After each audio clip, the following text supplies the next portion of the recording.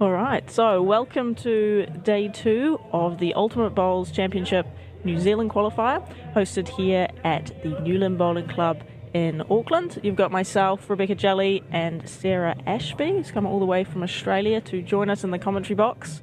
And we will be taking you through this first game. We are joining in at N2, towards the end of N2, and we've got the Lee Lobsters, up against the Drury Hill Daredevils. All right, let's get into the game.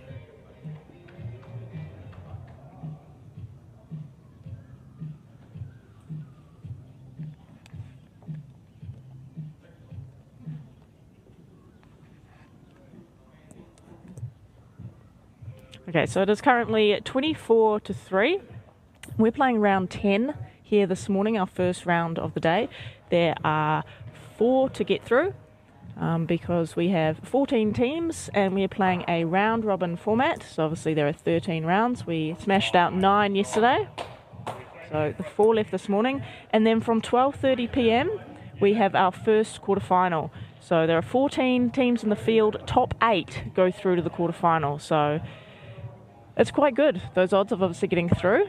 I think the most important thing is that if you're going to lose, you make sure you don't lose by much, because we'll see the cut-off, making that top 8, is probably, well, pretty sure it's going to come down to differential. What are your tips for these teams, Sarah? These last 4 games, what do you recommend they do? Just make up the difference. Because by now, there's a few teams on the same wins and losses, so you just keep games close and be strategic about it. So yeah, talking about results, obviously head on over to our website, ultimatebowls.com/scoreboard, and you can see the team standings, and these are updated automatically, so there's no sort of manual inputting of scores or anything like that. So as soon as a game is finished, players step off the rink and the results are reordering themselves, and you too can get in on the action heading to our website. Great bowl just coming in there to take the shot. So on our website, as I said, team standings and also current scores. So while we're streaming rink 7 here, our TV rink, we've got 6 other rinks in play currently, and you can see the scores exactly as they are live happening. So check that out under current scores on our website. And it actually shows you the position of the head, so not only the score after each end, but actually as every bowl is delivered, what's happening, whether it's changed the head or not. So it's basically like watching it, just without so many colours, I guess. Oh, to get your pretty blue and orange. All right, so we've just completed N2. So in our format, of course, there are 5 ends. And the Lobsters are leading 34-11. So let's have a look at the standings where these 2 teams are sitting.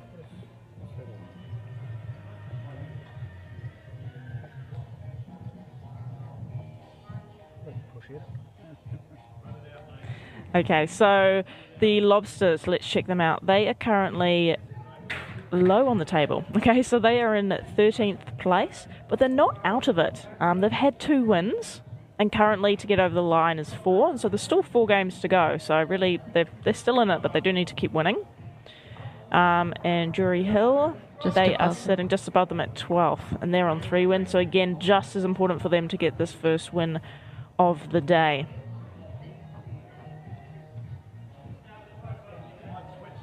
So just a reminder of the format, because it is fairly different to traditional bowls. In the Ultimate Bowls Championship, it's fun, it's fast, it's fresh. What a great tagline. Did you come up with it? I didn't. Oh. So there are 5 ends. It is 3 bowl pairs, but every team is entered as 3 players. There's no substitutes during a match, but between matches you can rotate your players and do whatever you like. So each team does comprise 3 players. And the scoring, so the closest bowl to the jack at the conclusion of an end picks up 10 points, second 5 points, third 3 points. Any toucher, almost like the one coming in now, regardless of where the jack ends up, or your bowl, so that doesn't matter at all, gets 3 points. And we've also got 3 points for the lead shot. So this is at the crossover point. So after 6 bowls have been delivered, whichever lead is currently holding shot at that point gets 3 points as well. So that's a nice reward for our leads when they are playing really well. It's always a bit disheartening when you put 3 cracker bowls up as a lead and then the opposition skip just smashes them out the way. So this is a way of rewarding, I guess, consistency and great leading. What do you reckon about that? What do you think about that particular addition to the scoring system, Sarah? It's good. Everyone's got a chance to be in the game, regardless of what position or whether you're down. So, no, it's good. It means it's constantly moving and, yeah. Just a good format.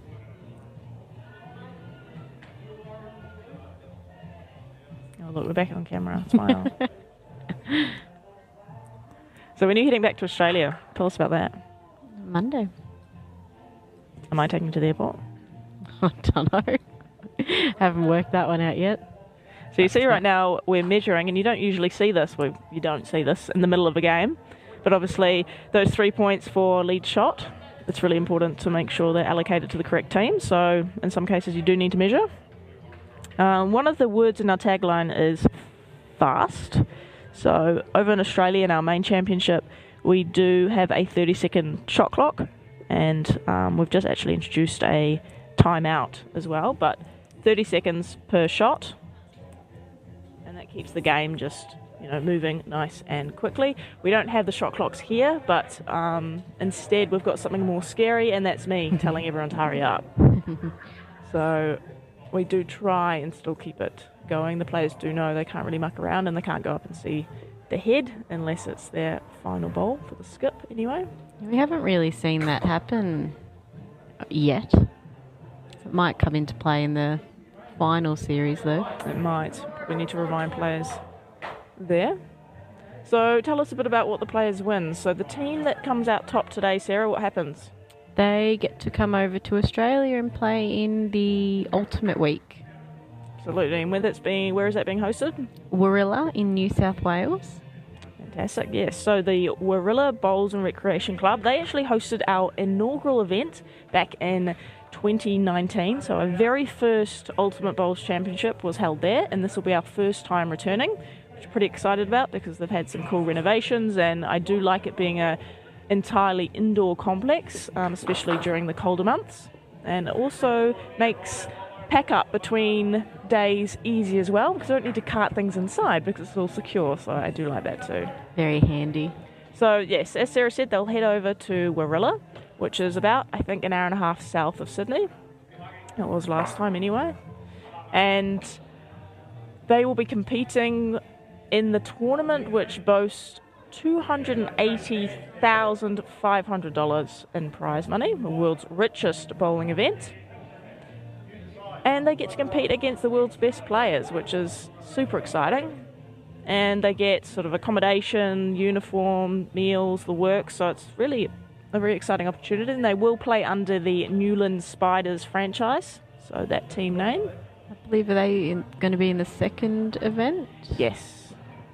They will play event 2. Of course, event 1, the Predators, which is Sheldon Baggery-Howley, Finbar McEwen and Keanu Darby. They won the event last month here, and so they are heading over to compete in event 1, and they are very familiar with the format, because they have won 2 qualifying events before and ended up playing in event 2 and event 3 at our last Ultimate Week, which was December 2022 over in Moama. Whereabouts is Moama for everyone in New Zealand that doesn't know? Victoria. It's on the top of it's the border of Victoria in New South Wales. That's exactly it's right. Actually, it's New South Wales. It's just over the border. It is indeed, but you do fly into Melbourne, so you kind of feel like you're going to Victoria. Yeah, You do just cross. Because we're good. We're a good state. Sure, okay, we'll go for that. Cold. But it is an amazing complex. They're huge. It's lovely. So many members as well. Even their grass greens are beautiful outside, which we don't use for this, but just a fun fact. So the bowls coordinator, manager there is Kevin Anderson, and his fiancée just won the Australian Open Singles, Cass. Yes, very exciting. Fantastic. It's great to see. They're doing very well. one of their other members, one of their female members, just also won the fours. With New Zealand skip Caitlin Inch. Yes, Olivia Cartwright from Moama. And she competed in one of the Challengers teams for our Moama event. 2? No, they're doing very well. I think it was event 2. All right, so let's check back in with the game that we're meant to be commentating on. So Lobsters are 37, Jury Hill 29. It's closing up. We did some maths yesterday, and Sarah's going to remember the lucky number. What is the maximum number of points one team can score in a single end? 39. Oh, I'm so pleased I could teach you something. That's fantastic. So just as a reminder, of course, you've got your ultimate end. So that's when you pick up first, second and third shot in a single end. That is 10, 5 and 3, which gives you your 18. Your team is delivering 6 bowls in total. Each of those could be a toucher. We haven't seen that before. We've never seen 6 in a row. We have had 3, which was pretty cool. I think we've had that twice, actually. And that's another 18 points because each toucher is 3. And then we've got that lead crossover. So that's your 36 plus 3 gives you your 39. So you're never out of it as long as you're no further than 39 when you head into N5 away from your lead. I believe Wayne Turley was one of those 3 touches. And I think the other one was Johnny McCarran. So between us. Oh, there you go. That would have been Deer Park. No, sorry, Dandenong. Pretty sure for Johnny. I remember that. Wayne was Moama. He was all over it at Moama. Yeah, so Wayne Turley played with Ryan Bester and Kevin Anderson for Moama Green. Moama put in 2 sides. The other studded side was Moama Black with Alex Marshall, Ryan Burnett and Cass Mulrick. And yeah, it was a Moama Green party, that's for sure. They picked up the ultimate team and were just incredible the entire week. Pretty sure they didn't make many changes to the Warilla team either when they submitted their draft picks. Are they about the same? Yes. Yep. No, they've picked up the same teams again. Don't upset a good team. No. The key that I think to success in the UBC, because if you look at the field, you know, you've got the best players from around the world. So a lot of the time, talent, skill doesn't really come into it because everyone is amazing, basically. So what I think the secret is actually having 3 players that just get on and enjoy and sort of support each other, have a laugh, just make each other feel comfortable enough that, you know, you can go out there and just play your best bowls. And it's about that sense of community, that sort of that team culture is really what drives the winning sides. And you saw that with Moama Green. Those 3 boys were just having such a great time. Best of mates. Even NCE Raptors, they all get along. So they're great to watch. They're fun to watch. Flemken's the same. They're fun. Yeah, you definitely see the energy out when the guys are, and girls, are great mates. It brings out the best bowls in everyone. Who's your pick for winning at Warilla? At Warilla? Well, there's a few new teams this time. So I don't know. Don't really have a pick. I think we're going to have to actually look out for the Warilla Gorillas, given they're 3 Warilla boys on their home green. And they usually do pretty well. They bowl together in pretty much everything, so they've got a lot of experience of who can do what on the green. It'll be interesting. Looking forward to it. Might be a few upsets with the new teams.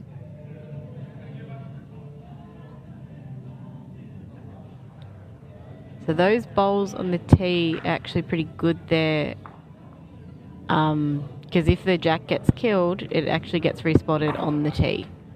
So they're always handy back there. That's right. So with our format, it's a fixed length of 26 metres. So you see there's 2 marks on the green at each end of the rink, I guess. That probably makes more sense. And the shortest one in both cases is where the mat and the jack is always placed. So they're always drawing to the, here we Beautiful go. Toucher bowl. here. Toucher and shot. And carried through. Fantastic. You see that? So they were down the ultimate end. Blue, orange, orange. And the toucher. Changed everything with that. Very nice pickup. Drury Hill will be pretty disappointed, given they were sitting with an ultimate N looking pretty comfortable heading into N5, but that's this format. That is ultimate bowls. One bowl changes everything. Yep. So as I was saying, 26 metres, fixed length, and then we've got the 2 metre mark, or the T as Sarah calls it, and that is for when the jack is killed and the jack gets placed there. And so it's great to have bowls behind the jack. And as we sort of talked about yesterday, being able to pick up points for a toucher means you more than ever want to make sure that your bowls are up and past the jack. Because if they're pulling short, you haven't even given yourself a chance of those 3 points. You've sort of taken those 3 points off the table before you've even delivered. Yeah. So you want to make sure that you are past the jack. It's always fun to see the competitive sides over in Australia. They get a bowl close, but they're not very happy with it because it wasn't a toucher. Yeah, you see it here too. That's my favourite thing. You see a bowl coming in, a beautiful draw. It might sit just behind the jack, maybe a couple of centimetres behind. But it wasn't a toucher. And any other format, everyone would be cheering. But there's just a sigh of, because it wasn't a toucher. It's a brilliant bowl. Couldn't do much better. But, you didn't secure us those extra 3 points. You're useless. That's sort of how that comes out. It's still a great bowl, obviously, because you're likely to pick up first shot. But, you're always sort of striving to get those 3 points for the toucher. So a little bit about the venue here. We're in West Auckland, the Lynn Bowling Club, who are proud sponsors of our qualifying event, but also part team owner of the side that does travel. So we have 2 qualifying events, and the winners from each play in Event 1 and Event 2, and then Lynn draft 3 players for their 3rd team. So it's a pretty exciting opportunity. Great bowl here. Not quite a toucher. And our other sponsor, of course, is Mini Golf Rotorua. So David Eads is behind that. And we are very lucky to have them on board. So make sure if you are in the area, or even just make a dedicated trip down there to Rotorua, great tourism place, but make sure you check out the mini golf that has rabbits running around. I mean, Sarah's been going on about it the whole time. First time in the North Island, all she wants to do is go and play mini golf with these rabbits. I mean, I don't blame her, but at the same time... What more could you want, though? You should be more excited about being here helping me at the event. Why do you think I haven't disappeared? Huh? Although, for the finals, maybe we can get some players in on commentary and I'll duck out. Just disappear for a couple of hours. Yeah, I think it'll be a little bit longer than a couple of hours, but it's cute that you've got no idea of geography in New Zealand, but that's fine. Got no idea where I'm it no is. good in Australia, so we'll let you off. Thank you. Oh. All right, so it's very close here, 50 to 43. And as it stands,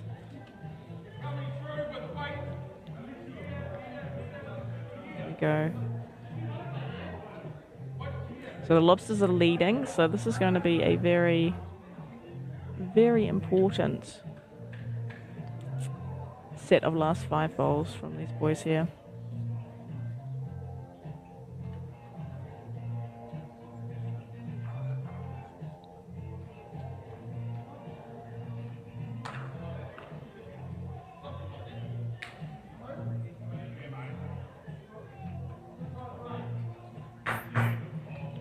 Great bowl here. Is it going to stay? Looks pretty good. First and second. And that would be enough, because first and second is going to give you 15 points. Third gives you 3, so that's a difference of 12. And we will see that the Jury Hill would take the lead in the game if it was to stay as is. So the Lobsters, I don't think are going to be short. Oh, they are just under the line there.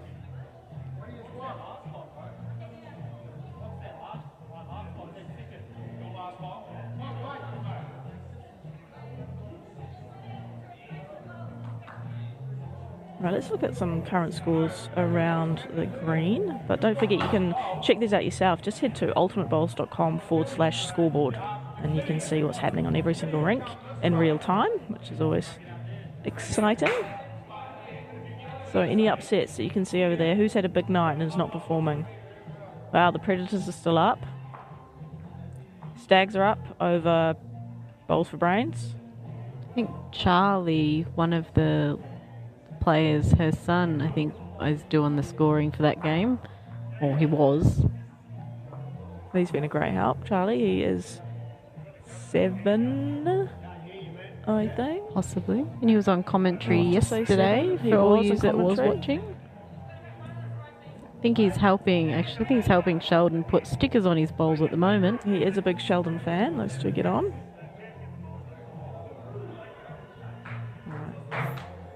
Big bowl here. It comes down to this. He's not happy with it. Any movement would be in his favour. Nope. Bit high. Correction there.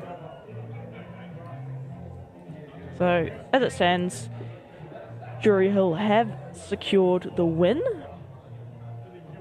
But Caitlin, of course, is going to try and put some nails in the coffin here, simply because it's a good opportunity to improve your differential. So he's going to be trying to add some points and win by a little bit more.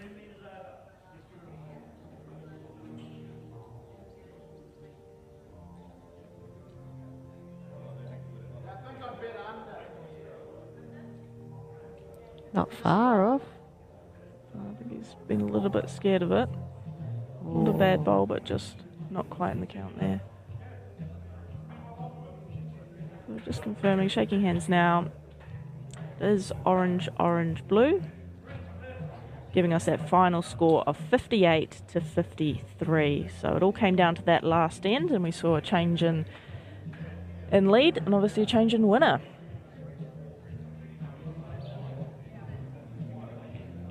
All right, so we will leave you there. We'll put up the team standings shortly so you can see what's happening as the other rinks are finishing up. There's a couple of rinks still going, but they are very close to closing out their games.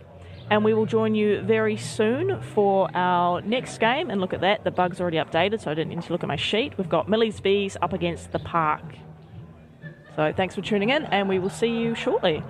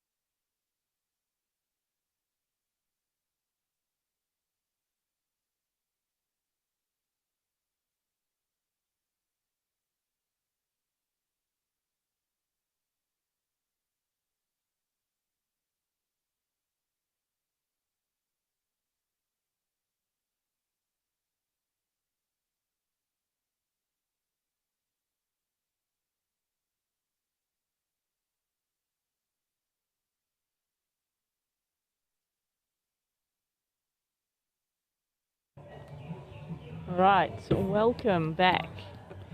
Here we have, you're lucky enough, you've got myself, Rebecca Jelly, and the great Jordan King joining me in commentary. Introduce our teams, please. Can you read? That's the first question. Do you need glasses? I need it in Braille. We have Chad Nathan and Malika Nathan. Brother and sister combo from Birkenhead. Son and daughter of the great Peter Nathan. The best pit boss at the Auckland Sky City Casino. Know him well. Too well. All right, and who are they up against? Who we got? Go the Park. Actually, I don't know who's who. Where did we get you from? You were standing by the bar. You're getting what you paid saved you for. from yourself. All right, we've got Go the Park. So 3 bowlers out of Pringle Park.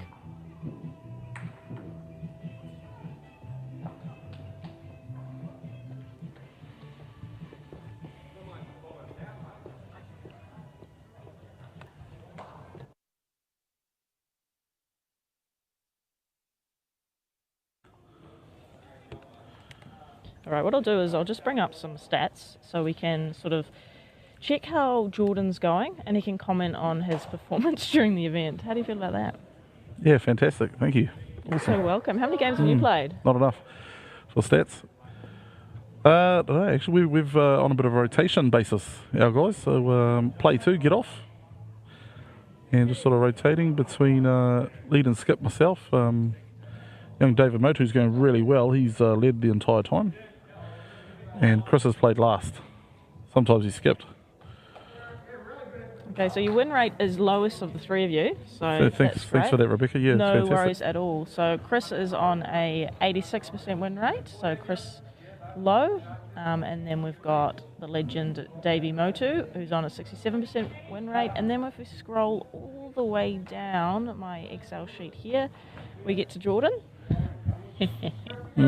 Very good, very good. And he's sitting at a 57%. 57, yeah, well, we can blame my But to playing be partners fair, for that. there is a draw, and I don't take that into account. So Right. that's basically just a loss, which Also is not someone else's fault, wasn't me? never your fault. All right, let's have a look at the touches leaderboard. So we have this Golden Touch Award, which is essentially the award for the most touches scored. And currently, top of the leaderboard is Sheldon from the Predators with 16 touches scored. And in second place, we have a tie between Craig DeFaria from the Naki Roos and Craig Merrilees from Silver Stream Stags on 15. So there's another way we can look at this as actually sort of bang for buck and sort of average number of touches per game. And if we do it in that sense, top 3 positions are occupied by the same team. So the Predators, in terms of touches per game, are killing it. So 2.33 for Finbar, 2 for Keanu, 2 for Sheldon. And we've also got Steve from Chillax, who's sitting on an average of 2 per match as well. Oh, very Jack Pretty hungry. impressive. How's my team going in the touches? Now let's have a look. What I'll do is I'll just read Somewhere down the bottom.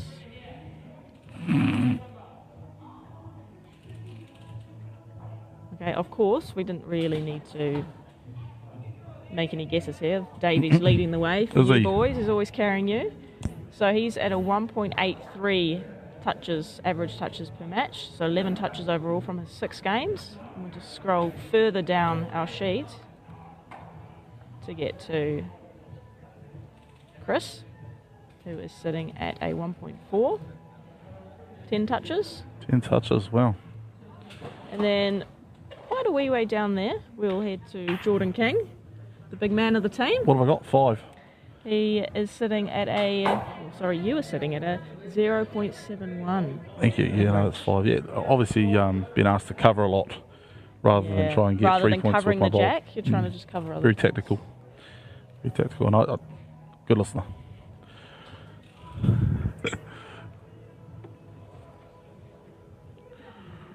Oh, Malika Nathan into her work.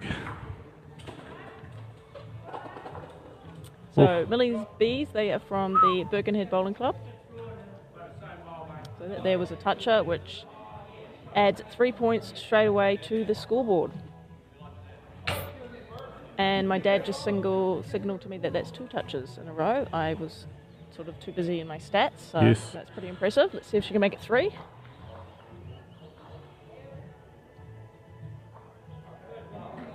So just a reminder for those sort of only tuning in now, the UBC format is quite different to the traditional format of bowls. Only 5 ends. It is 3 bowls pairs. 10 points for the closest bowl, 5 points for second, 3 points for third, 3 points for any toucher regardless of where the jack or bowl ends up, and 3 points at crossover for lead shot. So plenty of opportunity to score. Right, Millie's coming in here with her final lead bowl. It's a great spot there, it's covering that tee. So we have a fixed length of 26 metres, and that's the shortest 2 marks you see at each end. And then we have the 2 metre mark there as well, and that's where the jack goes should there be any kills.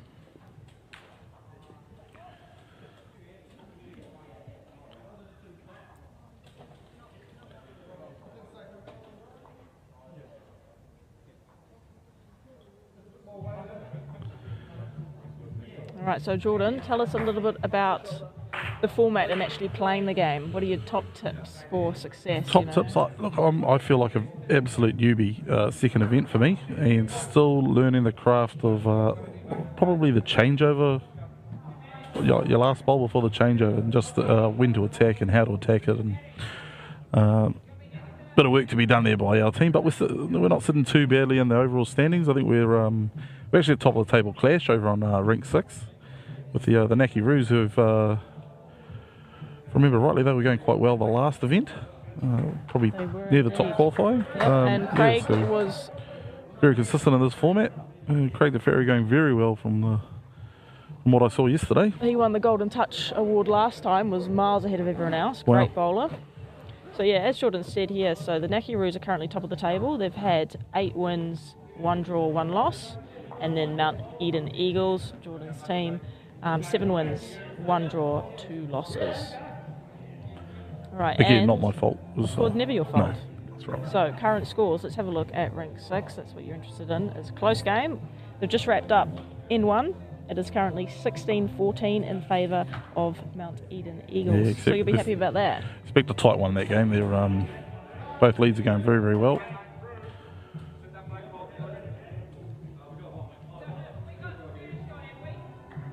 So the 2 teams that we're watching here, where are they placed currently? So Millie's Bees are currently 9th, and in this format, or in this particular event, we've got 14 teams who are playing a round robin.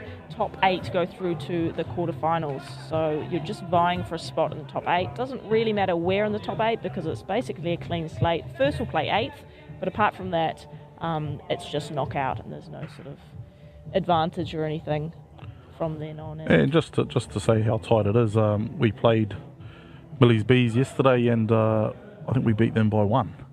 So not a lot of difference between your top 10 and first and second. Really, the games are tight, can be. Of course, the swings are just as big as well. I've seen there was a game yesterday. The Predators were involved. They were 30 all with 3 ends to go, and raised the bat, cracked 100. Which is some very good play. Here's a shot and a half coming up here. Wow. Oof. 1 roll too many. So the Parker sitting 10th. They're on 4 wins. They're not out of it by no means. So it's really important for both teams to get this win, which it's isn't a big possible. game in the scheme of things. You see, we've had 2 draws so far. Draws aren't particularly exciting or useful in sectional play, but they are exciting in post-section. So once we hit quarterfinals, Jordan, you've read the conditions of play, I'm sure. What happens with if there's a draw? We go to the bar, we get 3 points, and we see who finishes them first. That sounds like a interesting variation. No, I think is all players get involved? No, they don't. So you clearly haven't read the conditions. No, Why send do I it to me in them Māori you? next time, and we'll know what I'm talking about. There we go. No, okay, so it's a 1 bowl playoff. Yeah, 1 bowl shootout, Which is and cool. it is just the 4 players that are currently on the green, and there's no extra points. There's no points for touches, no points for lead crosser, nothing like that. 1 bowl each, closest at the end of those 4 bowls is the winner. Very good. We've had a couple of those. We had one here in a qualifying event, and then actually at our last Ultimate Week, we had quite a few of them, and it was really exciting. I quite enjoyed it. Unfortunately, none were actually on the TV rink at the time, but watching it play out in the preliminary finals, it was very cool.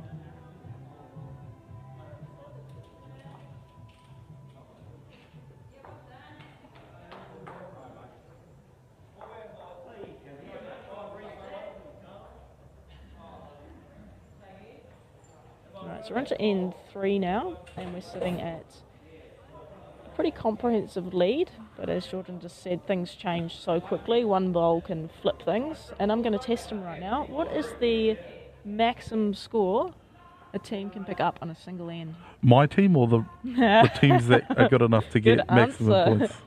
No, I'm going to say the latter. A team that's good enough to get maximum points. What is it? Another 39. toucher here. Millie is on fire. 39 points. Well done. Bit of quick math. Yeah, Very good job. So yeah, that's the 18 points for the ultimate end. 6 touches at 3 points each is another 18, and then your 3 for the crossover gives you your 39.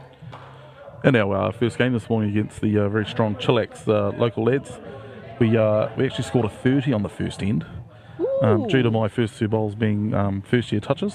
So the jack was probably 12 feet away from my 2 bowls. But nonetheless, 6 points were added. That's fantastic. Had a run with me last bowl, managed to get the shot out of it. And so, across over my skip, of course, no more touches.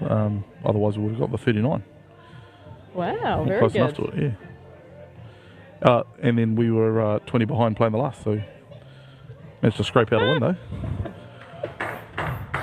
Well, you keep it exciting, that's for sure. Oh, yeah, with ups and downs. I think we gave up 2 ultimate ends the same direction. You may want to look at those stats. Put that down there, Chris Lowe. He's not an early riser.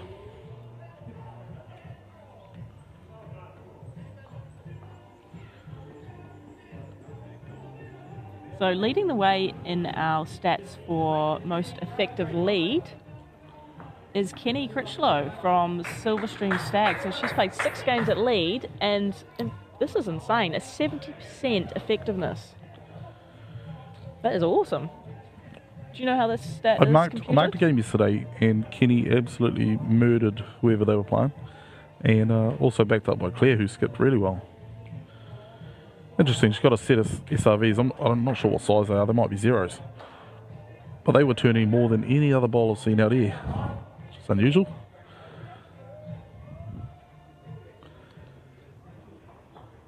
All right, skip conversion. Mike Bradshaw from Bowls for Brains. 4 games at skip, conversion rate of 60%. So this is when your team does not pick up leads shots. So you're down at the crossover when you go and step on the mat, basically. But you end up picking up first shot. So at the conclusion of your 3 bowls, we've had this conversion. And second place there, 8 games at skip, Craig DeFaria from the Naki Roos with a 57%, and Brent Thompson from Jesco Grizzlies, 5 games, 57% as well. Oh, I knew my skip wouldn't be there. Just one further down, don't be mean. In 4th, is he? He is in 4th. Oh, there we go, good. 52.6%. Chris Lowe.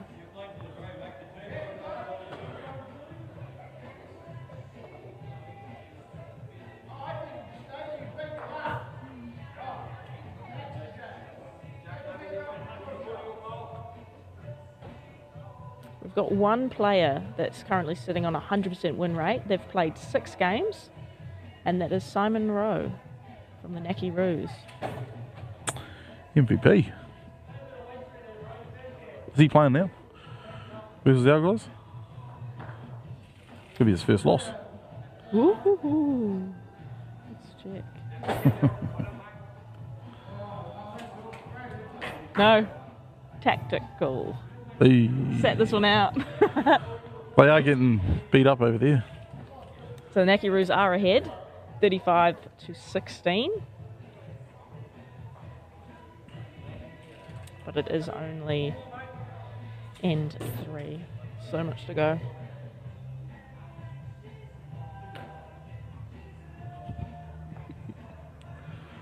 It's really cute. You're sitting here. Just gave Chris the message. Come on, pull finger. Yeah, it was actually one of those little hand signals, little love heart thing. It's quite cute. A universal symbol for hello. It's a little love between these boys. It's lovely to see. Yeah, lots to play for us today. We said whoever gets the most wins, they'll be playing the playoffs. It was our little. That's how we have deciphered. Is it going to be win rate or number? Because have you got an even number of games just that everyone's today, played? just for today. Sorry. 4 games today, and if you lose, you're probably watching from the sidelines, but that's okay. It's where we're probably with their earphones on again. I think that's the way to do it, though. I mean, choosing teams, especially over in Australia, you've got some amazing players, and they've all got their list of achievements. So trying to choose who's going to play is quite difficult, and you're always going to upset someone. So if you're just basing things on stats and saying, hey, look, your win rate is higher than mine, or your lead effectiveness is going better than me, it's just an easy way to make team selections and actually probably make the best choice.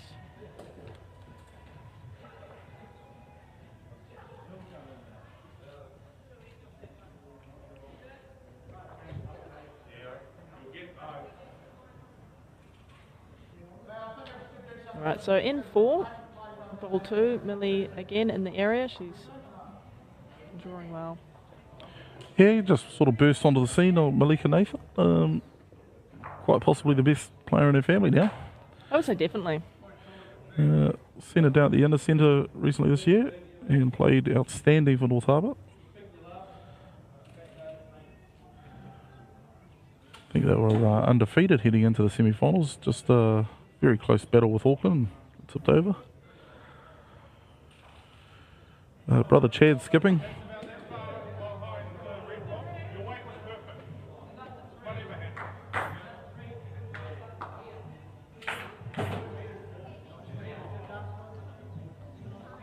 So just checking on some of those other rinks that are underway. Rink 1, Chillax up against Jury Hill. 27-18 in favour of Chillax. Stags are up against the Flyers. Stags are down, 21-27. Bowls for Brains against the Beachcombers. 24-21 favour of Bowls for Brains. Jazzera, got better at saying that now, against the Predators. Predators are up 48-24. Lobsters, Grizzlies. Grizzlies are well ahead. They're in Bowl 8 of N4 and they're 75-6. Wow-wee. And of course the one that Jordan's more interested in than actually commentating on the game in front of him, Nakiroos against Mount Eden Eagles, and the Eagles are down. Yeah, well, not surprising given the fact I'm not out there, but from the looks of the heads, they've been really, really tight, so that's why we play the game. You don't play to win, you just play for tight heads. Yeah. Interesting. Malika Nathan here. Little shot on here. Set the red through.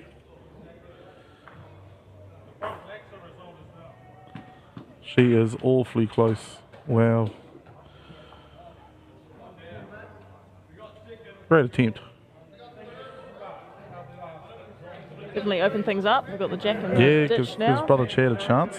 Didn't quite get those 3 points for the crossover though, so they go to the park. Closing things up 43-41. Yeah, game on. Game on, exactly. So 3 more bowls each from the skips here, and then the final end will wrap up the game, and it is all to play for.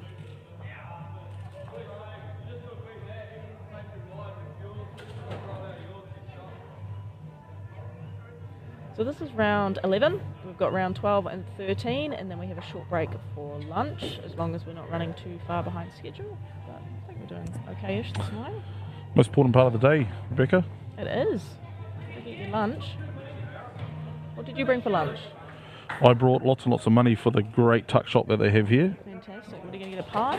I actually had the chicken curry yesterday. Was it good? Very good. Very good.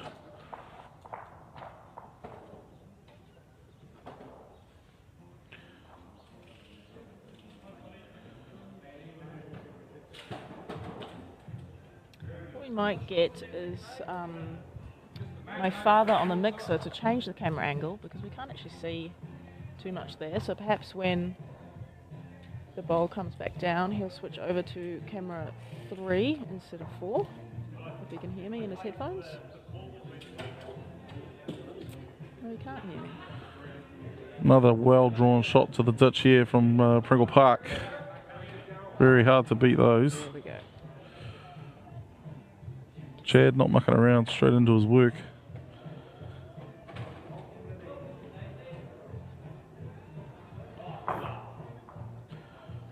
Has he got the running here?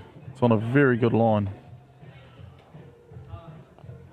What a shot, Chad Nathan.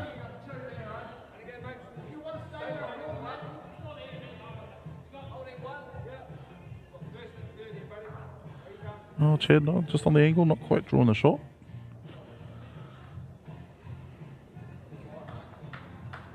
So it's currently, so you can see that scoring bug down in the bottom left corner, the top right corner of it, you've got 1, 2 and 3 and they're coloured orange or blue. This shows you which colour bowl is holding which position on the head currently.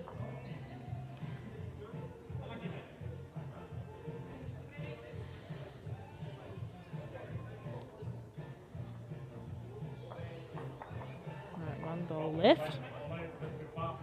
Let's see what Yeah, sets up a very, very good last end here.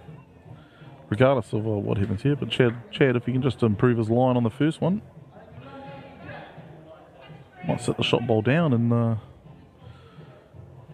they're nice too.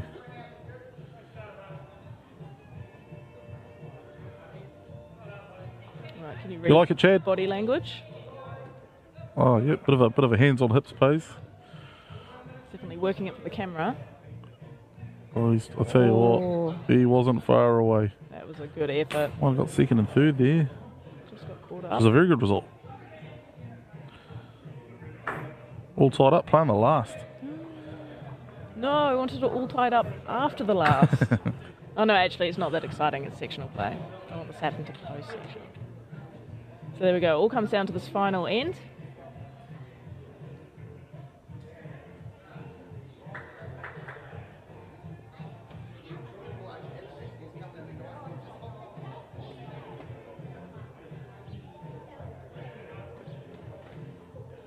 So how did your team go in the last event? Oh, look at this. Stop, everyone. We have got a new camera angle. Ooh, check that out. That's pretty cool. Yeah, Mount Eden Eagles. We had a bit of our first splash in the UBC last event, and we managed to make the final after Let's go. qualifying, scraping in. I think we were 8th. Around there anyway. And yeah, scraped in, and the boys went really, really well, making it to the final. They're beaten by the better side in the end, who were showing a lot of form in this event. Sheldon, Keanu, and Finbar. I was too rocked by that new camera angle. Here we go, look at this. You can check out your delivery. How useful is this on the live stream?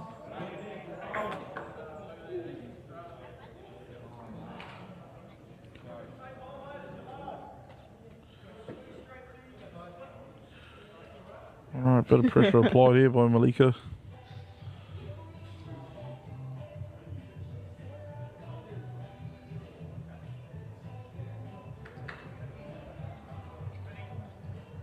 Bit of a grimace on her face there. I'm sorry, my brother. Little wave. I'm sorry for drawing a pretty useful bowl.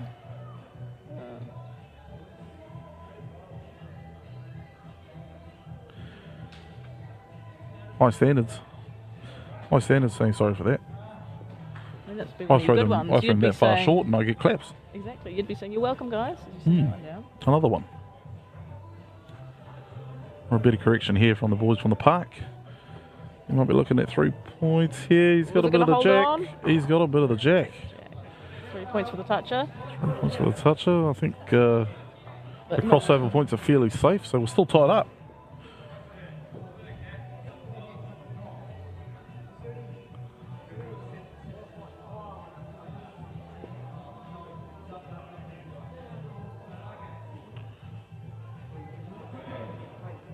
Thank you, boys.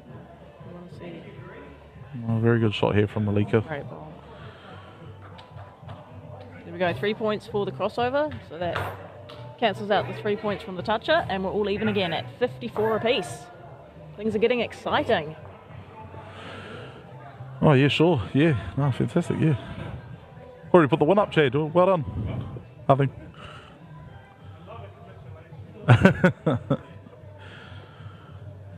Yeah, no, just Chad's referring to capitulation yesterday where we were playing them and they did all the math and they'd worked it all out except we got a toucher.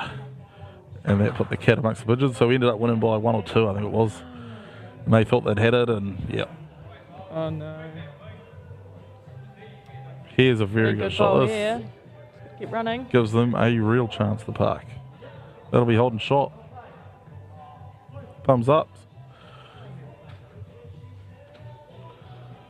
Chad Nathan on his backhand. Favoured hand too. Big smiles. Oh, You like yes, it? yes. Loves running into a jack to trail it for 3. Ooh, ooh.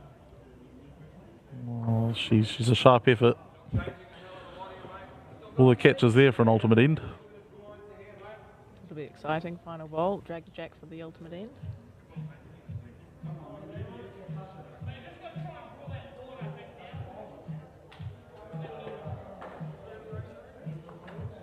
Right, let's go from the park. Looks to be on the bit of a wide line here, but he...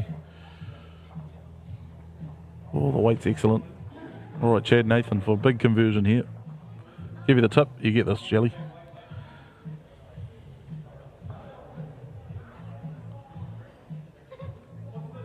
Like it, Chad?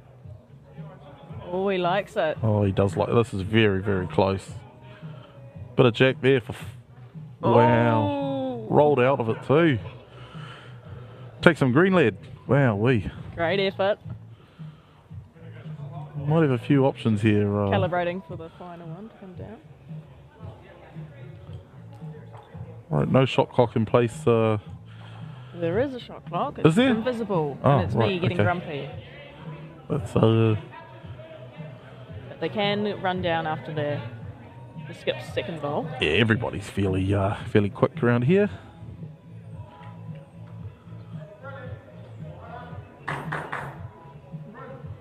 Right, final bowl from the park. I mean, with no change, obviously they would win by how many? Quick maths. 2. Well done. Impressed. The options here for Chad, depending on what happens with this bowl, he could have an attempt at running the bowl out. He's got 4 seconds to do so. Still does. He wouldn't want to get the jack. Lose the game, but options available. He's been very close with his first 2, so he may stick to that. What are we doing, Chad? Drawing, driving? Okay. 10,000 people watching this.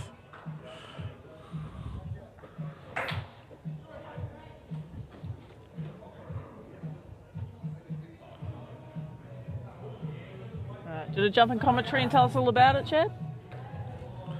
I'll tell you what, Chad is on a line here to draw this.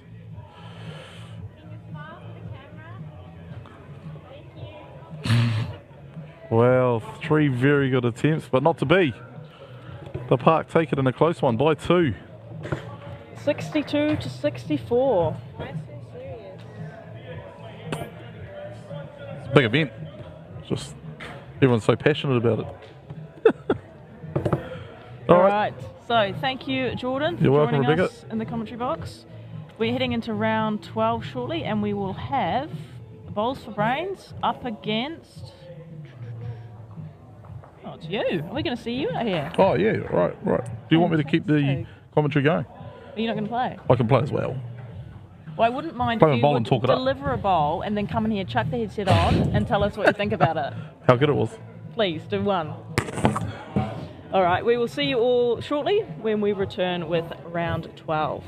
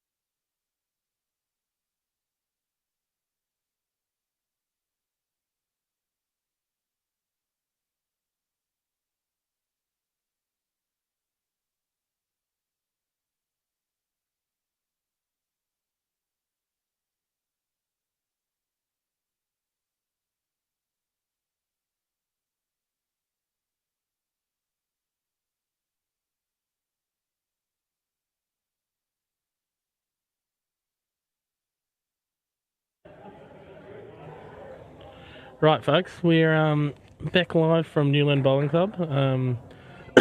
You've got the second greatest commentary team on board at the moment. Unfortunately, Alan Blackman's playing.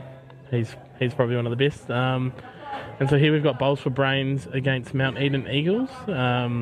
Bowls for Brains, we've got Liam Hill and Mike Bradshaw. Mount Eden, we've got David Motu and Jordan King. And I think both of these teams are sitting pretty well on the table at the moment, if memory serves me correctly. And it's quite interesting. You got young Davey and Liam playing against each other, who, they've played a lot of bowls together initially, and Davey's got bragging rights so far. Not quite a toucher though. But two very, very young and talented players who are going to have big futures in the game, I think.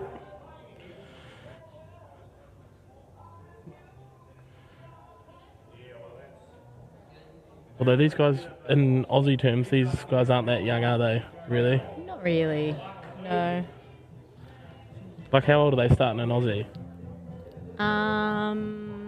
Well, I started when I was 15, and there were people well and truly younger than that. So. Oh, great shot here by Davey. Oh. That's the funny thing about UBC. You look at those two bowls, and normally you'd be stoked with them. But, you're so close to a toucher, so you're almost a bit disappointed. Liam on the drive here. Doesn't like it.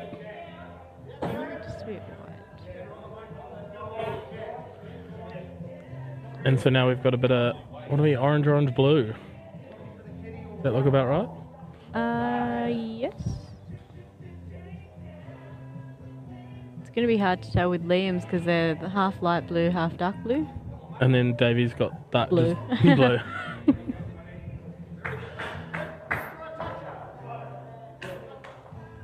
I think, did Mount Eden make the final in the last qualifier? Does it? I believe, yeah, because didn't they play the Predators in one of the games? In the final, I think. I just remember their name, that's all. I wasn't actually here. And Jordan just going for a bit of cover. Obviously a kill goes on the tee, and Mike into his work very quickly. And gets off Davey's back one. So have you enjoyed your time in New Zealand so far? Yeah, it's been good. It's felt like home with the weather. It's probably a bit warmer here though. Really? Yeah, it was freezing when I left Melbourne on Thursday. So cold. Oh, Jordan going for another one on the tee. And Mike's already let his bowl go. He's playing speed bowls at the moment.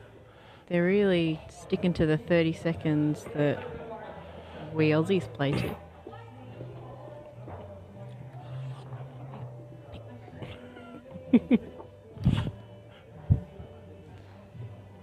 She'll see my text in a minute.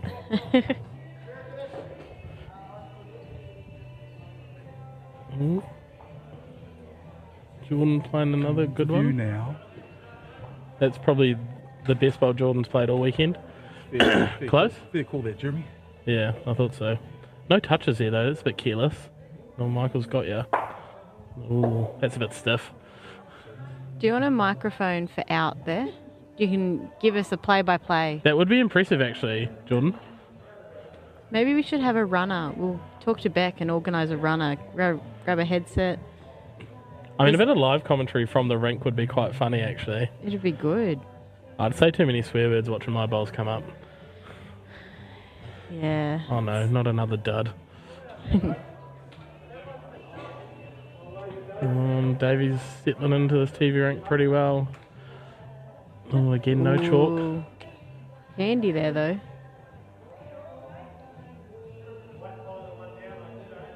It's always better to be behind, and like you said before, it gets spotted on the tee, so they'll come in handy at some point. Yeah, I think, with the bonus points for touches and the kill, like, it just encourages all the bowls to be at the jack, which is just your standard Aussie play, really, isn't it? Yeah, kind Be of up and at it. play through rather than draw.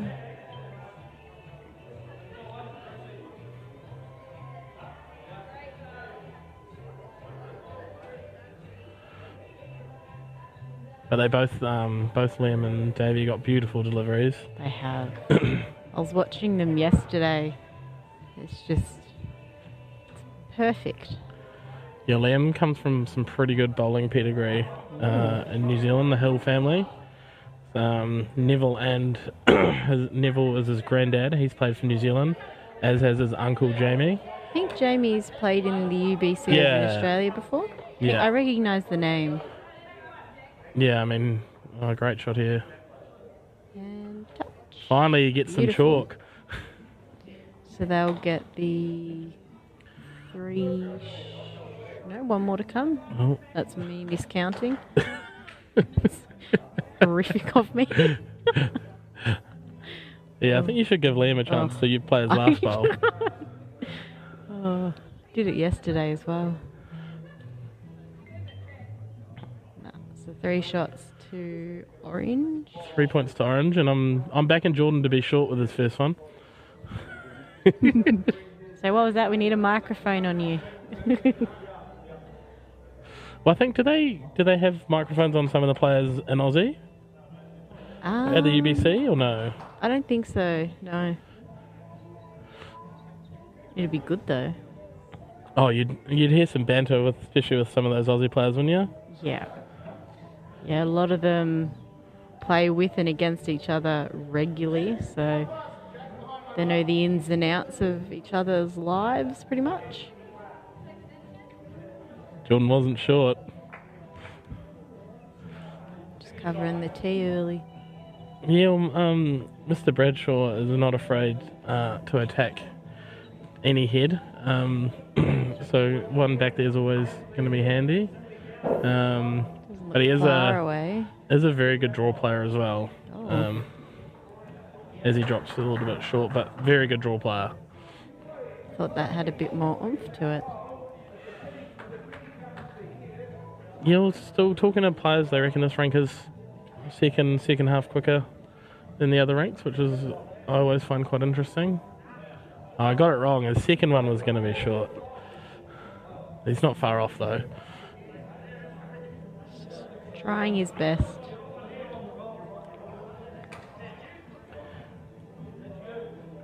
Jordan, I think he's trying to get things going at Mount Eden Bowling Club. Ooh, good shot here. Well played. 3 points for the toucher, but still Orange holding the big 10-pointer.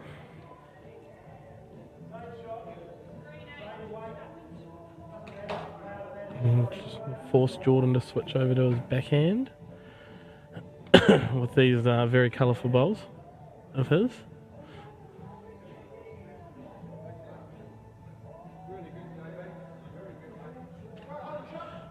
Good swap over. Great effort. Should be third, I think. So in the UBC in Australia, do they have a 30-second shot clock? Yeah. And is it enforced pretty fiercely?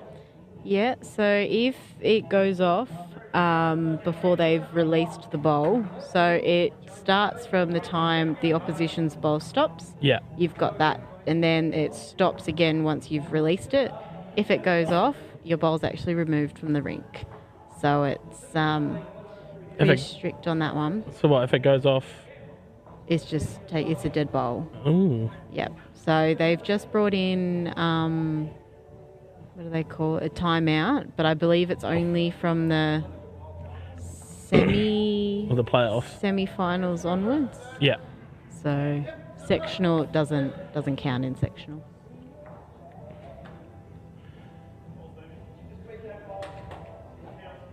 Yeah, Davey's getting into his work really well here. Mount Eden opened up a pretty good lead after a couple of ends, but it's like I always say, a couple of touches and an ultimate end, you're looking pretty good.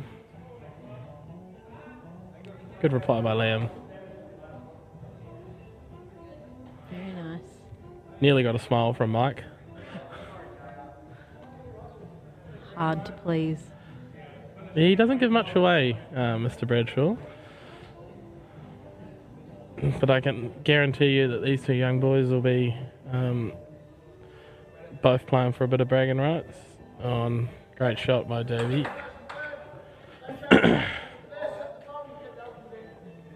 Back-to-back touches in each end for Davey. But again, it's still not a bad head for Liam to be playing to. It's all sort of in his favour. Oh, any touch of the jack, you can't do much damage. Well, I think even if he touches the shot bowl, he's going to be holding.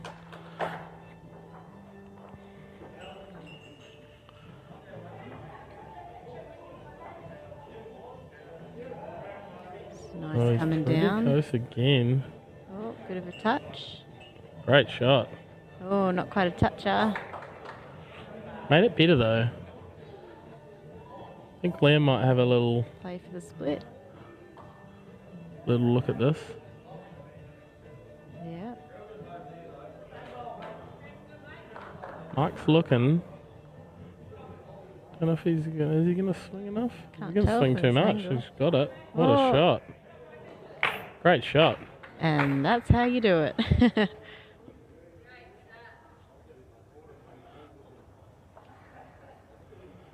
That's a brilliant shot. About time Jordan did something though, so. Oh, we've got Michael smiling now. How good. Jordan's going to play a screamer though.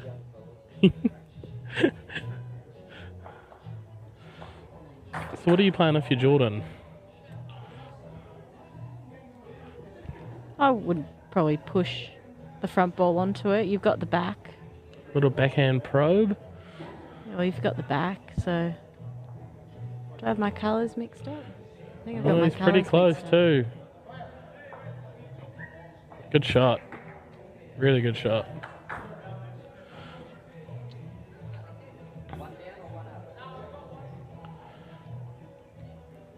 Is this a new camera angle they're trying today? Don't remember it yesterday. I know, we've got Mike Jelly on the controls now, so it might have been there yesterday. Gives you a better view of every other ink, which is good.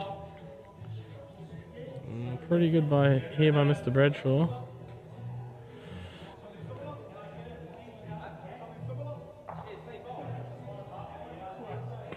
Davey just asking for the exact same from Jordan. Looks like he's gone a bit quicker this time.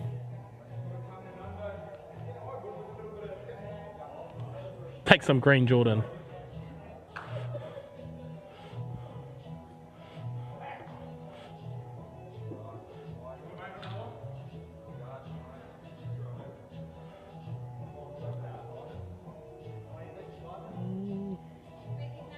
Just out a touch wide, I think.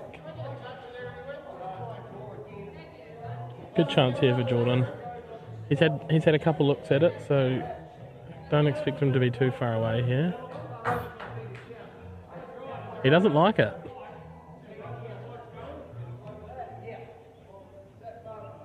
Ooh. Beautiful weight for the shot though.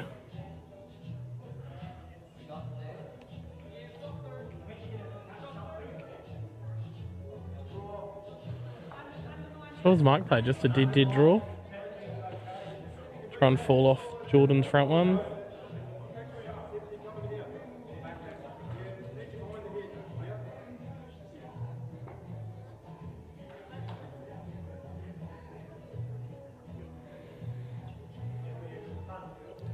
Far away. Just through. Great effort though. Kicking goals. Oh, that'll be some much needed points for the, what are we, bowls for brains? Bowls for brains. So what do we got? 45-27. 2 ends to go. So you just get, oh god, words. Do you guys just get freedom with the name you guys pick? Yeah, pretty much. Well, I know how you guys came up with yours, but do you want to enlighten everyone? what do we? Al Jazeera. I don't really know how to say it. Well, because we've got Alan, who's the captain of our team, and then myself and Jerry Belcher, but he's also a Jeremy, is his full name. So he's only a Jeremy when he's in trouble. Ooh. Oh, Davey. I'll get to use that.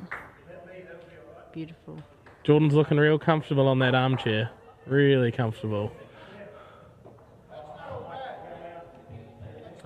But yeah, I think Rebecca sort of lets people really enjoy themselves picking their names.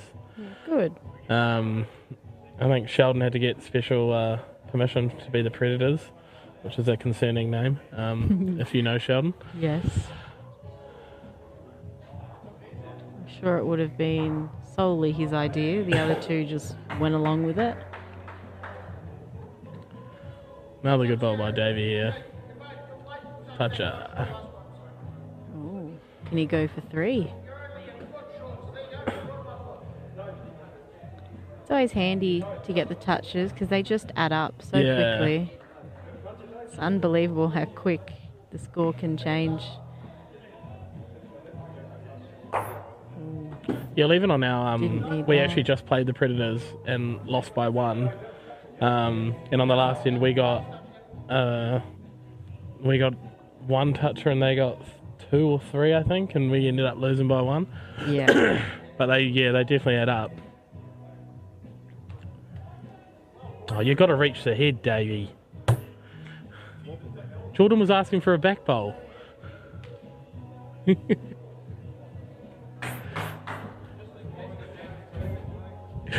No, some pretty good bowls by Davey there. He's definitely probably been the pick of the players on this rink so far, I'd say. Consistently peppering the jack. Be interested to see what Michael does. If he's going to attack early or if he's going to... What's he doing? Looks like he's just going to be arriving. He seems like the type to have the same delivery regardless of whether it's an upshot or a draw. Yeah. It's just hard to pick what he's going to do. He's not far away. Doesn't want to block that though. That's a better third shot than what the other one was. Yeah, I think we'll see him probably have a bash with his next one.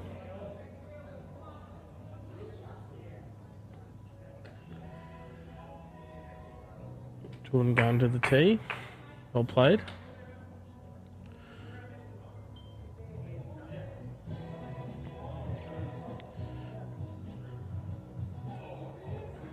Michael just backing himself on the draw.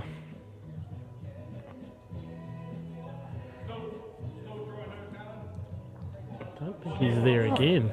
Far away. Liam not happy with that. I was wrong. I think that'll probably he'd have to commit to having a little look at the next one, I'd think. And Jordan will just be trying to draw third for the ultimate end. And he's just got to clear. Oh, he's not quite there. Not a bad bowl though. Oh, snuck in for third. I think Mike's got to hit this. Run through that front split.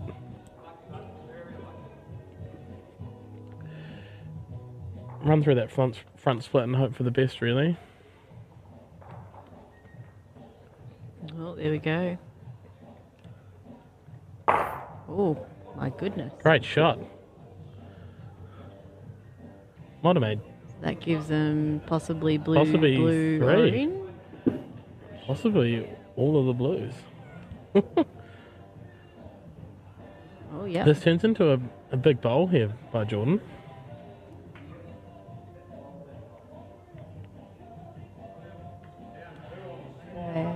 Oh, he needs to miss that front one. Might be Blue, orange. third or second. Blue, orange, blue. Wow, what a shot. Yeah. Mike didn't even look like he liked that drive either, but got the desired result. So, what are we? 19 the difference. Which isn't much, really. No, toucher and the crossover and first and second will probably do the job. I think a toucher here would be critical though. You don't want to have to get all 3 shots. No. I don't think.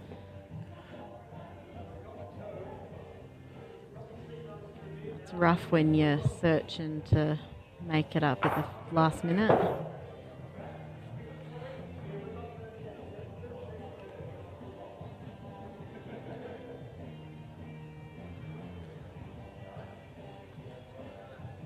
Oh, and Davey, good again.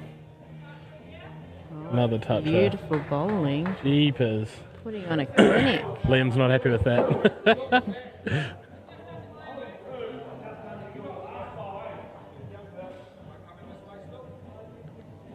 Liam's using a UBC cloth, which is good to see.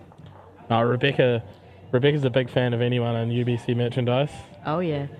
There's one of the boys that plays over with us in Australia. He wore his UBC shorts to the Australian Open, and they got a photo with the team. And I took a screenshot and I sent it to her. I'm like, have a look at this, promoting. Yeah, no, she loves to see it. Oh, another good bowl by Davey. He's left chalk on that bowl. Oh, I have to wipe that one off. it's a good bad bowl. Like, it's another shot, but opens up. Not easy shot, but good chance for Liam to reach through, and he's just missed.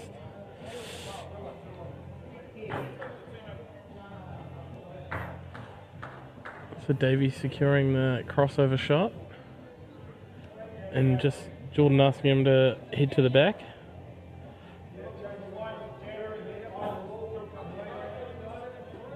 Around those. No. 3 really good bowls though. Got to be happy with that. I'd be happy with anything near that. If it comes out on the right bias, it's a good day.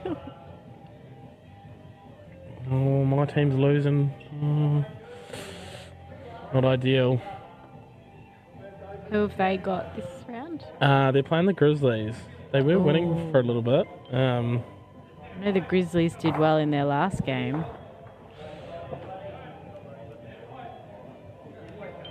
So what does Mike need here? We 25. So we need 18, 21. We need 3 touches. 3 touches and an ultimate end. Easy money. It's not impossible. Tricky, but not impossible. I should be interested to see what the most a team scored on an end before. He's close. Got the first toucher, I think. Yep. Yeah. Got the first toucher.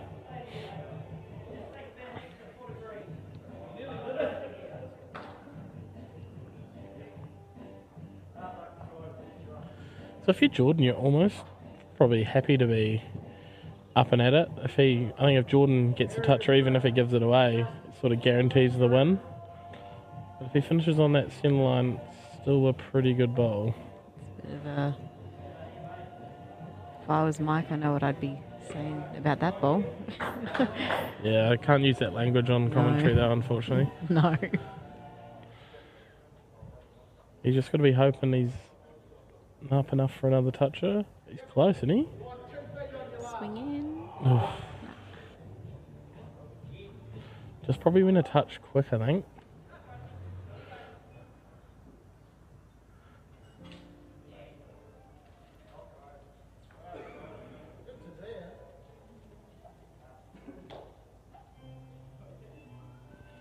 Another something around the back by Jordan. He'll have to be buying Davey a few drinks after this one, I think.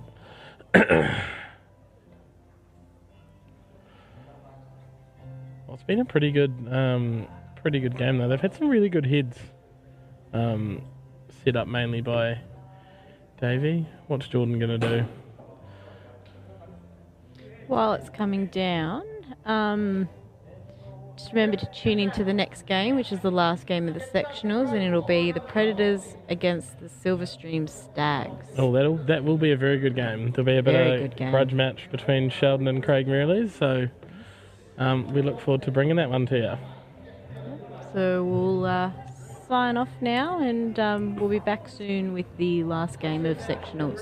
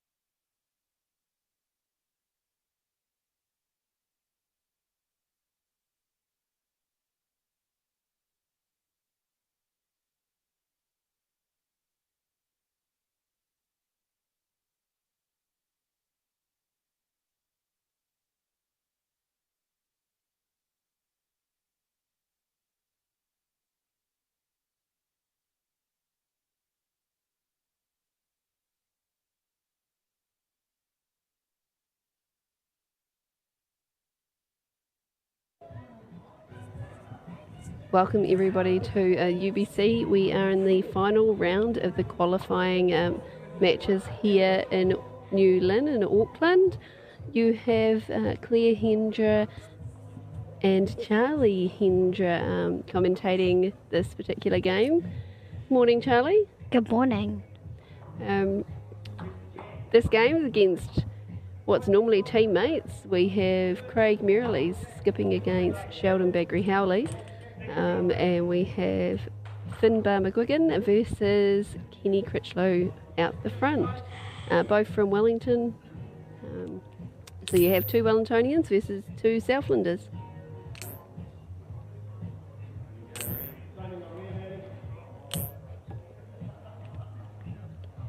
So Charlie, who do you think is going to come out top on this game? It's either or's game, so I'm not too sure. Not too sure. Kenny's just got a touch of there, so 3 points to start the match already to the Stags. On the rankings at the moment, we have the Predators ranked in 5th place and the Stags ranked in 6th place. They will, I think, swap over on the points, or swap over in the placings if the Stags were to beat the Predators. But there's also, I think, about 4 teams underneath that are on very similar game points to each other. The Stags just have a very large differential. Now, Kenny just about making a second touch of their holding shot. Great thing about UBC is every bowl has that opportunity to score points. Every toucher gets how many points, Charlie? 3 points. And how many points do you get on the crossover? 3. So a drive there from Finbar has taken Kenny's bowl out so that he gets 3 points on the crossover, making it 3-all even after the leads have played their first bowls. You enjoying your bowls at the moment, Charlie? Yes.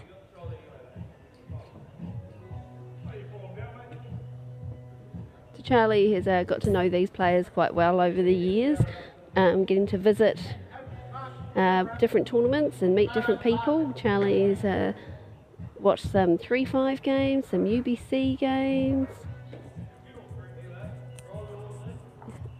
Had a great battle against Sheldon 2 nights ago in Mario Kart. Oh.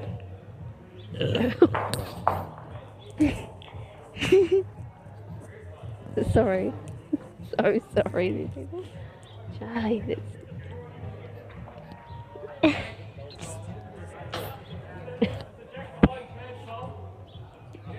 So currently we have the Predators holding shot, I think. Sheldon playing a lovely bowl.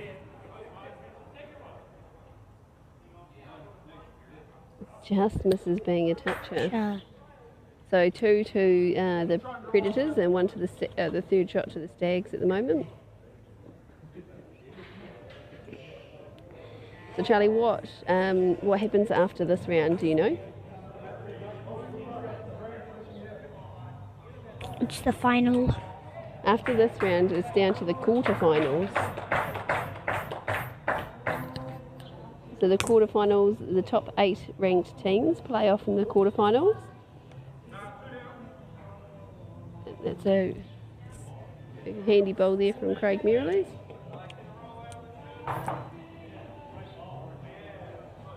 I see you're wearing some UBC official merchandise there, Charlie. Who gave you that? Last year I went to UBC and you might have seen me wearing this when I was commentating. So that was jelly, wasn't it? Yeah.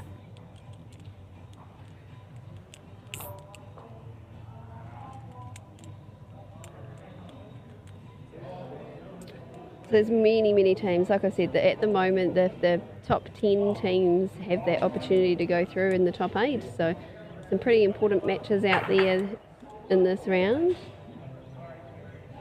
with this one being one of them.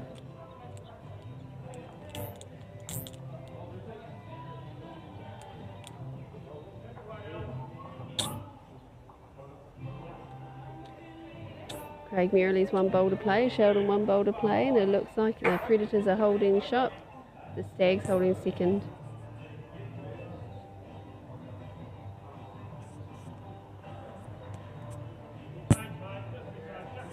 Bowl coming down the green. Looks pretty handy from Craig Merrill's. That will sit the third shot out possibly of the Predators, which would likely be orange, blue, blue.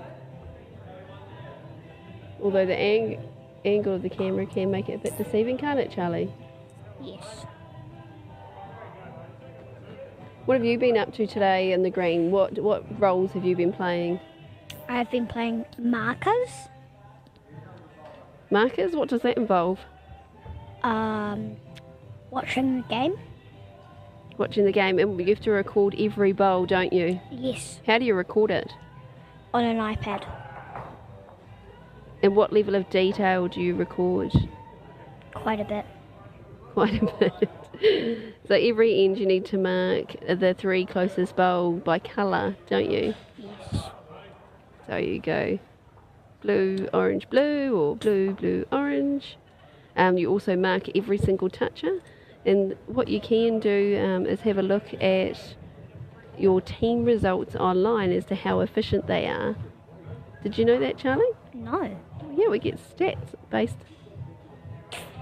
Oh, look at Jelly's face. She's not happy with you.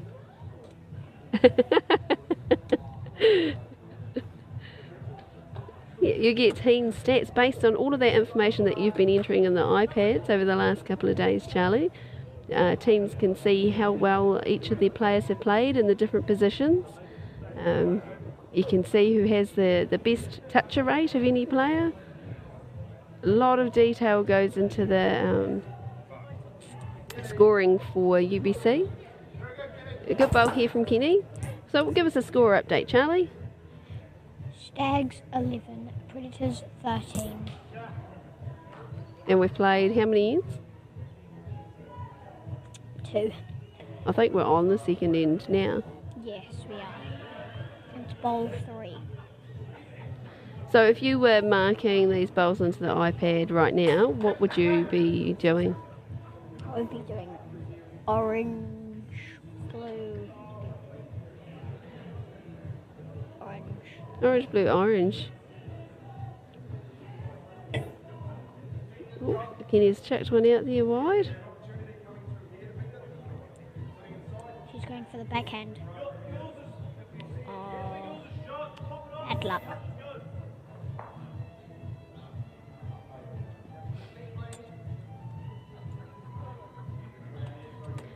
Who do you reckon's got the best uniform out there in the green, Charlie? Silver string. Oh, well said. Well, do you actually think that? Or is that just you feel like you might have to say that? It's true. It's the truth. That's a nice compliment. We do have a new uniform this season. So, Finbar taking the points out on the crossover between the leads and the skips and holding 2 shots. The Predators are leading 16-11. What did you get up to last night, Charlie? We've in our previous game that we commentated, we talked about what we did on the Friday up here in New Lynn in Auckland. What did you get up to after the bowls finished last night? We went to an escape room. How did that go? Good. We were 2 minutes and a half minutes off the record. The record to The Dragon's Lair. the Dragon's Lair.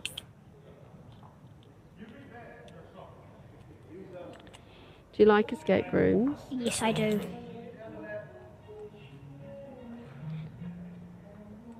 Over the last couple of years, I've used escape rooms as a great way to finish up. A great bowl here from Craig Merrill's, grabbing a toucher, moving the jack. Don't know if he stayed with it, but turned that completely around.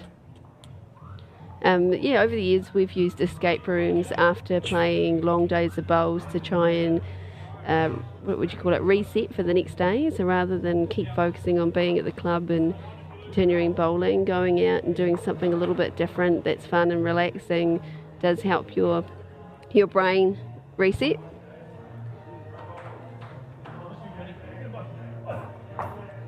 Now, Sheldon coming in and taking Kenny's other shot out, which only leaves the one bowl of the Silverstream Stags on the head.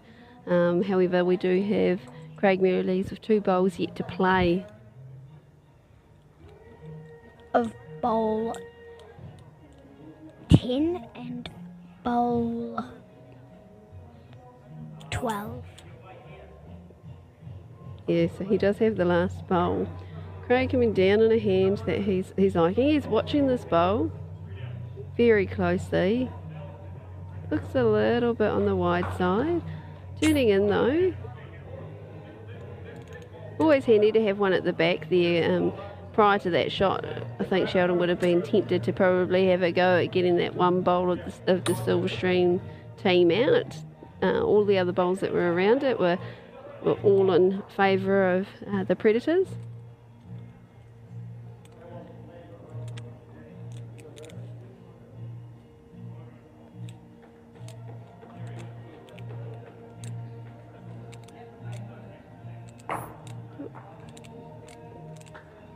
One more bowl left to play, and at the moment we are looking at blue, orange, orange on the scoreboard. This is currently a very close battle between the Stags and the Predators, and like we mentioned, there is going to be very, very tight situation with qualifying teams this round. I'd say that everybody will be looking closely at those stats that you can get through the UBC Players app to decide what's their best combinations going into that next quarterfinal round.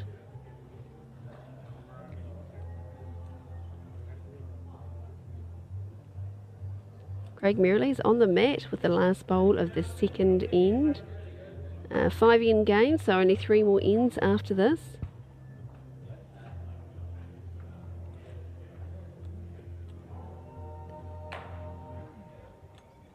Doing a beautiful bowl. It is a very good bowl. It does come in and mean that it'll be blue, orange, blue, so that scores an extra 3 points for the Stags. But when you think about it in the way that it's not just 3 points to the Stags, it's also 3 less to the Predators, so it's a 6-point turnaround. And that means the Stags are now in the lead.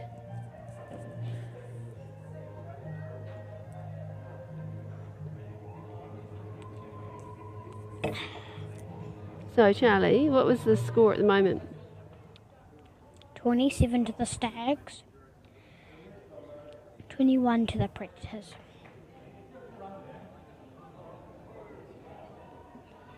You got some very interesting individuals out there on the green at the moment. Kenny, what do you know about Kenny, Charlie?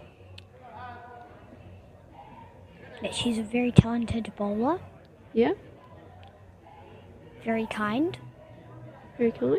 Yep. very funny, Very funny. And a good dancer. She is. We had a great night last night in our room after we all did the escape room. We went home and played Just Dance on the Switch. But first we ate dinner. We did. Watched a bit of the basketball. Sadly, the Nuggets lost. Chicken nuggets. The taco nuggets. Charlie, a fan of basketball, aren't you? Yes. And they lost to the Hawks. Very lucky to have the opportunity of playing and having a go at many different sports here in New Zealand.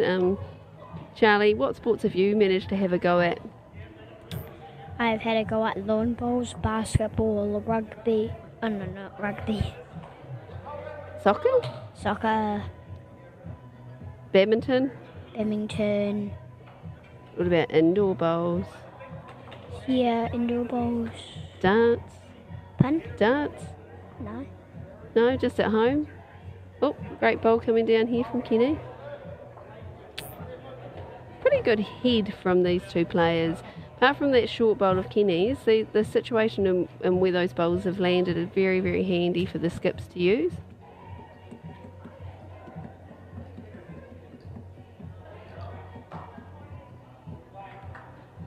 Looks like a very good last bowl here from Finbar. Just going past the jack. That was a good shot from Finbar. It is, and Kenny takes the lead shot on the crossover. You can wave at everybody, Charlie. Say hi. Hi, everybody. Thanks for joining us here at the UBC. We're in that final round of qualifying, so big match up here between the Predators and the Stags, usually playing in the same team, battling out to see who's going to qualify through for the next round. Oh, this isn't hard luck for the Predators. Charlie may be a little bit biased, learning a lot about etiquette and sport in the last couple of days.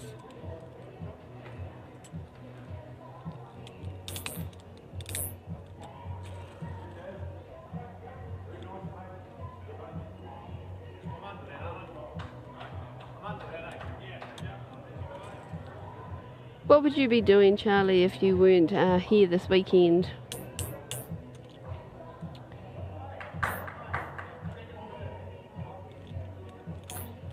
Sadly, I would be at my house.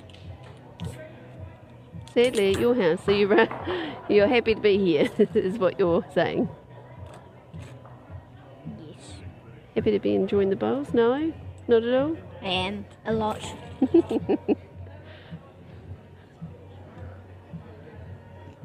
It's a pity we didn't bring your bowls. Because I could have played in this tournament for the team, and I would have been pretty good. I think you are a part of the team. Yeah, I am. I'm the team mascot. There's a bowl coming in here from Craig Merrilees. That will be the shot bowl on the head. Sheldon stepping onto the mat. Now, Lovely delivery. Lovely delivery, yes it is. Now we talked a bit about Kenny. What do you know about Sheldon? Talented bowler.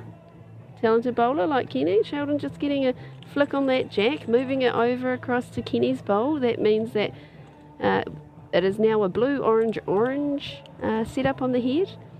And talented bowler. Do you know Sheldon is also very talented at a number of other sports?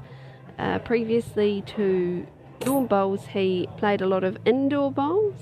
And he's also very good, I think it's small ball rifle shooting. I could be very wrong, but he's taken that up recently and enjoying that.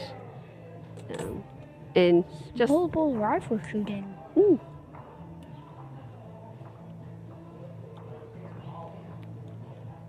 And Kenny herself, I didn't get the opportunity to say this, Charlie, Kenny also partakes in another sport. Do you know what that is? What? We talk about Kenny being our ninja. She's actually into kickboxing. Very good at it. Been trying to convince me to come and watch her next fight.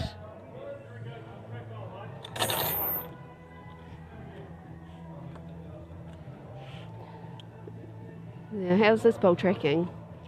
Looking good. Oh, just missed the toucher there.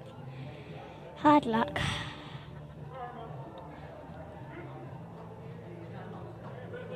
Now this is really a close game between the Stags and the Predators. At this point in some of the other games you're seeing differentials of, I'm not sure what would you call it, like 50s. Oh, Sheldon yelling clean, clean to get Kenny's bowls out. He's accidentally taken that jack out, which does actually make the situation much worse off for the Predators. The first and second shots will now be blue, blue, orange.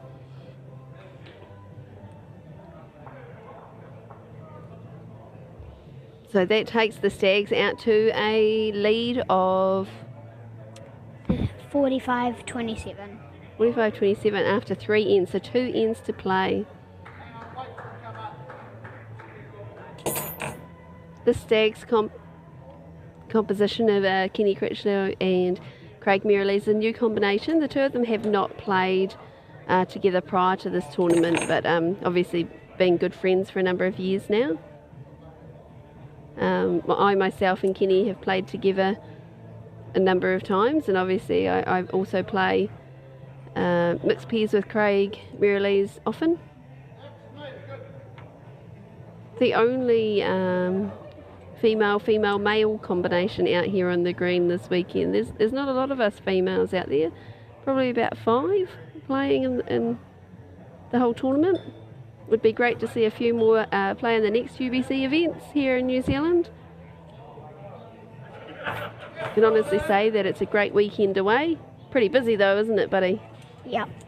Pretty non-stop. How many games of mini-putt did you play yesterday? When we were commentating, we talked about that. 3. What were the results? Tie with Craig Merrilies. Tie with Claire Henshaw, my mum. And beat Kenny Critchlow. So obviously mini-putt's not a skill of Kenny's. Finbar coming down. He's played a great first bowl. Doing a lovely delivery. Lovely delivery. 2 very good bowls there from Finbar. Just finishing behind. Kenny on the mat. Doing a lovely delivery. You like these deliveries? Are you learning a lot watching them? Not really. Do you think you've got a perfect delivery already? Yes. Yeah, handy second shot there from Kenny. So Finbar will be holding the shot on the crossover at this end, so it will be 45-30. And 15 points is not that much of a difference when you think about the fact that you can pick up 18 points at the end for an entire end with first, second and third shot, and there's the opportunity of picking up 3 points every toucher. So Craig Merrilies really does need to get a bowl in there to cut it down. Very much. Very much. I have a double Beyblade right now. Stuck. Charlie himself thinks that he is a professional Beyblader. Anybody out there that's not sure what Beyblades is, it's where you have 2 spinning tops that will spin against each other, they hit each other, and then they can fly apart. Like A lot of fun. A lot of fun to be had, a you lot can of customize noise. Beyblades. I've got lots of them at my house. These are my 2 new Pro Series Beyblades. A little bit. $40 per Pro Wait. Series. Little bit lucky. Plus a very patient child watching lots of bowls all weekend as well. So how's Craig's bowl looking down here, Charlie? Looking a good shot. Trying to take out Finbar's bowl or just missing. Missing? Oh, this is a big end here, the 4th end. Critical to the fact where either the Predators are going to catch up or the Stags can change it up and all of a sudden it can be at the point where a team can't catch up. If the Stags in this end, they might the Predators can't exactly catch up. Oh, not too true yet. At the moment, there is If they don't get any touches, they can't. But if they do get touches, they have a chance. So the Predators right now are having hard luck.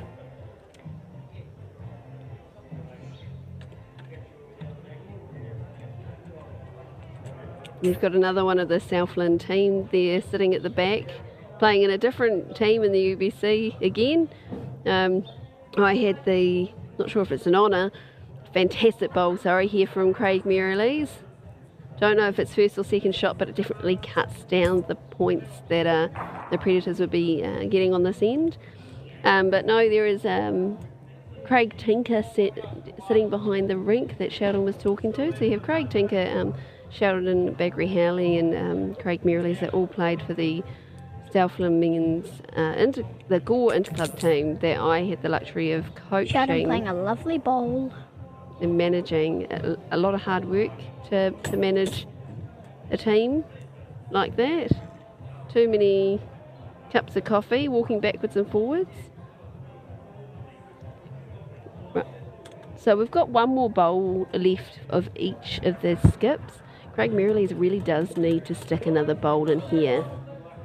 should be drawing to just tap onto his own bowl.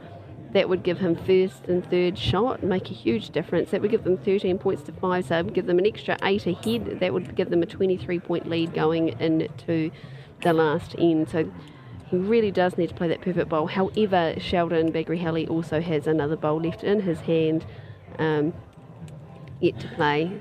2 more very big bowls to come, Charlie.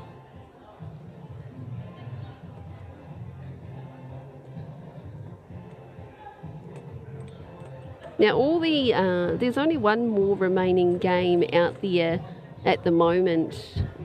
Is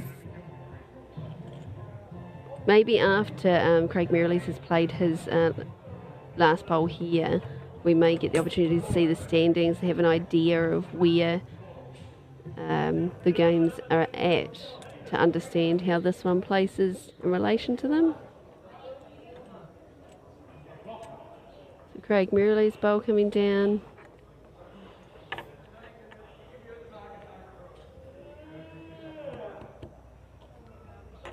Just dropping short and in the line, so maybe he's putting a block in for Sheldon.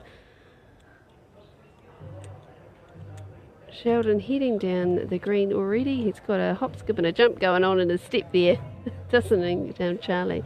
That means he's made up his mind and he's off to play the shot that he believes he's going to make happen. Sheldon recently making the New Zealand squad for the we call it the World Championships coming up.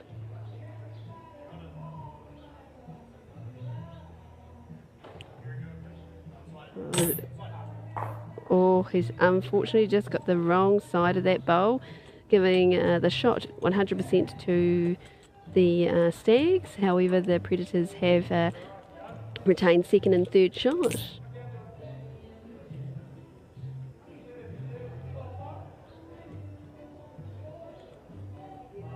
I'm not sure what the standings are at the moment of all those other games, but they really do impact significantly on what the result of this one means for the top 8 standing. 58 to the Stags, 35 to the Predators, Charlie. Hard luck, Predators. What's the difference at the moment? Give me a sec. 23 the difference. And with 21 points up for grabs, not including touches, that does stand good stead for the Stags.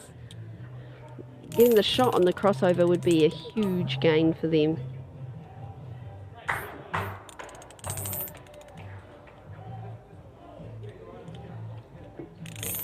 Charlie, can you please?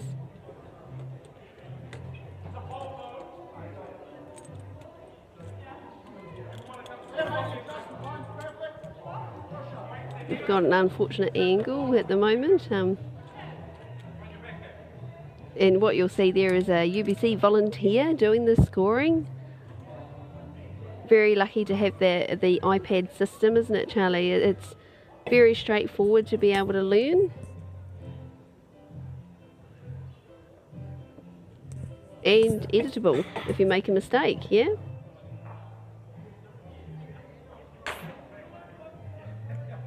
You're a bit quieter today than you normally are. Yeah. Bit tired. Bit sad that we're leaving today. It's sad that we're leaving today. There'll be many more opportunities to have fun weekends coming up. You have to go back to school. Sad. Sad, although this is the last week before the school holidays. So not too sad for me. Not too sad for you. Sadly, I have to go back to work. Sad. Is that the only word you know? No, it's not. Disappointing for you. But on Matariki, it's her birthday. Thanks, Charlie. So her birthday is a public holiday. I do get a public holiday on my birthday, and it is school holidays on my birthday. I was going to go to a day spa. Did you want to come and sit for an entire day, have a massage? No, thank you. You're going to make me a cake? Lucky. Are you going to eat it? Yes. All right, so big end here. On the crossover, the Predators did get the shot, so we're now looking at... We've got 6 bowls to go on. Game over. 6 games, 17 points the difference, is it? 17 points the difference and 18 points for first, second and third shots. So this is still anyone's game here. Yeah. Or it could be a tie. Could be a top. Be challenging to get that.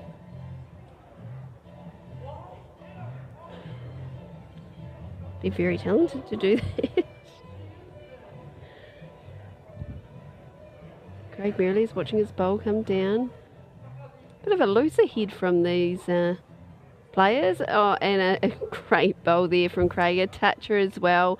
That extends that difference out again, forcing the Predators to need a toucher as well as all 3 shots to win this game. 20 points the difference. This is going to be good. Oh, it is 20 points to the difference. This might be a bit hard luck for some Predators. Oh, Kenny's bowl being knocked Straight out. So what we've got is currently the Stags holding the shot and the Predators holding second and third. That gives the Stags 10 points and the Predators 8 points right now.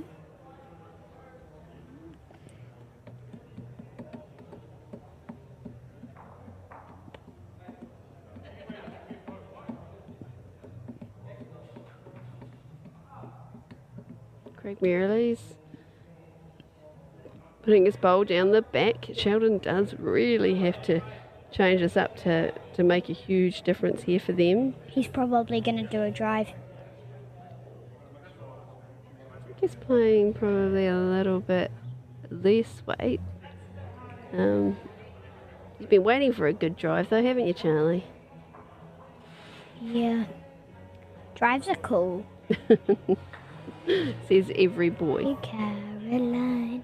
Bum, bum, bum. Good times never seem so good. I've been inclined Bum, bum, bum. to believe I never would. Sorry, it's a great thing here. The stadium here in Lynn is that is music going constantly, isn't there, Charlie? You can see. UBC, big fan, aren't you? Right, Craig Merrill's on the mat with his last He's bowl. not even on the bat though. Well, to be honest, this is his pre-delivery routine, so he's made the decision on what he's going to play. No, yes he has. Bowl in hand, on the mat. You'll see he'll look up and focus. And then once he's happy, he'll start his delivery. Not happy? So we'll start that all over again. What we'll have is quite a few people moving around behind the rink. The team standings is placed up behind the rink there, and currently very interchangeable with all the results that are going on. A unusual face that he's pulling there. Do you think he likes it or not? No. It looks pretty handy to me. Spin and run. Ba, ba, ba. Even if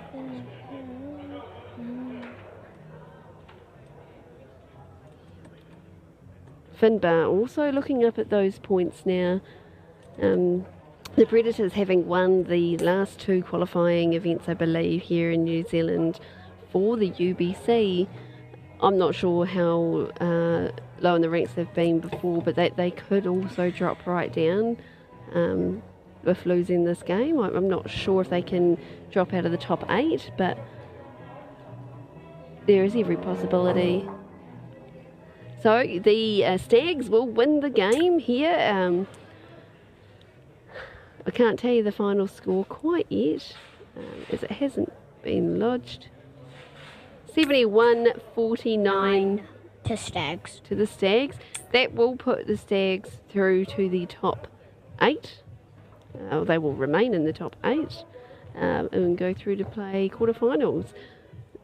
How have you enjoyed that game, Charlie? Very good. Very I loved it. You looked like you had a lot of enthusiasm there. Yeah. All right, well, we'll catch everybody later. We'll see Catch you you later. all next time.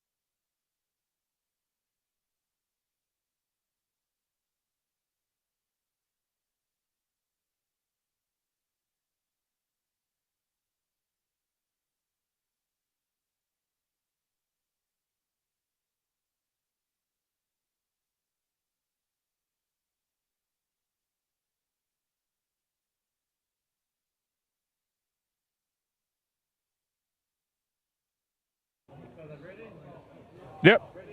Yep. Good afternoon, guys, from Newland Bowling Club.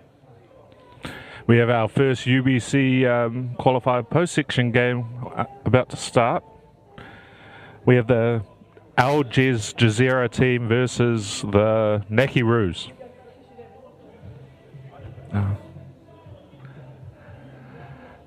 Yeah. Little tidbit of knowledge today. It is Alan Blackman's birthday. Is it? So, yeah. Wow. Yeah. 59 years ago, apparently, he passed out of his mother. Yeah. All right, first ball. Down on his forehand.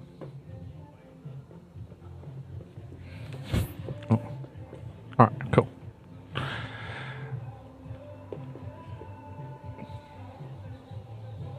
What do you have to say about that bowl, Liam? Just a pretty average bowl, to be honest. All right, and Mr. John Roberts.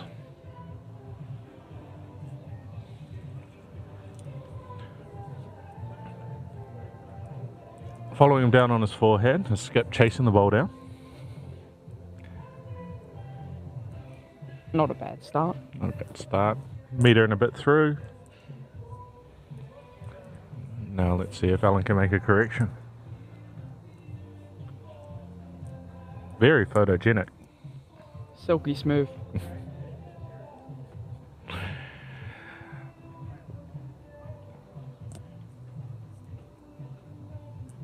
Made a decent correction, ran through the head a little bit, but it's holding shot.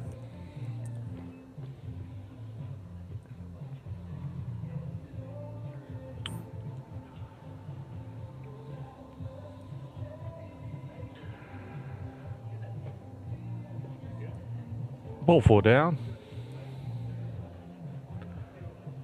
John tightened up, probably looking to rest that blue ball, just under.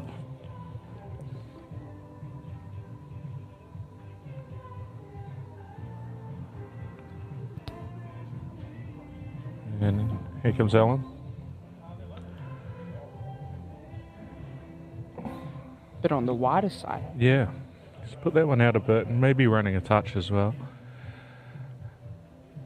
So the scoring in UBC with the 3 points on the crossover, 3 points for a toucher, 10 points for first shot, 5 points for second and 3 for third. The Naki Roos looking to steal the crossover points here. Or were they already holding it? No, they're down.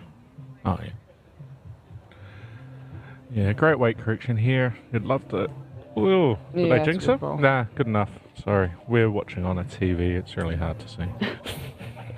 All right, skips come down. Craig DeFaria, multiple Taranaki Fours Open winner, and Jerry Boucher, previously of Birkenhead fame, now plying his trade at Takapuna, often known as the wife of Jackie.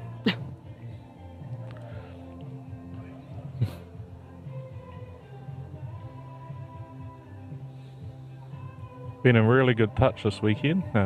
Crushed our team's dreams in the last game to steal qualifying. Bunny hopped us.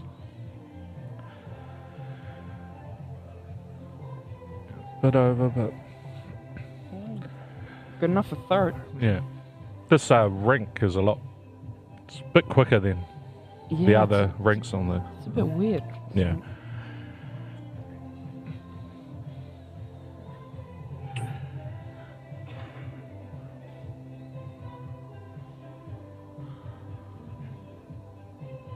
And not swooping like it normally does, eh? Sometimes Yeah. you can go... But, It's a nice ball. yeah.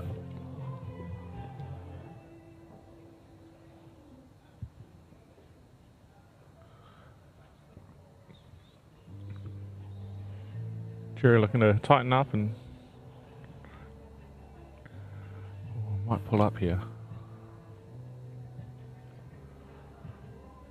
Line was looking great. Yeah, he was on track.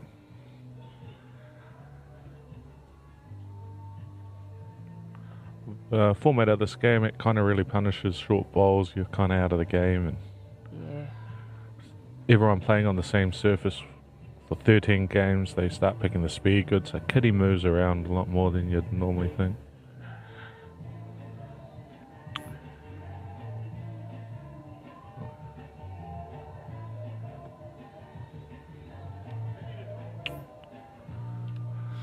Alright. Jerry's last bowl. Down a couple on the head.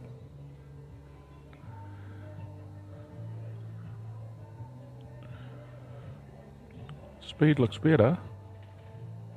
Needs to get underneath. Yeah, hold its head. Yeah, it's a great all ball. the way up. Jackie will be applauding at home, sick. I think he'll just So- follow him down, try Yeah. and sit the ball. Yeah. Touch the kitties at the ball.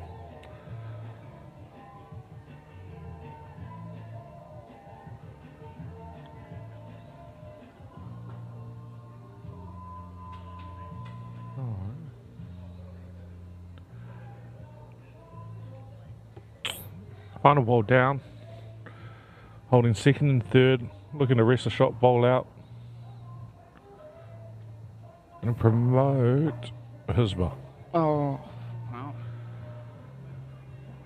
Got a good result from that. Yeah. What is it? I think 1 to the first and third. Yeah, first and third. So 11-point advantage after the first end. How have you enjoyed your weekend, Liam? It's been pretty good. Yeah. You know, qualifying. Yeah. The surface is running good. Yep.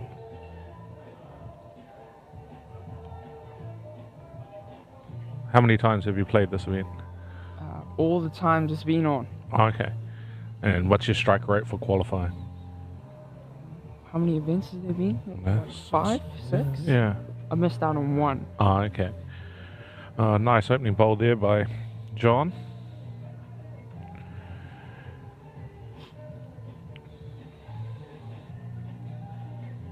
Birthday boy. Down on his backhand. I think he's a touch wide, I think. Yeah.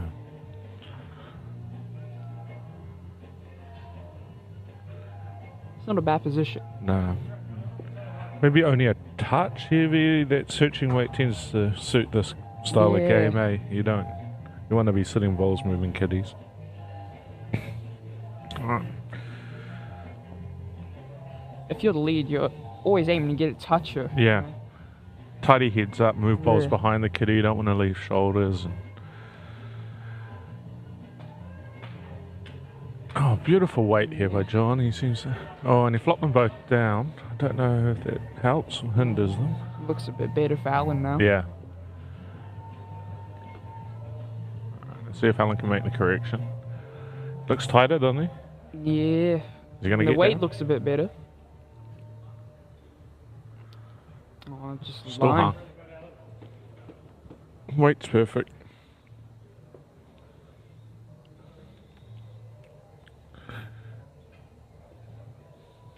Craig will be wanting John to either cover or change the head up a little bit. Yeah.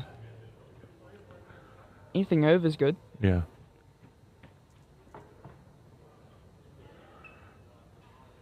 He's passed. Not a bad home. Splitting Alan's 2 balls. Alan has a good opportunity here to steal the crossover and the touch, so giving them 6 points if he can get there. Line looks better. We have the event organizer, Miss Rebecca Jelly, taking photos of us right now, demanding we smile. Oh, it's a good effort. Yeah, pulled up about a match short, just under a match short.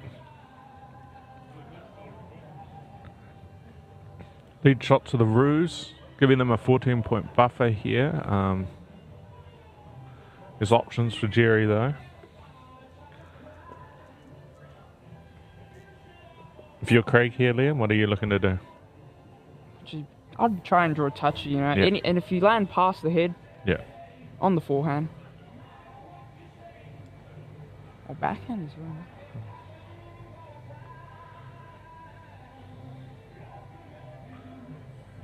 I think regardless of what we think, Craig's an experienced skipper and he's going to know better than us. Yeah. So. I'm just a junior. Yeah. I claim to still be a junior even though I creeped out of it.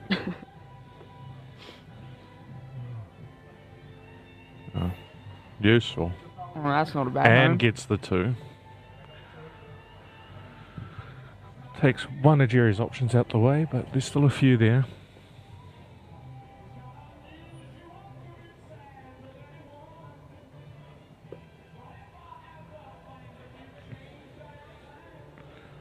Track's How's good. the weight looking? Needs to run. Oh, Ooh. just drop touch short.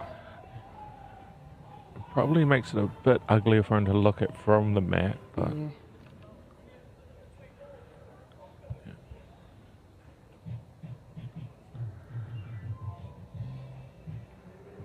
alright, Craig's down here on his forehand. Probably looking for a touch again. Hide that kitty. And if he misses, he ends up in a good spot. Yeah, it's not bad.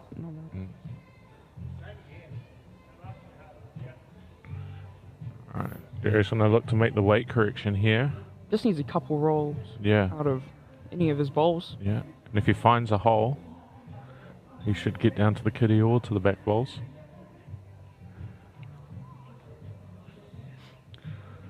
He needs to run again. Oh, there's no holes now. Oh, there is. Yeah.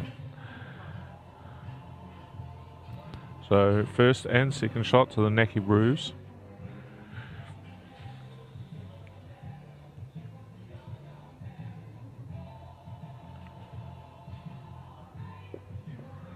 Looking at his response. He doesn't like it. He get a little grimace, but he's arriving, so it's always going to have uses. And first Just and covering the danger, really. yeah, first and second on the 2 for them now.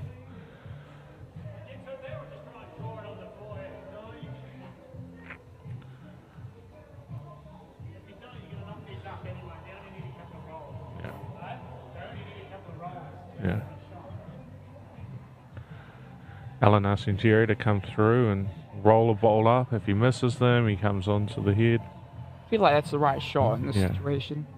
Probably the easier shot. Yeah. Yeah.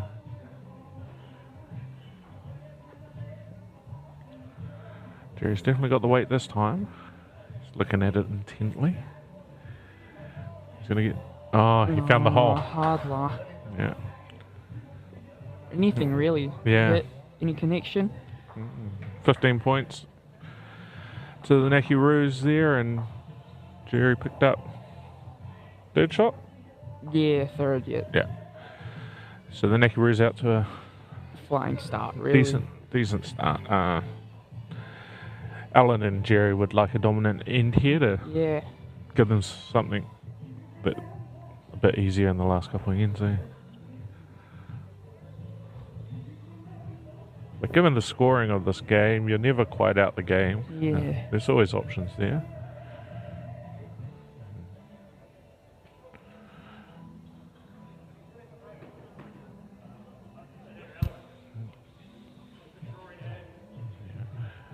Al opting to change hands here and hit it down his backhand. See if he'll pick it fresh up. Slightly more drawing hand this side, eh? Yeah. And a touch quicker, so... It's not a bad position again. Really. Yeah.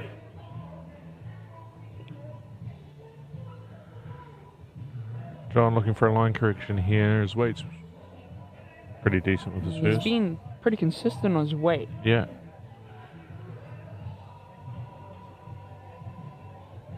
When we played John, he was skipping and had Simon off the front.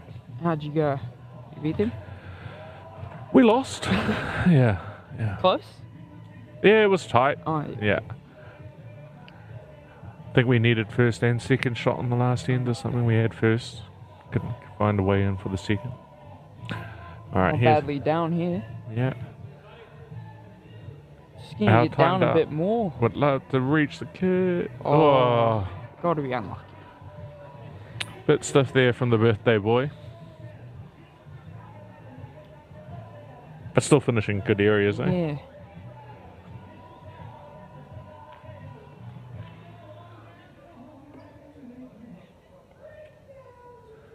Alright, John just pounding that weight that he's got.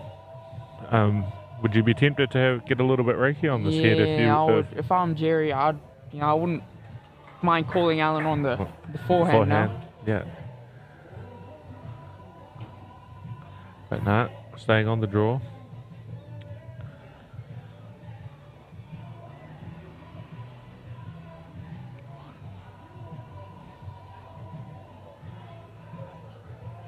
Not looking bad again though. Yeah. Wants that toucher. Yeah, he's got the toucher. Where's Kitty going? Yeah. I mean, he's evened it out though. Yeah, nullified the lead shot. Yeah. Got the toucher in. He's made it a bit better for Jerry here actually. He's opened it up. Yeah.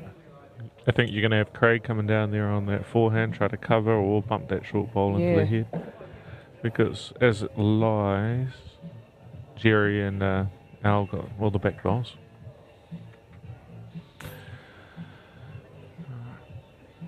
Craig getting to the mat now. Hopefully the camera will come off us and jump back onto the game.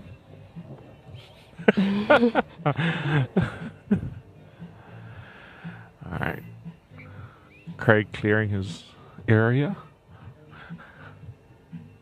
Playing his backhand. Oh. What the hell do I know? Yeah. I think he might be trying to get to the tee or even try and, move the jack before them. Oh, okay. Yeah. Playing their shot. How's he look, Liam? He's not bad. He's going to bend? Yep. He doesn't really want to land in that, plug the hole and made it. Yeah. Yeah.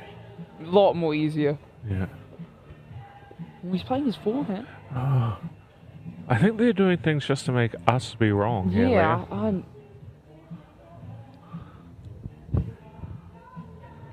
He's playing decent weight here. Close. Oh. Yeah. That's just tough luck, isn't it? Yeah. Some ways he was too good there, got the ball fat. I think Craig rode at the tee here. I guess Craig is kind of playing the board now, Yeah.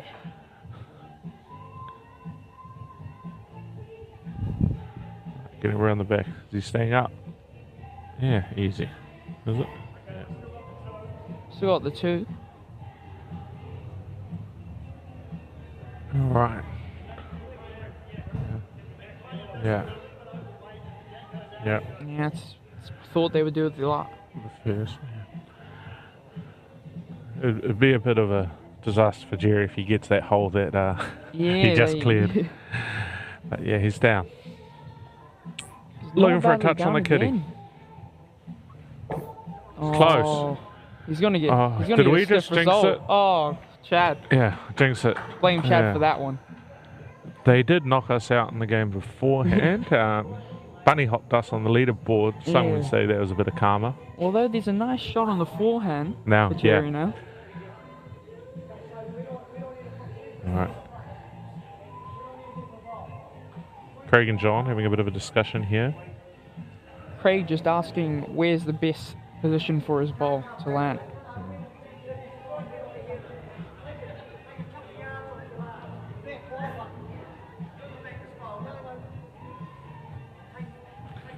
Oh. Yeah. So he's looking to separate that bunch back there so Jerry can move the kitty there, he can make an ultimate end. If you're Jerry, besides the pressure of the scoreboard and the situation, the head's not looking the worst. Yeah. Even though probably 3 down.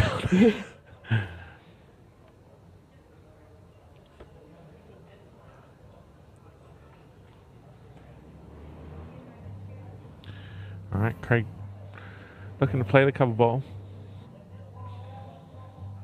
It's not bad. Yeah, it looks good, doesn't it?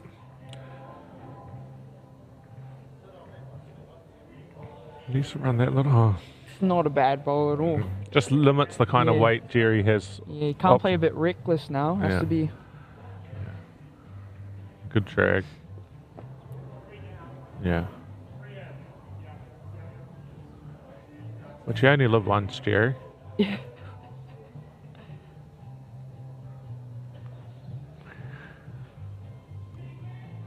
Backhand. Backhand. Is he looking for the stone cold draw here? Nah, he's got searching weight. Is he? No, I don't think. Is he even reaching?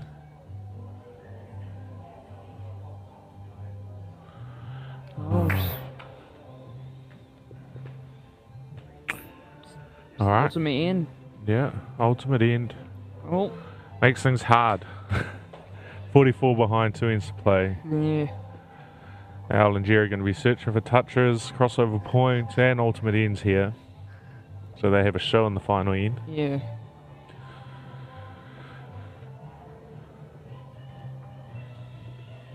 Alright.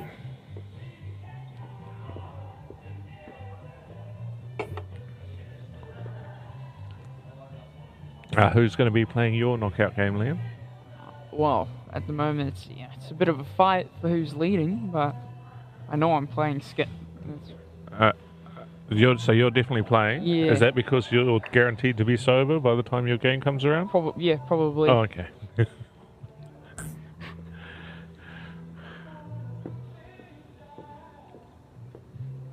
Have you done more leading or skipping? Probably leading. Oh, Leading, okay. I think. Yeah. Weight's good here by Alan, just holding out a touch. Oh, rolled, just rolled him in. rolled around the kitty and then flopped the ball down. The kitty, the ball.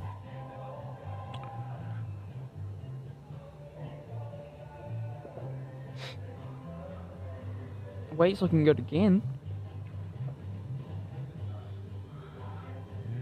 Tighten that line up. Oh, Needs to okay. run. Yeah. We're making some horrible calls today. Yeah.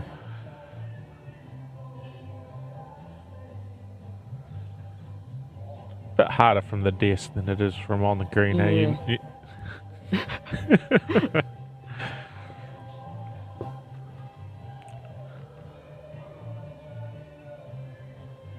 Weight's good again by Still a Mr. touch Blackman. wide. I think. Alright, Craig looking for cover. Definitely playing the board here.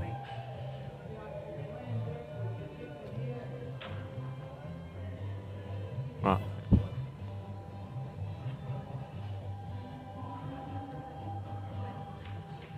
Alright, down. So, touch around the crossover here makes things very hard for Jerry and Ellen. Well, if I'm Alan, I wouldn't be short, Yeah. But And there it is. There you go. That's a Now great toucher ball. and the shot. 58-11. It's a good little shot in there for Alan though, reaching through. Yeah.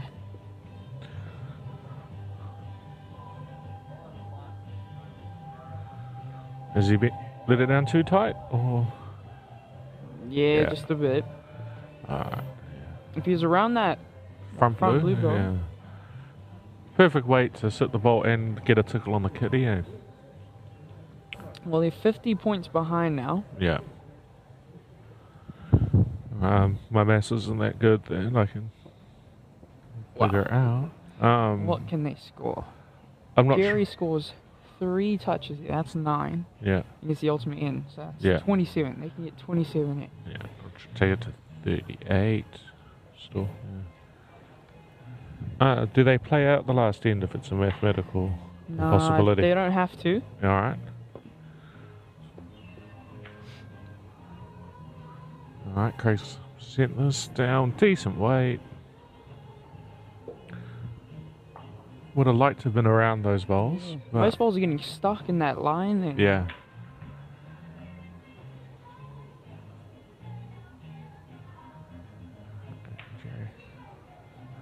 Jerry looking to play similar weight to what Craig just did, eh? Just searching, but again, is he getting stuck on that line? Yep. Wait for the TV to switch over. Yeah. Yeah, it's just not getting back from there. Yeah. Not with reaching weight. Yeah, weight's got to be absolutely perfect. Yeah.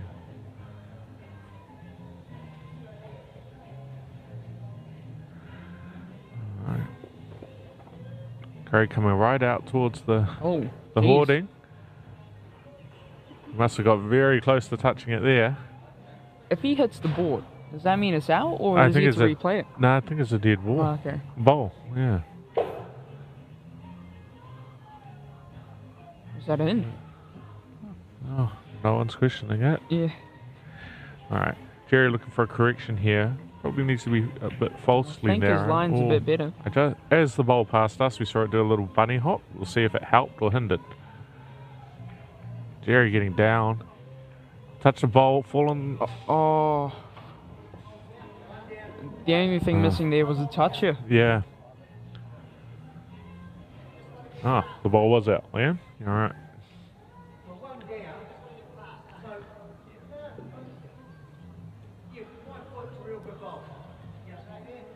Just playing the board here. Yeah. Happy to concede number 1.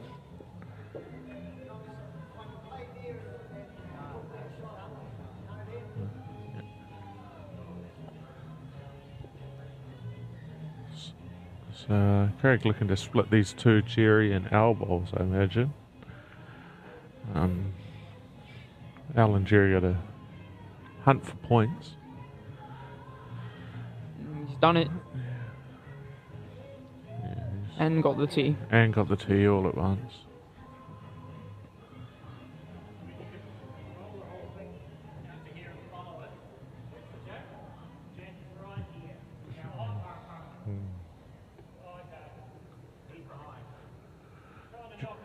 Jerry asking for a bit of instruction with his last ball.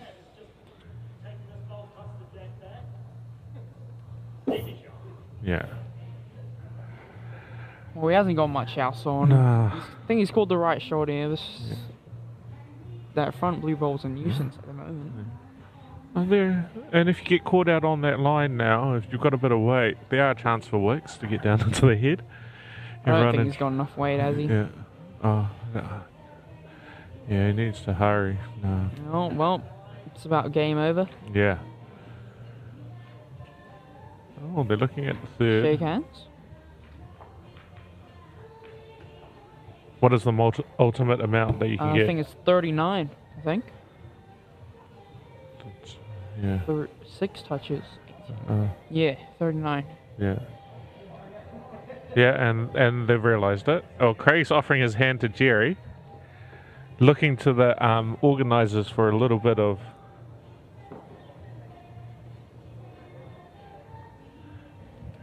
Yeah, I think they've realised mathematical. Oh, well, he's played his ball. Yeah, looks like he's playing the end. Al on his birthday does what Al wants. Yeah.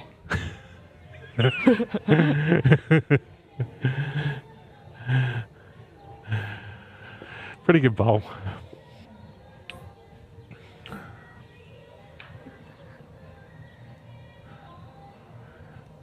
I think they're just a bit slow on their maths, figuring out their options, and then it's away. I wonder the last time they went to school, probably about. Okay, I don't want to take a guess. It'd be a bit, you know.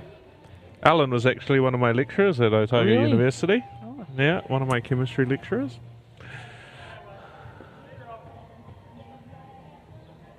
Did you learn much from him? I don't know, I was drunk a lot of the time. Really. I don't remember much from 2007 through to 2010. It's all a blur. Al looking for a toucher here. Just holding around the kitty. Just getting unlucky. It's not a bad ball though. Wouldn't be too adverse to seeing Al's last bowl of the game. It's his birthday. Run that kitty in the ditch, have Alan. a drive, Alan. You should tell him. Yeah, in the game on your terms, Alan. Yeah. We're definitely sure that it's mathematical impossibility. Yes. there? Oh, Alright. yeah. They can only get to 60 here. Well, not Alright. anymore, actually. You can get to Oh, he doesn't like it. Yeah, it's a bit on the narrow side. Came out the hand a bit wobbly. It's been a long 2 days. A lot of bowls.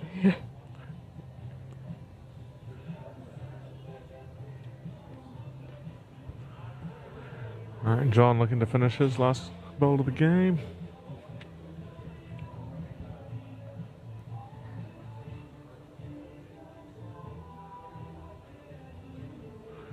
Starting to get cold in here. Do you find that affects the surface? Well, I'm not sure really. Yeah. It fixed my bowling, but yeah.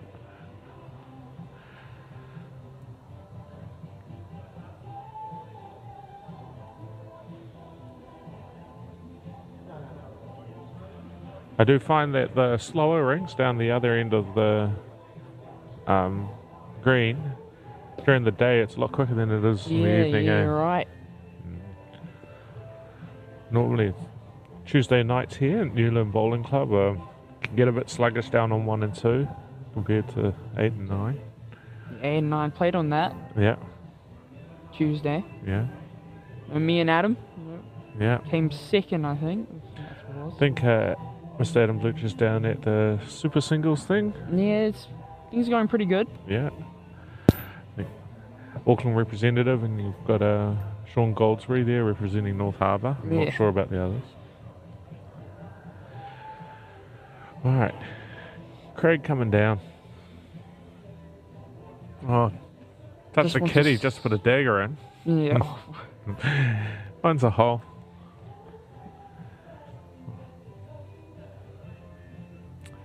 Well, our commentating debut is about to come to an end here, Liam. Yeah. Well, it's been great. It's been great. Company's been great. I'm really proud of myself that I haven't said a swear word for 35 minutes. Jerry, Is that how long a game takes? I think in theory it's supposed to take 35 minutes. Yeah.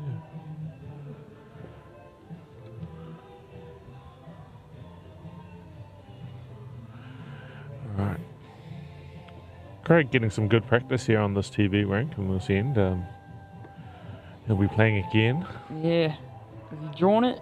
Yeah, yes. Yep.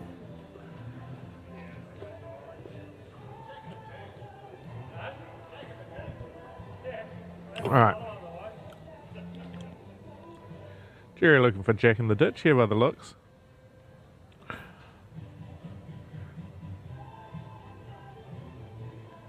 Lining up. What do you reckon? Ooh. Yeah, it's hard to tell side on. Looked under when it crossed me. Yeah. Oh. Yeah. It didn't work. Alright, and that's it. Well, congratulations to the Nakiroos making it to the semi-final. Yeah. March on. And Al and the Tekapuna boys bow out. But they kept their spirits up the whole game. Yeah. I hope one of them are in the commentary booth next. Yeah.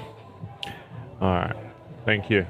We'll be back later for the next game.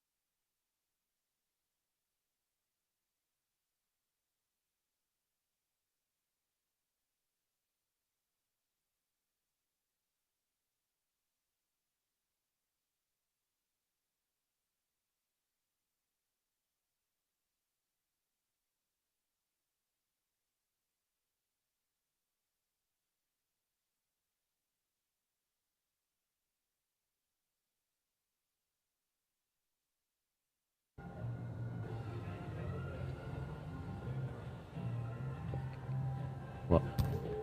Oh, we all good to go, I think? Nope, still waiting.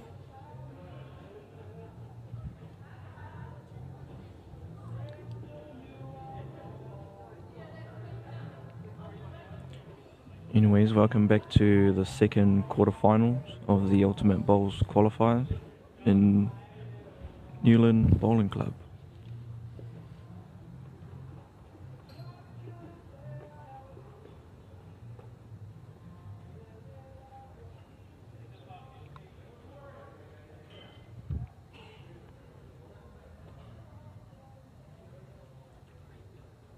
We got the Bowls for Brains playing up against Silverstream Stags.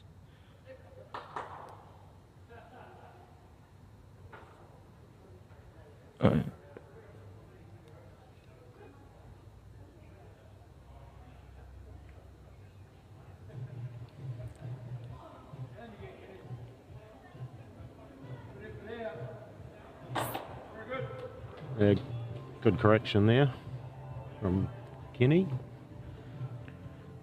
Got Tio. Played for the Cook Island team in the Oceania Challenge. Good shot.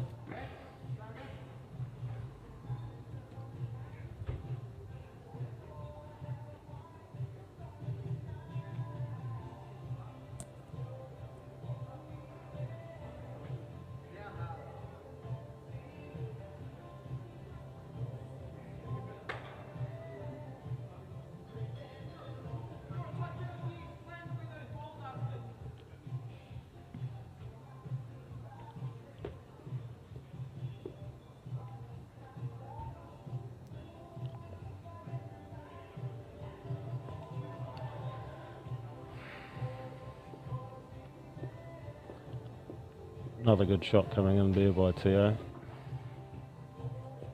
3 for the crossover.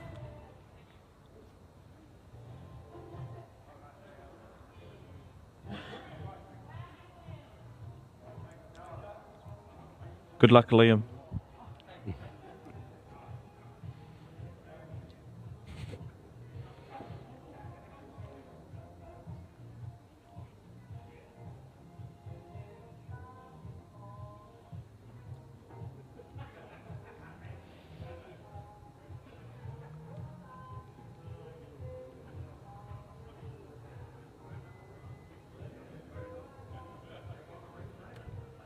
Craig Merrilees with his first bowl.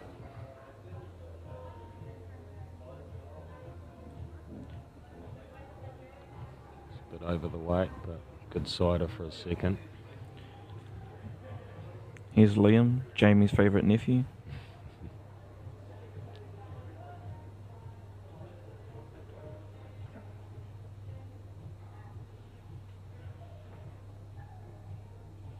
On a good track, just needs to make the trip. Yeah. Just pulling up a bit. Be in there for third.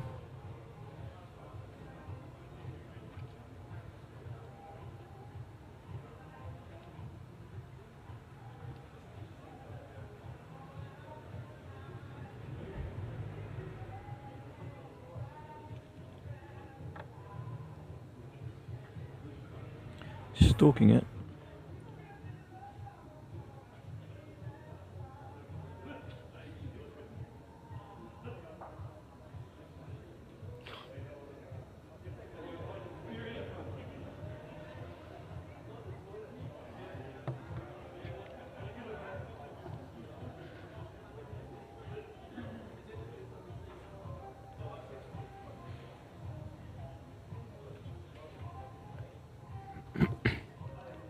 That's the ultimate.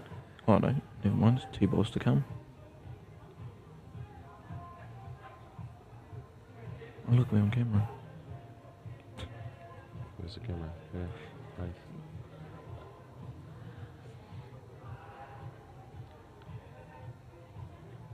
Yeah, big pressure bowl here. You wouldn't want to be dropping an ultimate end on the first set, first end.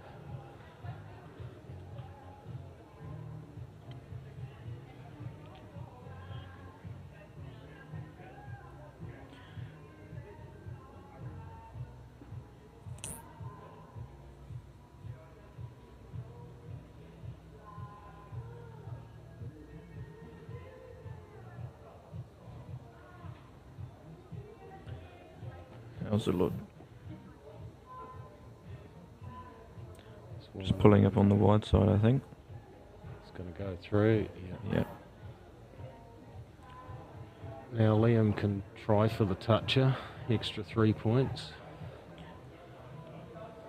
Big in here.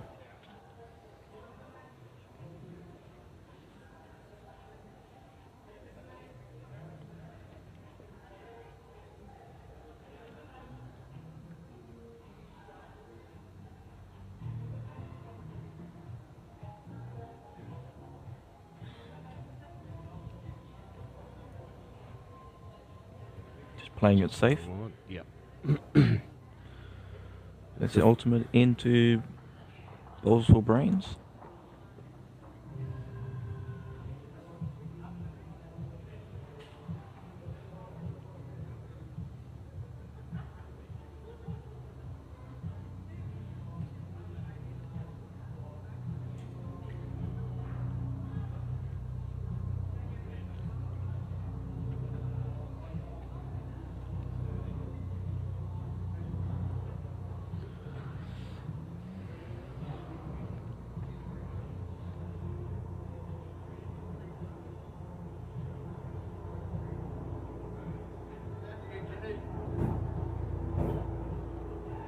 Yeah, good start there. Very handy.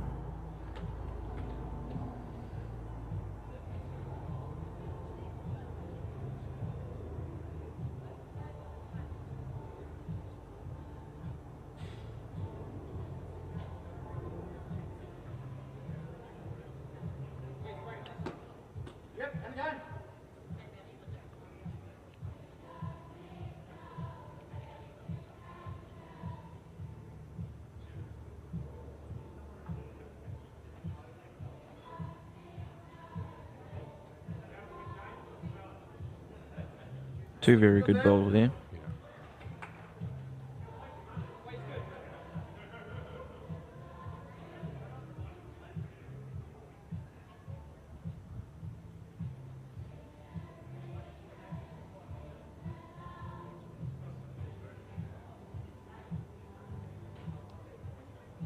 Theo's close here. Toucher will really help the team. Very good bowl. Draw toucher. Snap bar behind yours. Same as first.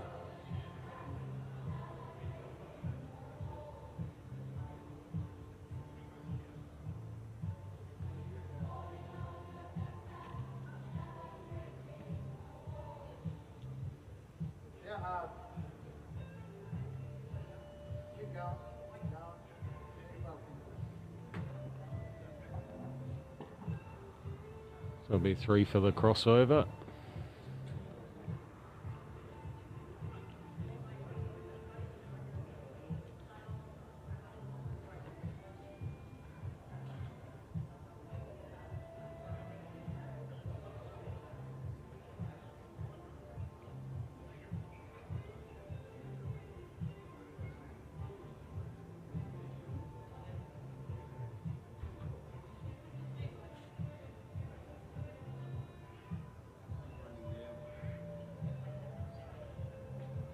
Good effort here.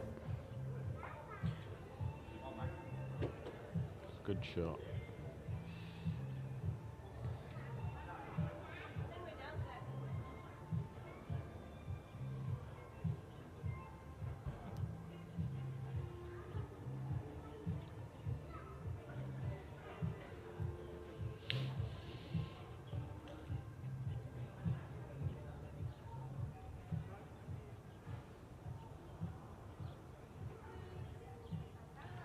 Looks on the wide side there.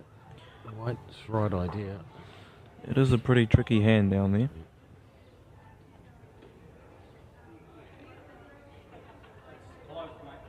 Play like you're down, mate.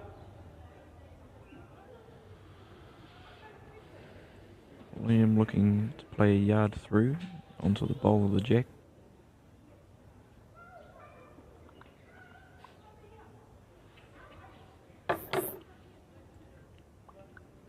Very good effort.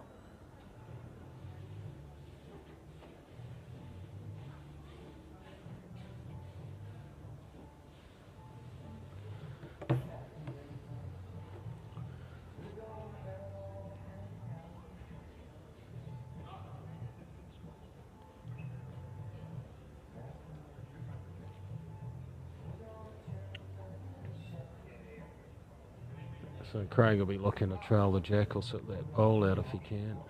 Turn the green. Just falling a touch wide. Played good weight for it. Liam trying to add another one in the head. Didn't like it out of the hand, but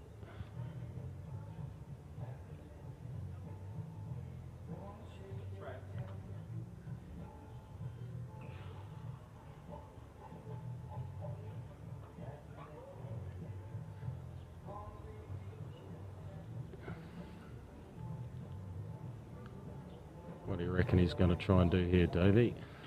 Say play the same shot. Look to get the inside of Liam. Little touch would be good. Jack, turn that green one over. Yeah.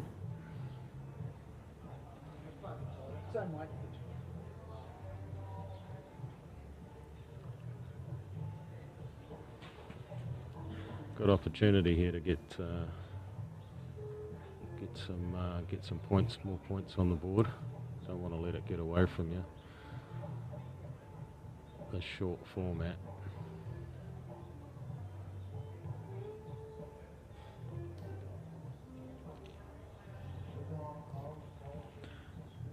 And he's very close. Firmer line. Oh, that's pretty stiff ball. Very unlucky there. Is that Liam's one there? Yeah. Did get a touch here, so that's something. 3 points.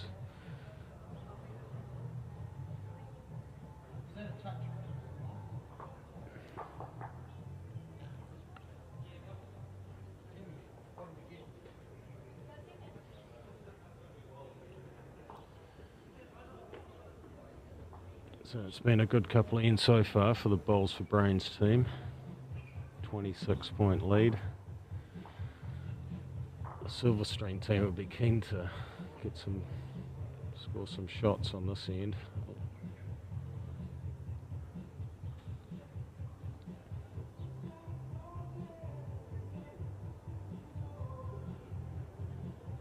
You found there's a preference either hand on this rink there, Davey? Oh, the hand that they're playing is a much better hand. It seems to turn a bit more. This side here, it's yeah. a lot true.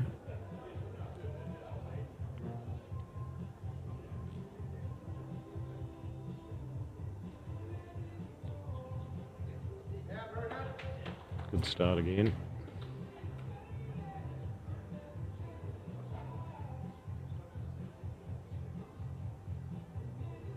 Tia looking to put a bit of pressure on Kenny.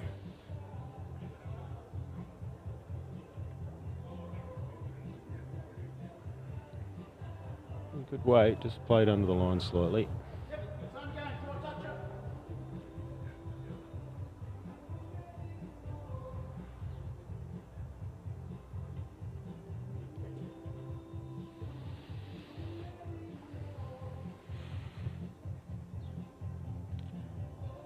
Very close here.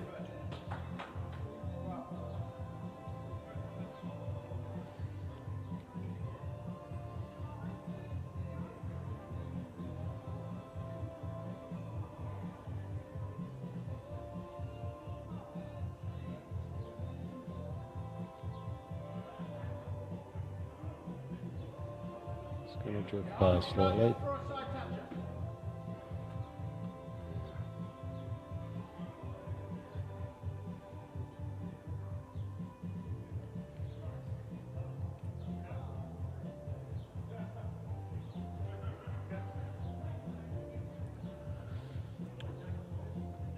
So that'll be 3 points for the lead shot.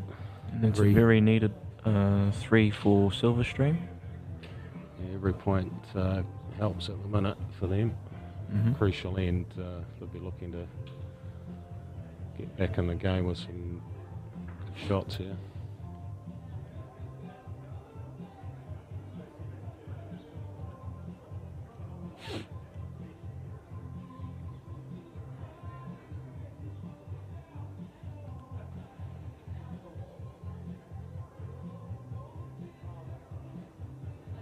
Good line. I think his weight's just going to be through, yeah.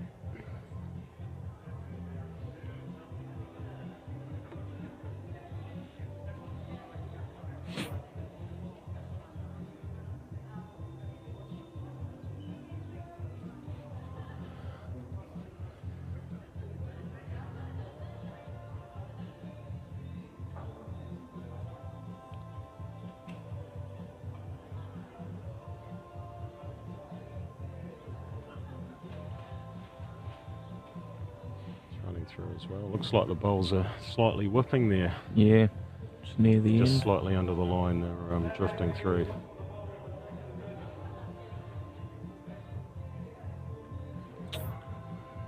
Liam really needs to get one in there. A bit more aggressive now. He's playing with a bit of weight. Oh, bit of fortune there. Lucky.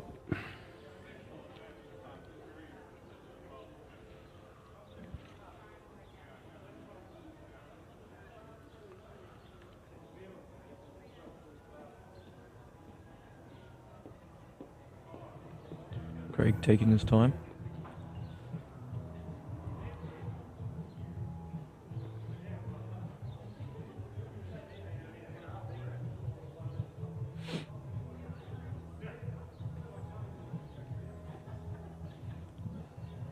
Doesn't like it. Possibly going to do enough for the shot though. Yep.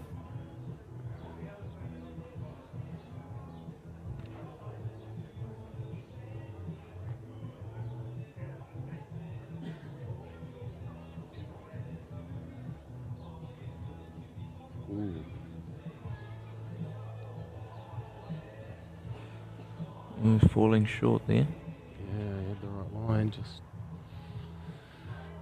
opportunity for Craig here to get another one in.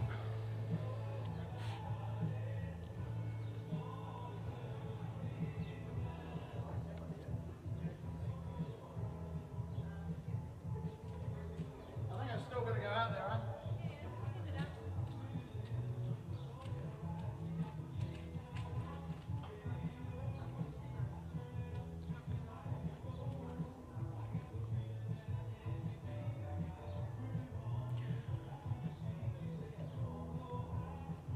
Craig looking to add another in there.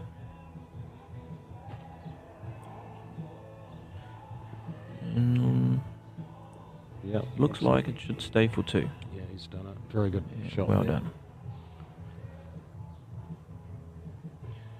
Just closes the gap a bit there now. Yep. 40 to 29.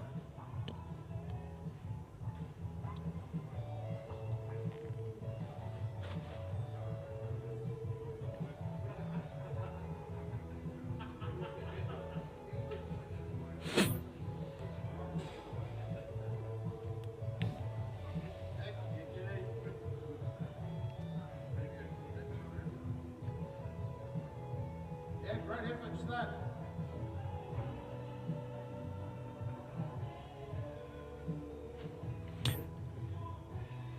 Guess in this format you can't really afford to be short. Yeah, you're right, because getting those points, just like we're going to see here for the From two, touches. yeah. Yeah.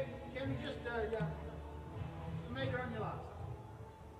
If anything, you're always looking to try and hunt the jack a little bit. Yeah.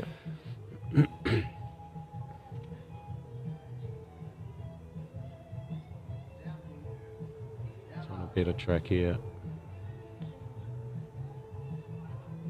Wait again. Just pulling up.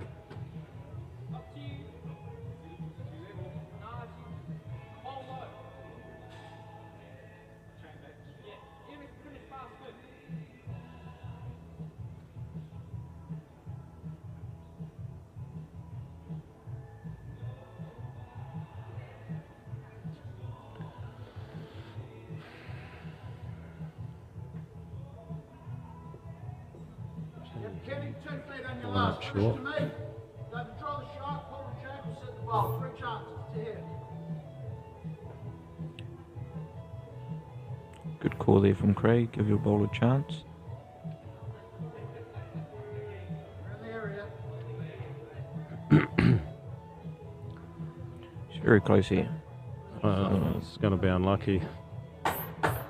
Very good effort.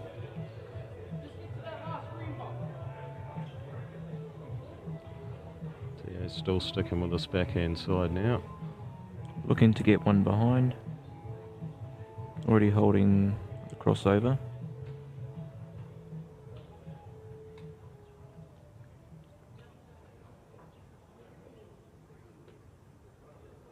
Third shot.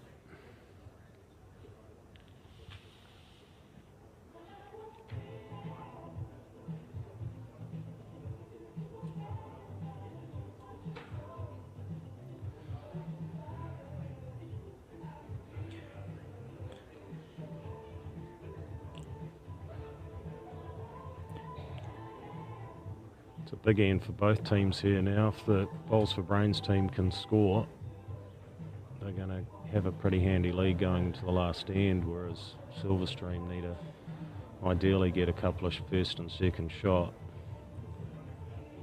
even the game up.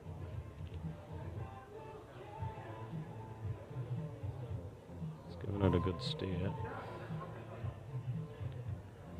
Not too far away. Very Gonna close. get the jack. Oh, Just unlucky. that is 3 points. Yeah, Lynn will be looking to get behind now.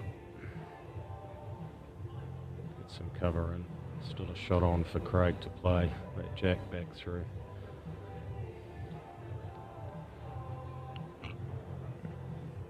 It's going to finish in a good aim here. Yep, very good. Got the tee covered.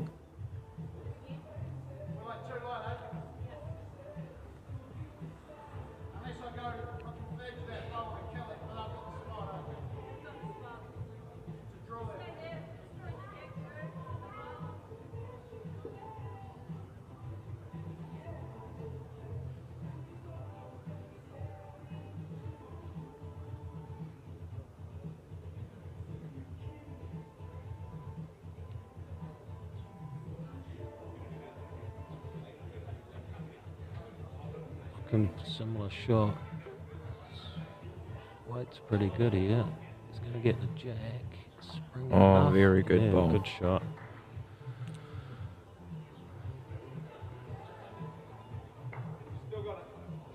Unfortunate to be one down still, but set it up real nice for his last bolt.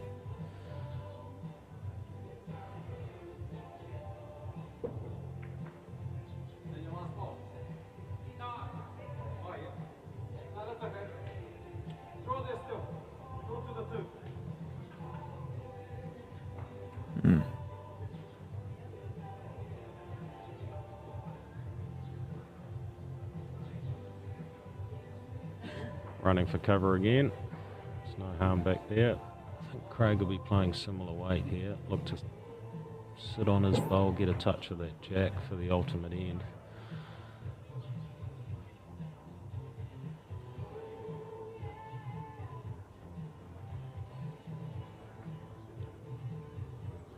He's already played 2 nicely weighted bowls, so he knows his line.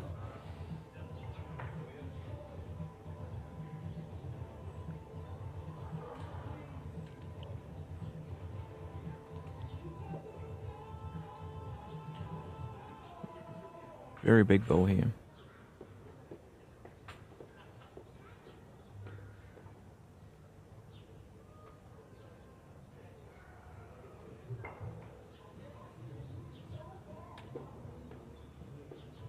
Got it away nice. Let's see. Giving it a grin. It's just on the wide side. He had good weight again.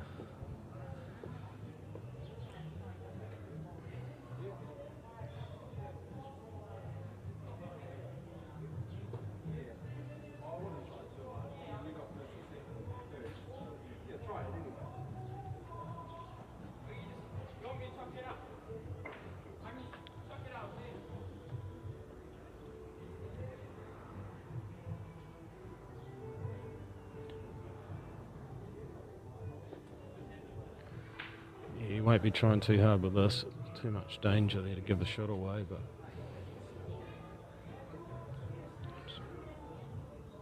she's done, played safe, played off wide.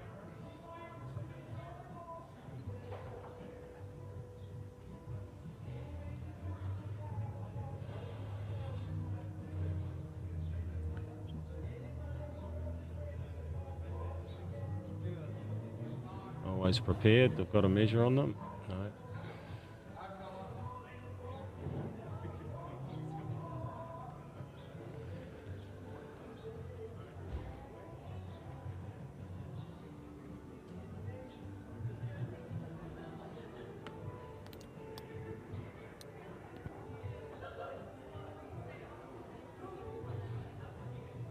Looks like they're measuring for shot, are they?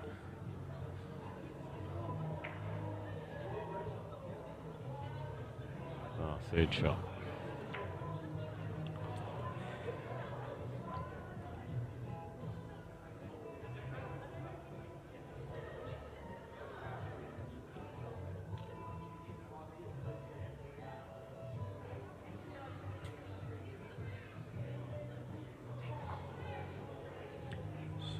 So it's 19 a diff.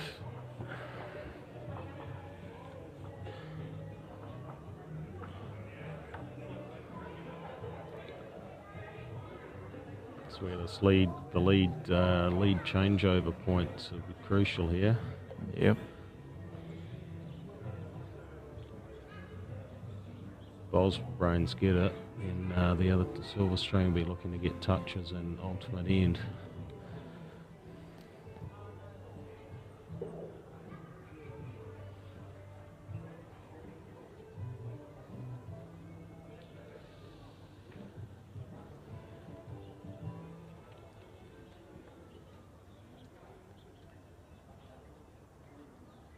A nice line, just coming up a bit short.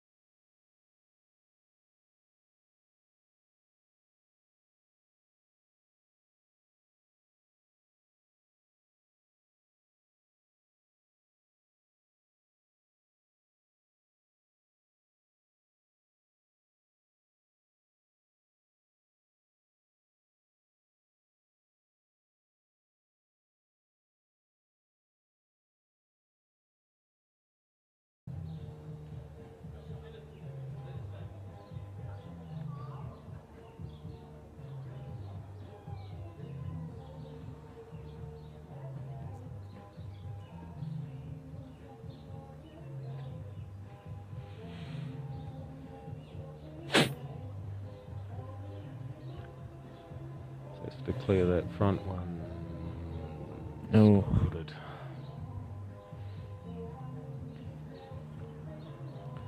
Same play for Liam here, just another bowl around on the head. Just add another 2 feet onto his last. Be very close. Looks a bit wide.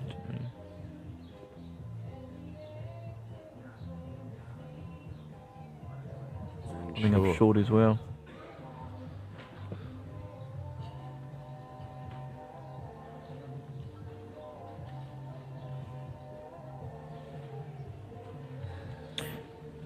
Left the door open for Craig to draw another one here. Yeah, he'd like to be getting another one in there with this one. Make it a bit easier for his last, otherwise he's got to look for something.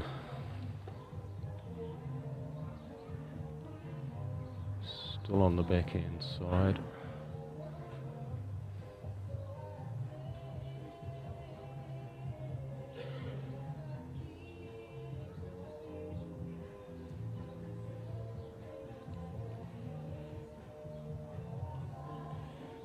Like a better bowl here. He's going to be very close here. Yeah. Yep. He's gone for 2. Very good shot. Oh, very big bowl here for Liam. I fancy him coming down the backhand himself there, punching the blues over, sitting one of those other bowls.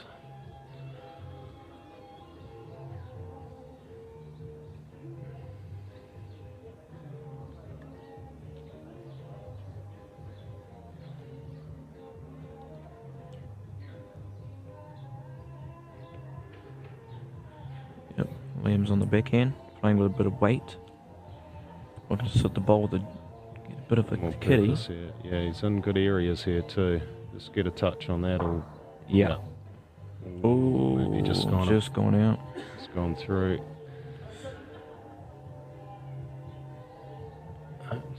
Simple equation here, Davey. Draw another shot.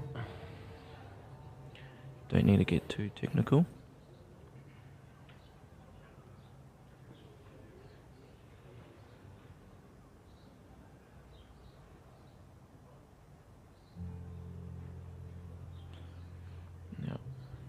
Can he win it with his last?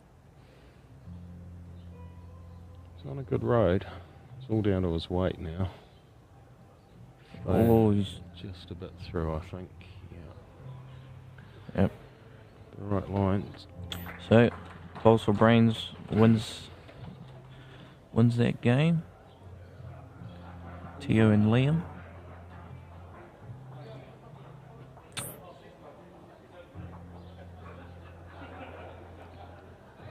And they will go on to meet the Roos. Yep. In the semi-final. Goodbye, everyone.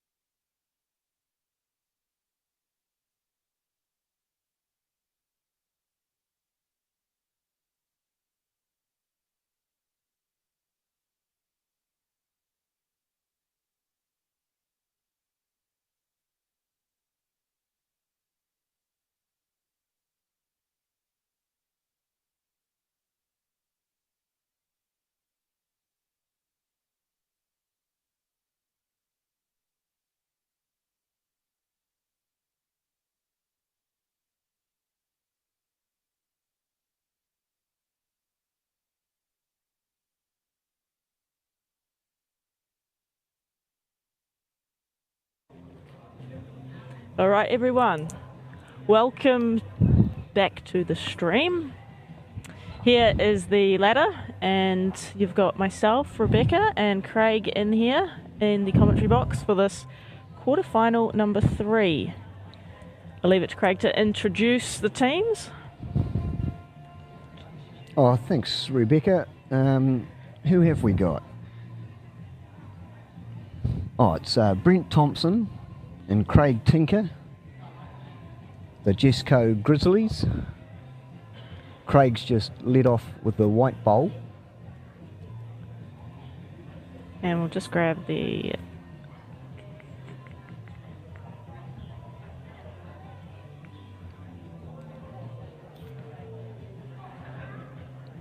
In the park, we've got Daryl and John.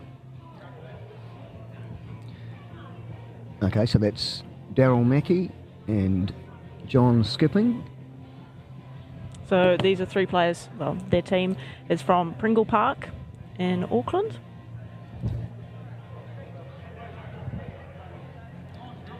And the Grizzlies are a bit of a mix.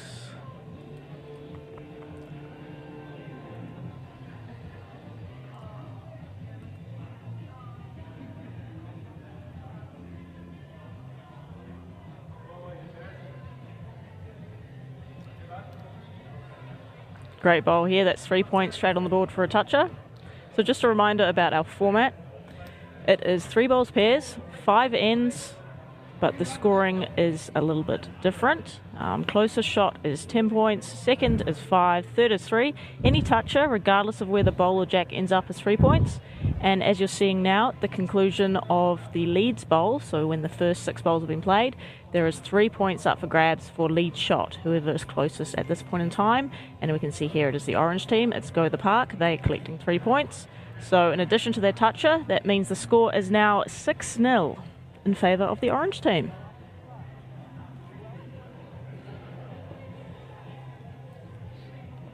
And for those of you bowlers out there who are watching this particular rink, just a bit of insight from getting on that rink is that it plays quite a bit quicker than most of the surface.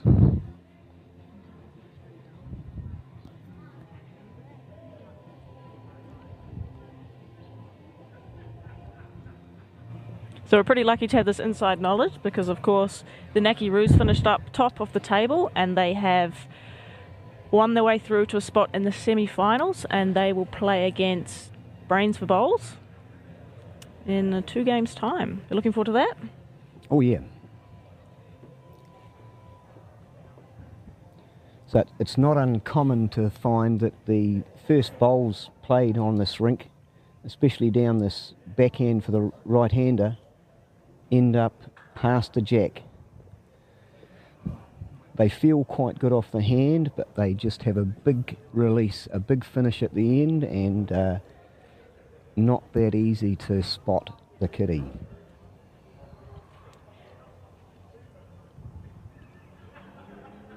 So how do you find this format in general? Oh, it's great. It's a good answer. I didn't even have to kick him under the table for that one.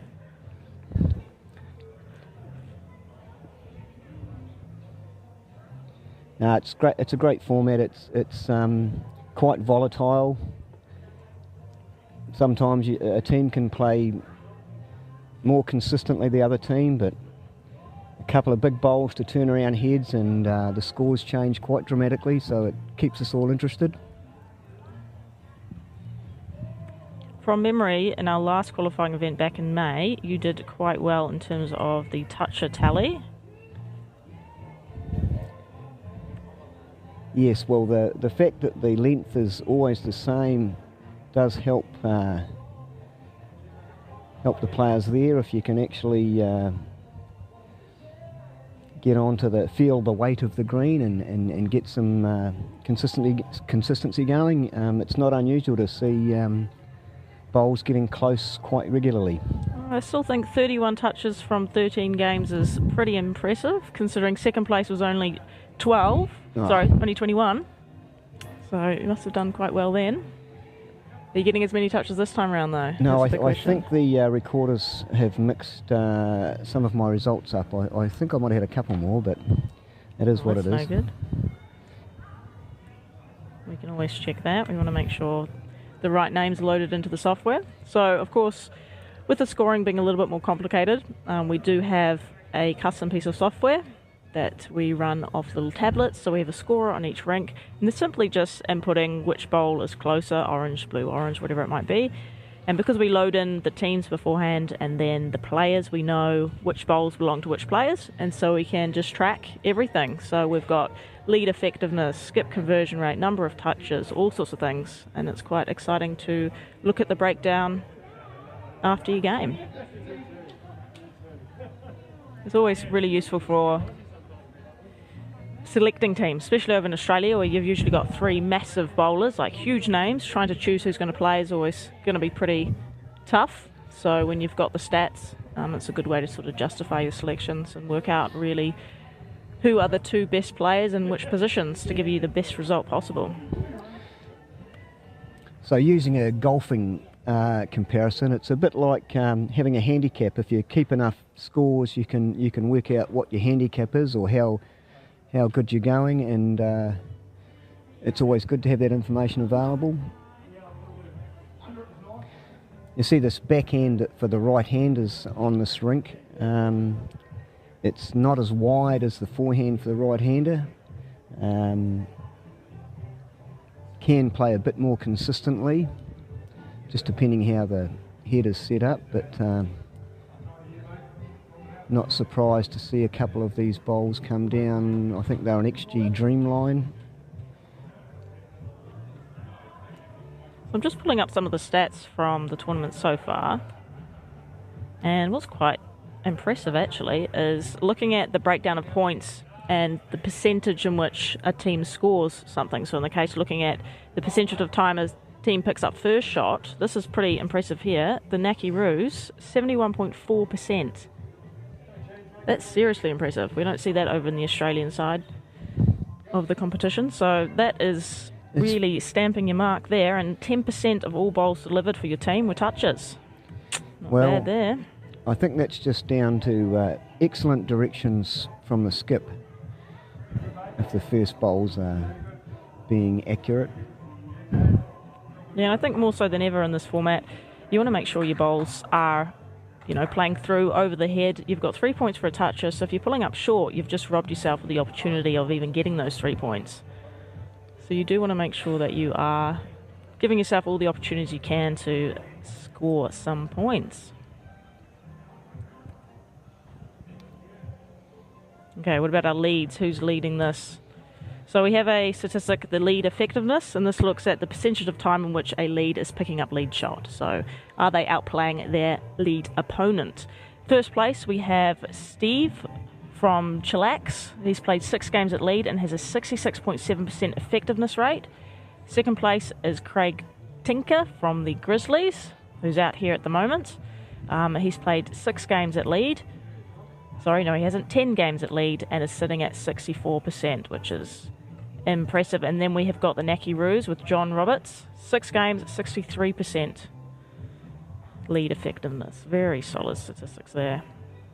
Skip conversion rate. Here we go. First up, Brent Thompson from the Grizzlies. 55% conversion rate. So this is a stat computed by looking at the number of occasions in which a skip team does not collect lead shot, yet at the conclusion of the end, so after their bowls have been played, they do pick up first shot. So there's been a conversion between crossing over. And as I said, Grizzlies, Brent Thompson, 7 games at skip, 55.6% conversion rate. And second, Craig from Naki Roos, 11 games at skip, 54.6% conversion rate.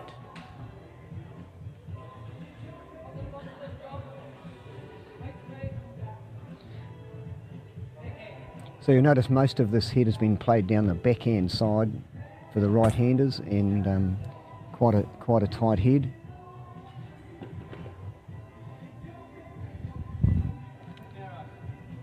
So we've got that's John, I think, just trying to reach the head there. As soon as you put a bit of weight on this surface. If you've got more than a metre or so of weight, the bowls tend to hold their line. They don't want to work back into the centre line.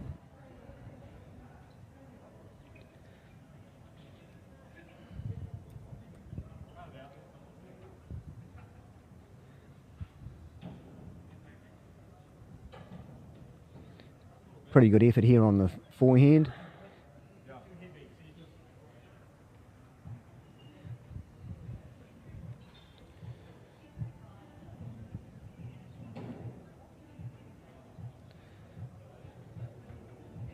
So John just having a look at the head here, weighing up the options.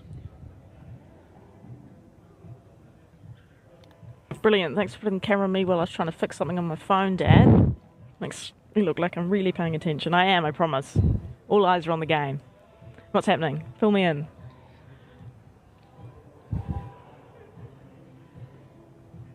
All right, so we are final bowl of N2.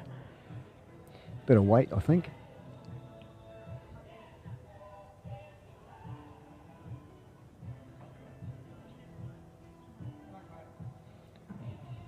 Just under the line there. Just under the line, yeah. And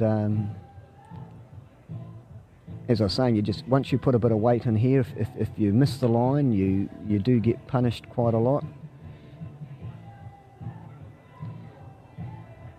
Finger measure from Craig. And it was orange, blue, blue.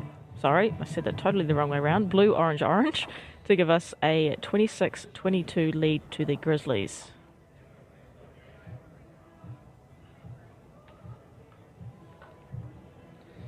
Now I'm going to see whether my commentary partner has read the conditions of play. What happens if we end up with a draw?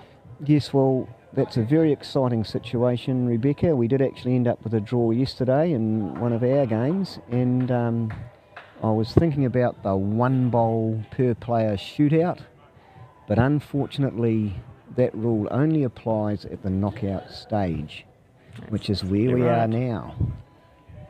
Yep, so that means the 4 players that are currently on the rink, so we don't bring in that third player, everyone gets just the one bowl. No other points are in place. There's nothing for touches, anything like that. Look at this great bowl coming in here. Yeah, 2 great bowls from the leads. Falling and the toucher. Toucher and possibly gave it away as he fell in. Well, didn't get to keep first shot, but good bowl there. So yeah, it's a one bowl shootout from the 4 players. No extra points in play. The 4 bowls are delivered. Whoever is closest, that team wins the game. And we had a couple of these actually in the New Zealand qualifier, and then for the first time over in Australia in the December Ultimate Week hosted at the Moama Bowling Club, we got to see a few of these in the preliminary finals, which was really exciting to watch.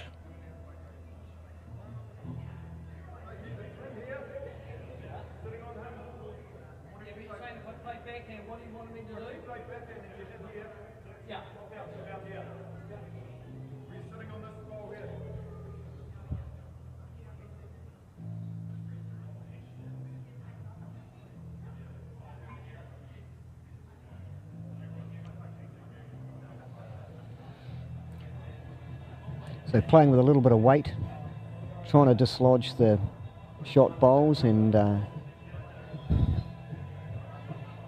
just not the easiest shot to switch over to when you've just been drawing.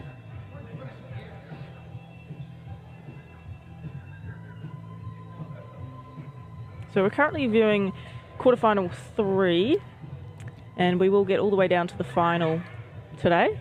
And the winning team will get to represent the Newland Spiders, and they will travel over to Australia to Warilla Bowls and Recreation Club, which is about an hour and a half south drive of Sydney. And they will compete in the Ultimate Week in August with a prize pool of $280,500. But probably more excitingly is actually being able to compete against the world's best players in this really fun and fast format. It's definitely an experience of a lifetime,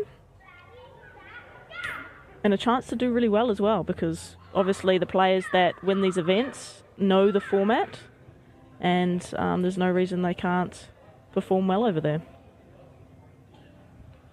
We saw the Predators take 2 qualifying events previously, and so they got to play in events 2 and 3 of the Moama Ultimate Week. They played for the Newland Kiwis, and in event 2 they did really well, managing to get through to the finals. So they played in the preliminary final. They came up against the Dandenong Club.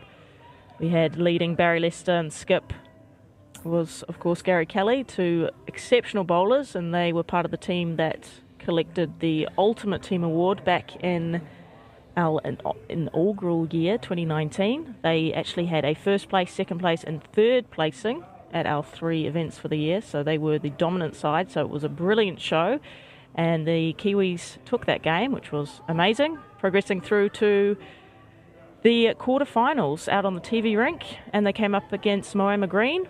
So we had Wayne Turley leading and Ryan Bester skipping, and it was a fantastic game. Make sure you go and tune in and watch that. Ooh, good effort here. I won't spoil it too much, but it was a fantastic game, and they didn't win, sadly. Slight spoiler, I guess. But Ryan Bester in Moama just really put on a show. He was just unstoppable.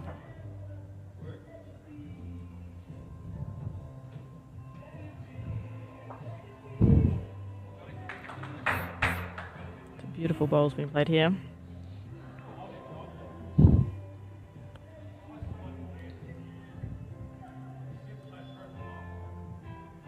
So following this game here, we'll have quarterfinal 4. This will be a great game. We've got the Mount Eden Eagles. So that is Chris Lowe, Jordan King, and Davey Motu up against the Predators, the team everyone wants to beat. Last month's final, sounds like. Yes, absolutely, yes. This is a repeat of the recent qualifier back in May. So it'll be a good match to see in the quarterfinal.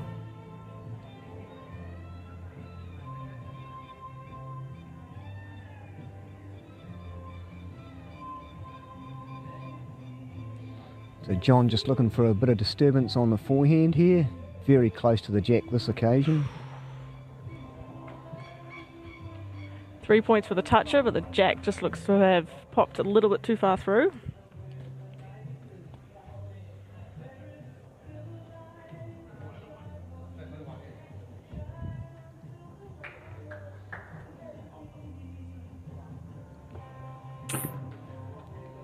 We go 3 points for the toucher on the board there.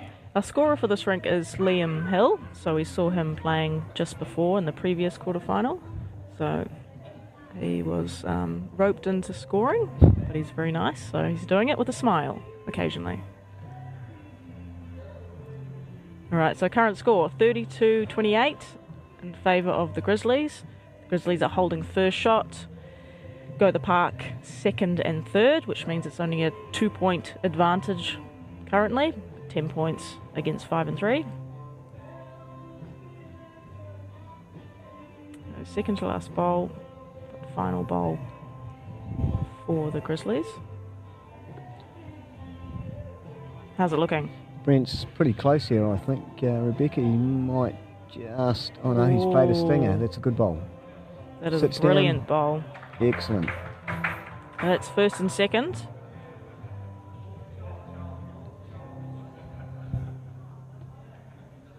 Alright, what do you think they've got to do here? John's shot's pretty obvious. He's just played a very good bowl down on that forehand side. He's got about a 3-bowl sit. He can pretty much choose his own weight. The only danger would be giving it some sort of time to break back into the head, because as we've talked about earlier, if you play with a bit of weight and you go a fraction, he's going to go a bowl or half a bowl wide, and he won't get any bite, and he could easily hang wide of the head. So he's just got to be conscious of playing a deliberate tight line, push any of the blues through.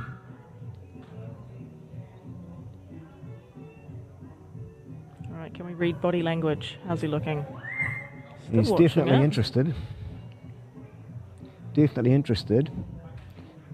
Oh, he's just broken under the head. He's hasn't altered that head on this occasion.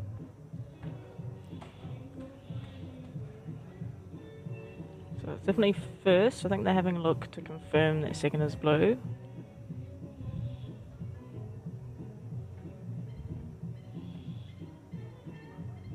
Yep, so first and second blue, third orange. And the score is now 47-31 with 2 ends to play. I'm pretty sure you're going to know the answer here, but what is the maximum number of points you can score on one end? Oh, the maximum number of points. Well, that's any team could score on one end. Any team score on one end. It's 18 for the 3 shots, and it's 3 for the crossover, which is 21, and then if you actually drew a touch with every bowl, you get another 18, so we get to 39. Well done. Good job. I do like testing everyone on that. Put them on the spot with a bit of maths. So the Grizzlies are ahead by 16 at this stage, and that last end could be quite crucial. I mean, that was a very tight head and quite a nice landing pad for the park, but couldn't convert on that occasion, and don't get many opportunities to do that. Those last ball conversions can be quite crucial.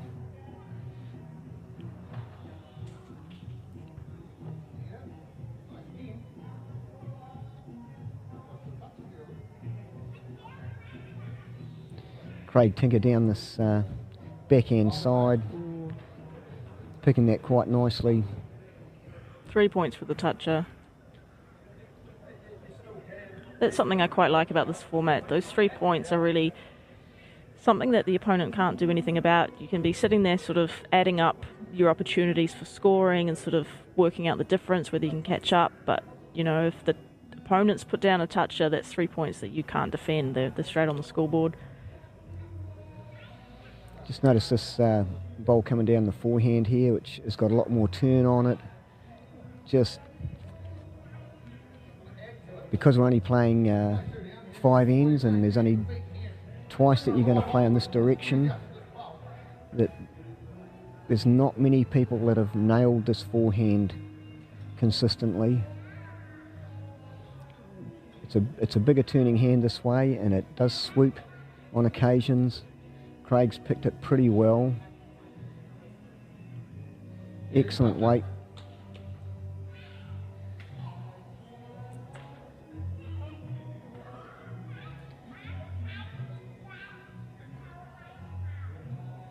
One of the other stats that we look at, or I'd like to have a wee nosy at, is the number of ultimate ends scored by a team. Close bowl here. Oh, this bowl in here. Excellent bowl, Daryl. 3 points for the toucher, and now holding first shot. So basically you had a 9-point swing with that bowl. Yep. At one stage, Grizzlies holding the 3 points for the crossover.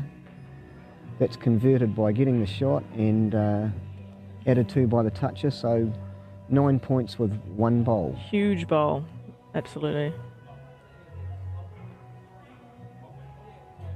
So how often would you say your team has been picking up an ultimate end in this tournament? Is it something you're seeing quite regularly? I haven't made a note, but we have scored a few, so I don't know how many games we played. 6 or we might have had 6 or 8. 14 games? Oh, I'd say we might have had 8, I don't know. She had 15, so What? you're averaging more than 1 per game. It's quite greedy, really. Oh, that's just surprising. Because generally the ultimate end is having 3 shots, and I mean in this format 2 shots is plenty. You're usually mixing the bowls up.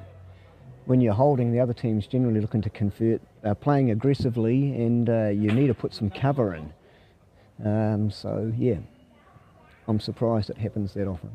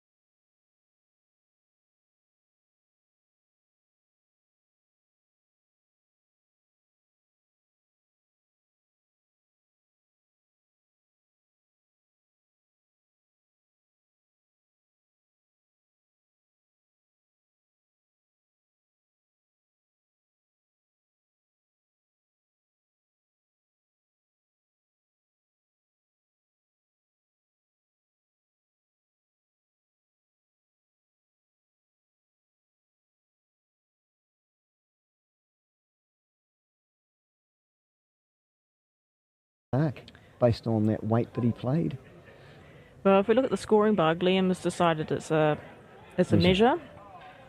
So you can see those 3 circles, 1, 2, 3, at the top right corner of the scoring bug. That indicates which colour is holding which position, and when they are in half like that, it's a measure. So it was good that Liam managed to find the advanced setting. Very impressed. I try not to let too many people know about that because they're already a bit scared when I make them do the scoring in the first place.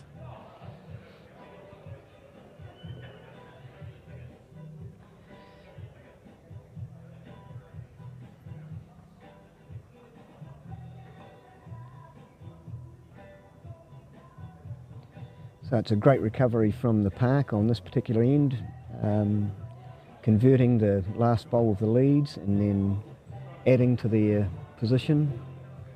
And now all close to getting an addition there, but this game's going to be pretty close after the wash-up of this end. All right, so first shot, 10 points went to the park, and now we're just going to work out who gets the 5 and who gets the 3 for second and third shot. What's your feeling? The jack level with the white bowl's usually favoured in these situations. It looks closer to being level to me, so I'd favour the white bowl, but here we go. It's pretty close. Always interesting watching people measure. The best way to find out the closest bowl in this situation is to pull the tape and get a very fine nick on the bowl, and hopefully when you try with the competing bowl you can't touch it. And according to fifth form physics, that will tell you that the one you can touch is closer than the one you can't touch. A lot of people measuring, even umpires, are in this situation and they rub both bowls and decide on the rub, which to me is a flawed measure. That's a very good point you make. And at this stage, I think we've got a rub on both, and he's pointing, and they've what are they doing? They've agreed. Orange. All right, that closes things right up. We're in for an exciting fifth and final end. It is 53 to 52. Grizzlies are leading now by just 1 point. Please, can we see a shootout?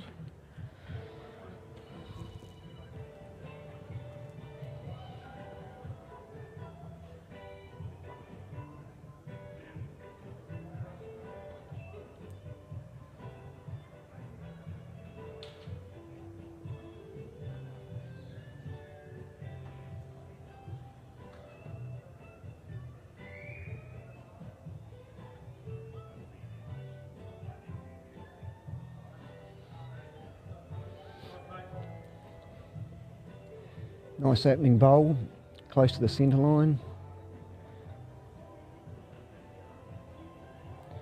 Still room to draw around that.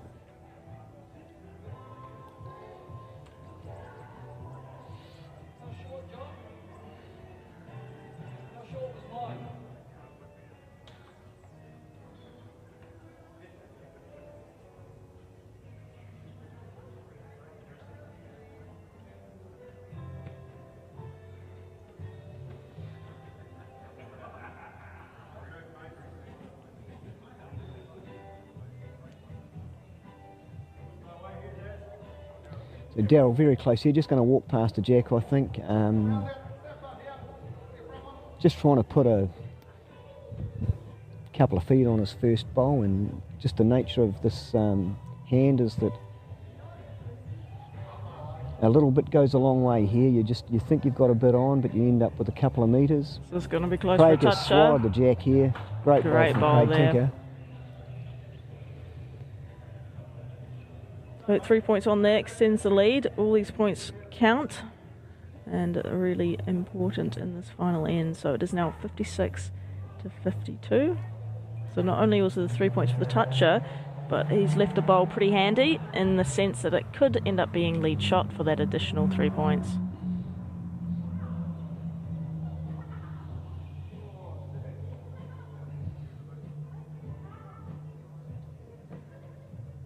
Nearly snuck in the back door there.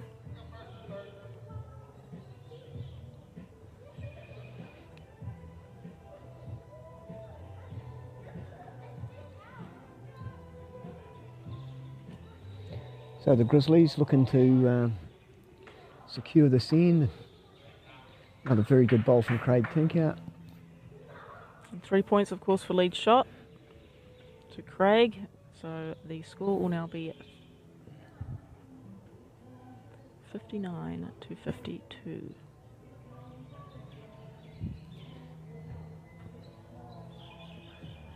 All right, so what would you do at this point? You are trailing by 7. What's your game plan? This is what the head looks like. Well, I think obviously you need the shot, and you probably need second shot. So they'll be looking at 15 points. I think first and third gets us close to that extra end, but not quite. Not quite. We've made it quite difficult, so things will need to get mixed up with touches, I think. But you're right, first and second will do it. That, of course, is a difference of 8.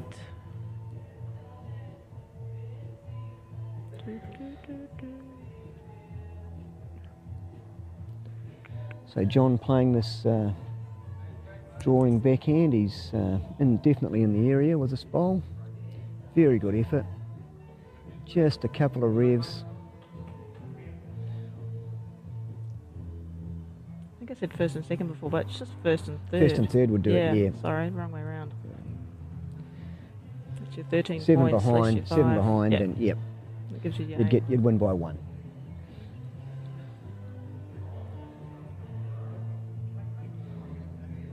So the positive thing for the park at this stage is they've got 2 bowls closest to the respot. I imagine that the Grizzlies will be aware of that, and just a matter of when they put a bowl to cover that option. We're just getting photographed at the moment, so big smiles over there.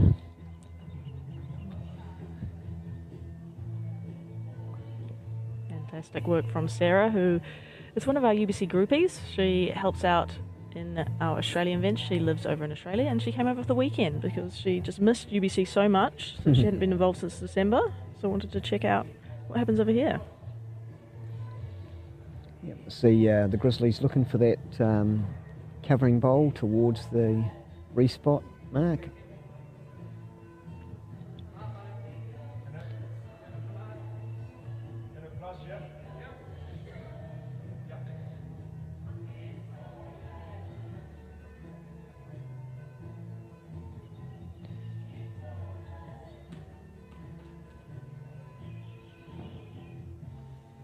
So the park playing with weight, looking for disturbance of the head. They want the jack respotted, just under the front of the head.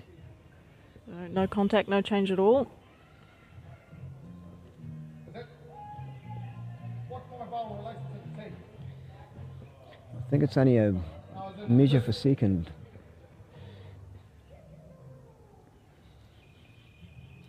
Which means that should the park dislodge the jack out of the rink and it gets respotted, unless Brent gets a closer bowl, the park still have a win on the cards. I think Brent will just be looking to secure the covering bowl behind the head, trying to beat. And he's close, sat that bowl, that might be enough. Sat his own bowl and he's probably taken away that option. Trying to read the face there. It does look like blue is closest to the tee from this angle anyway.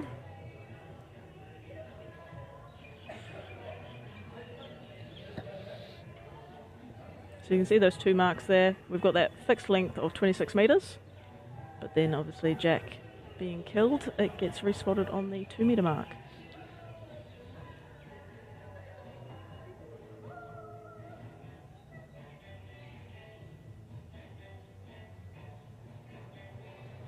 So looking for disturbance on the head.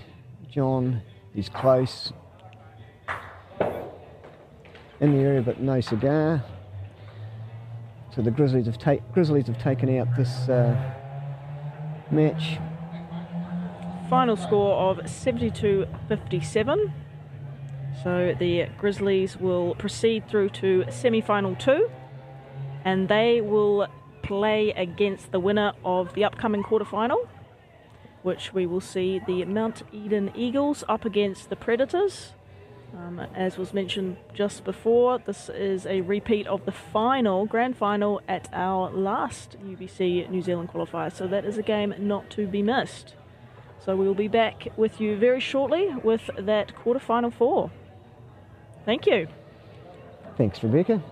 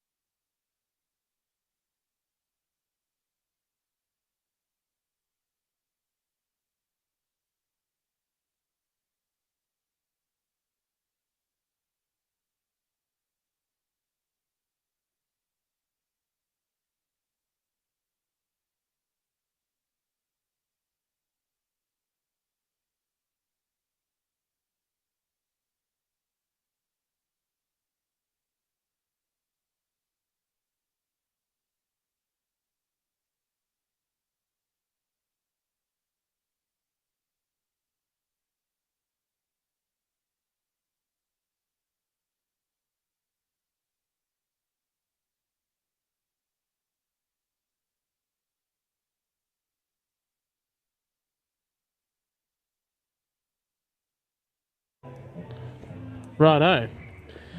We are live at Newland Bowling Club with the last of the quarterfinals. Between the Predators and Mount Eden. So for Mount Eden, we've got David Motu leading and Chris Lowe skipping. And the Predators, we've got Finbar McGugan leading and Sheldon Barry Howley skipping. Should be a very good game. I actually think this is a replay of the final of the first qualifier this year. So, correct. My money is probably on the Predators if I had to put a wager down. The boys have been going pretty good today. Finbar's playing terribly this end though. Mount Eden did finish higher on the table, but that means nothing in the knockout proceedings. Oh, and with the how short the games are, it really doesn't matter if you finish first, second, third, whatever. If you turn up in your quarterfinal, then more than likely you're going to be going through and winning it. And you've just come off winning your quarterfinal. Yeah, tight one, 52-53 on the last end. So. But yeah, Tinker draw a toucher. He drew very well. I just had to cover. Motu's got second shot. I think looks like they're going to get a... 1, 2, 3, is it? Yeah, I commentated an earlier game, and David Motu was a freak on this rink, so he'll be hoping he can dial in like he did before. Predators are holding 1 and 3 at the moment. No change. I just can't really picture Sheldon drawing a shot here. What do you think, he'll be running weight, do you?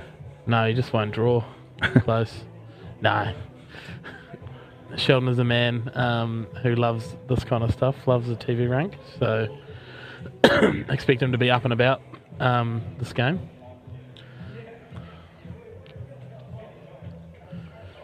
He loves the speed too. It's a very quick rink compared to the rest. Yeah, it still baffles me how it's quicker than the others. Makes no sense. You'd be happy with that one for your first. Definitely. But they're a very good unit, the Predators. They've won, I think in total 3 qualifiers. Yes, they won 2 last year, and they won the first one this year. But I mean, Chris Lowe is probably one of the best skips in Auckland. He's got a New Zealand title too. Got a New Zealand title, but I mean, when he wants to play good, he's pretty hard to stop. Talk to it, Sheldon.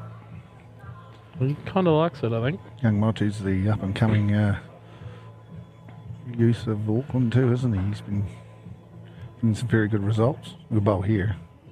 Great shot. Yeah, no, Davey, very good young player. Excellent temperament. Like you look at him, he never looks frustrated. No, nothing phases him. And so when you were playing on the TV rank, did you find a hand that was a bit easier? Well, definitely. This the hand they're playing now, it was beautiful. Closest to the commentary booth? Yeah. I think everybody predominantly is playing that hand every semi so far.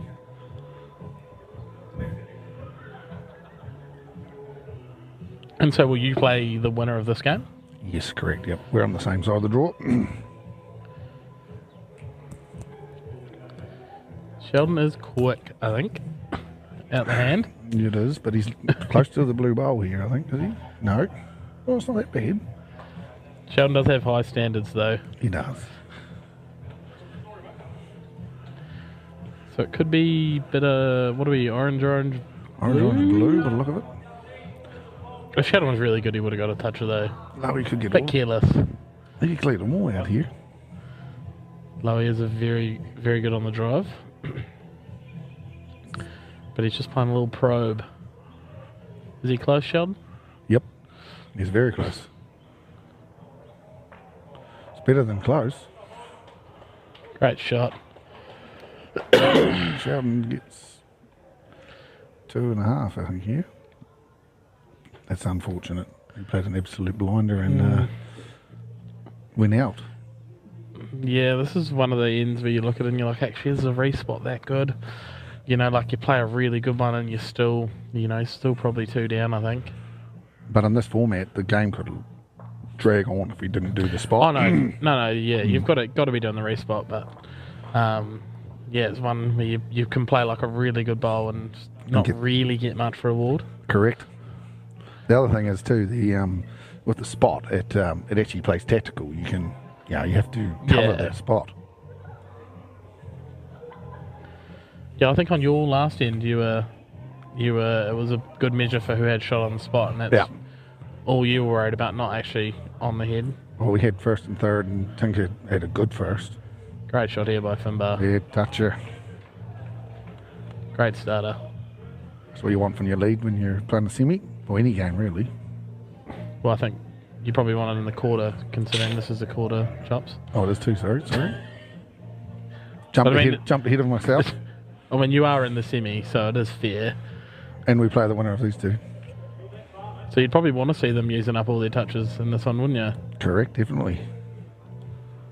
He's been pretty consistent all day, old Finbar. Like, oh, he's pretty handy. In the results for the whole weekend, I think this pretty much all 3 of them were in the top 5 for touches. That shows the form and the experience that are out there today.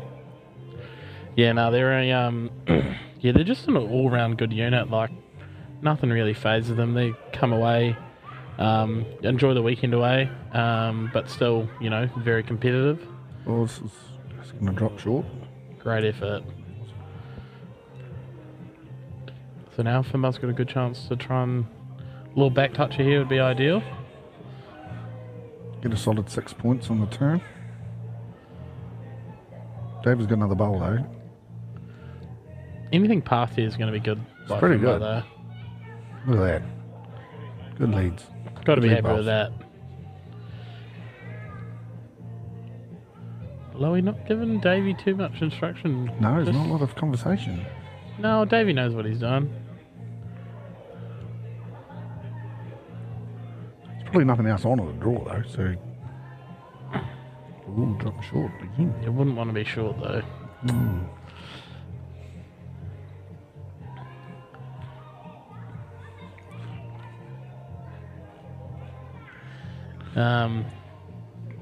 So what are you playing if you're Lowy here? Well, he's got 2 sitting at the back. So one at the back. He'd be, no, I mean, you've got draw. I know it's only early days, but I mean 24-6. You don't want to let a team like the Predators get their back up. You know, like you'd know from being down south. Sheldon is a very good front runner. Yeah. And he's pretty close to a toucher here. Oh. Probably a touch quick. That's all, yeah. Just a touch quick. The gore draw. I don't think Lowy can do much else though, because there's nothing to drive at. Those 2 short ones of David's probably have taken that drive off. He's always close. His 3rd shot. Can improve on that. I mean, that's a pretty impressive header bowls. You look at everyone's finding the centre line. Yep. I'd actually be quite interested to see a drive on that front blue now that they're all sort of lined up. The catapult.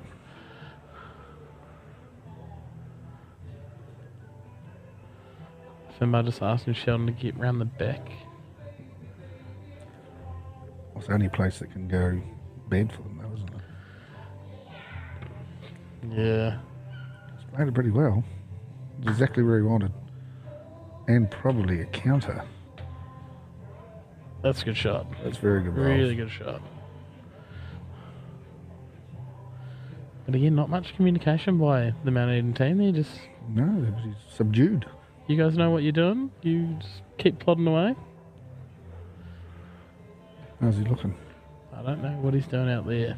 It's coming back. It's not a bad effort. Come back more than I thought it would actually out there.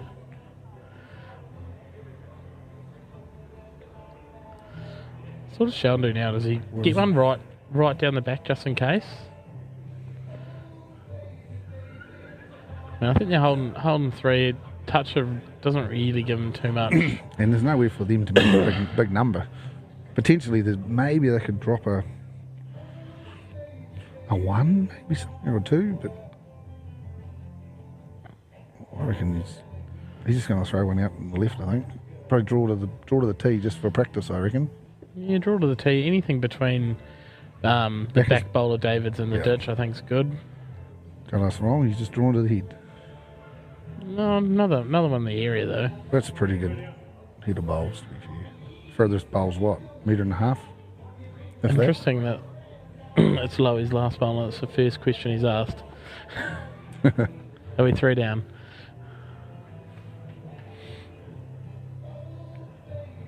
Well, essentially, the only bowls have changed is his and Sheldon's, so he probably knew the outcome before he asked the question, probably. Yeah. He looks like he's ripping it.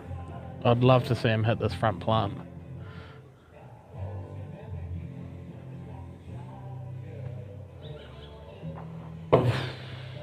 Great effort. Slightly wide, that's all, wouldn't it? Ultimate end to the Predators. So they open up a very healthy lead now. Pretty consistent. We struck them in, well, everyone struck them in qualifying, but we had 4 ultimate ends and 1 bowl out from an ultimate end. And beat them? No, they beat us.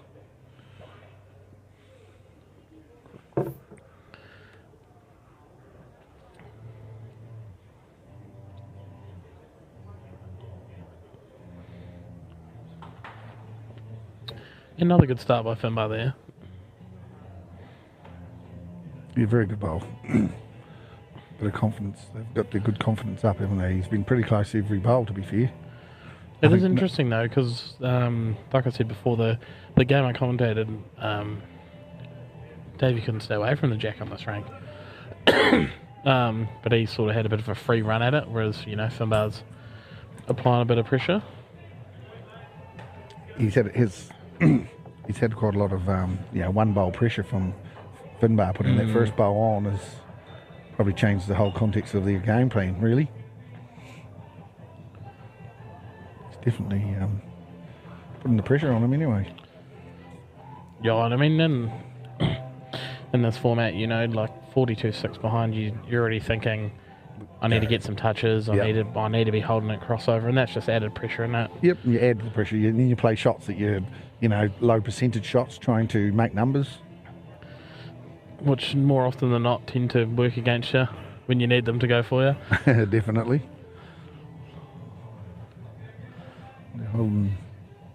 Davey needs a good one here. And I think he's quick. He looks very quick. He's got the tee covered. Good lawn bowling by Finbar there.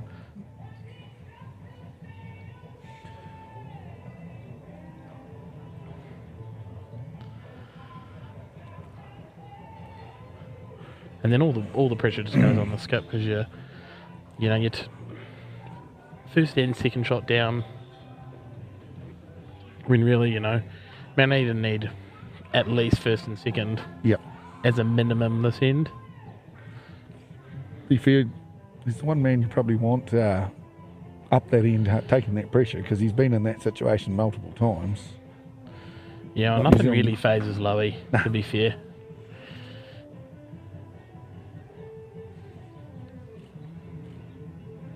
I mean, he's a very good skip and just the top bloke. First time I played against him in this, actually, to be fair. Really? It was, yeah. Yeah, really top player. Nice man too. Like he was very, we actually beat them, so he was very gracious, and we were very. Got on, had a beer afterwards. It was the last game of the round.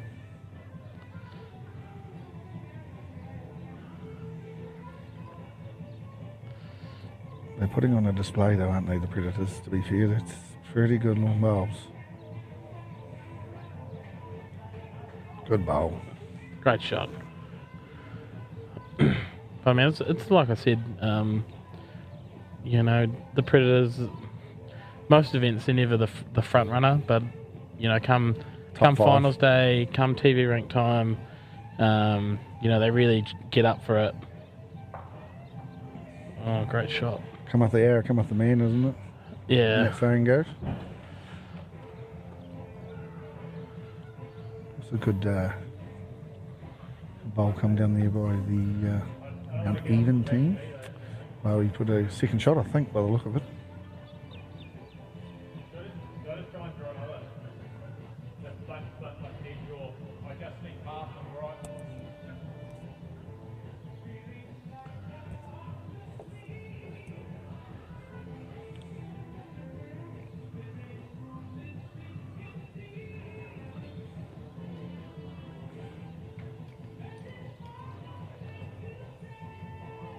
Travelling all right too.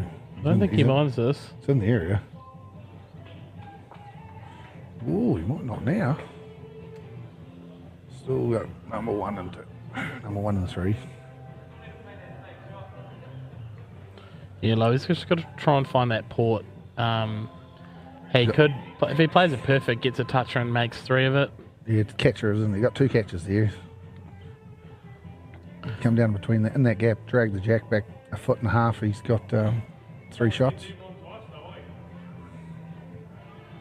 You could take the risk, though. Well, it's still risking on that shot because if he connects with Finbar's bowl, they'll probably go 3-light. Yeah, and if they lose, we're down 48-6. Yeah, you got to be making it happen. Yeah.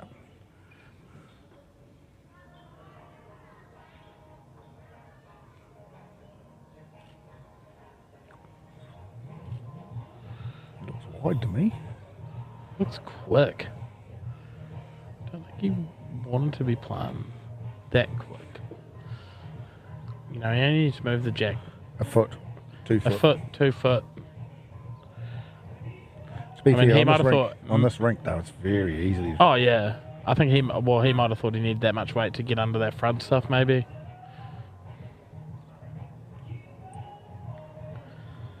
And you got the celebrity marker for this game, Keanu Darby, the 3rd member of the Predators.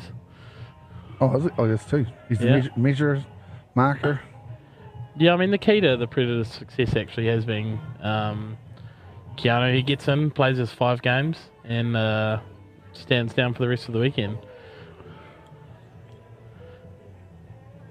And he, prides himself on how he manages his team. And he plays plays those first 5 games, but he still leads touches by the end of. Like he played 5 games out of how many all that was it 13 games, and he's leading equal or second in the overall touches. Well, just shows you the quality of their team. When they've got a man sitting on the sideline, who would be first pick in most other teams. Yep. Not that I'd ever tell Keanu that to his face. Well, that's a good start by Davey. Oh, they picked up 10. Oh, it was shot. Sheldon did give it away that last end. Yeah, see, that's how Davey was starting every end. The last game that he played on this rink. You can make up big numbers in 2 ends. Yeah. Especially with touches and changeover. So this is shaping up. It's not penultimate end. Yeah, a couple touches in the crossover and, you start rating yourself. I think you're a bit of a sniff, I think. He's not far away again here. That's good lead balls. 2 touches. Great shot. 2 touches.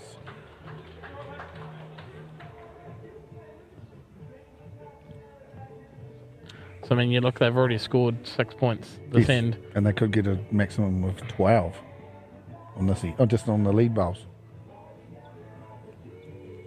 Finbar's close, yeah. He's going to hook in second bowl, I think.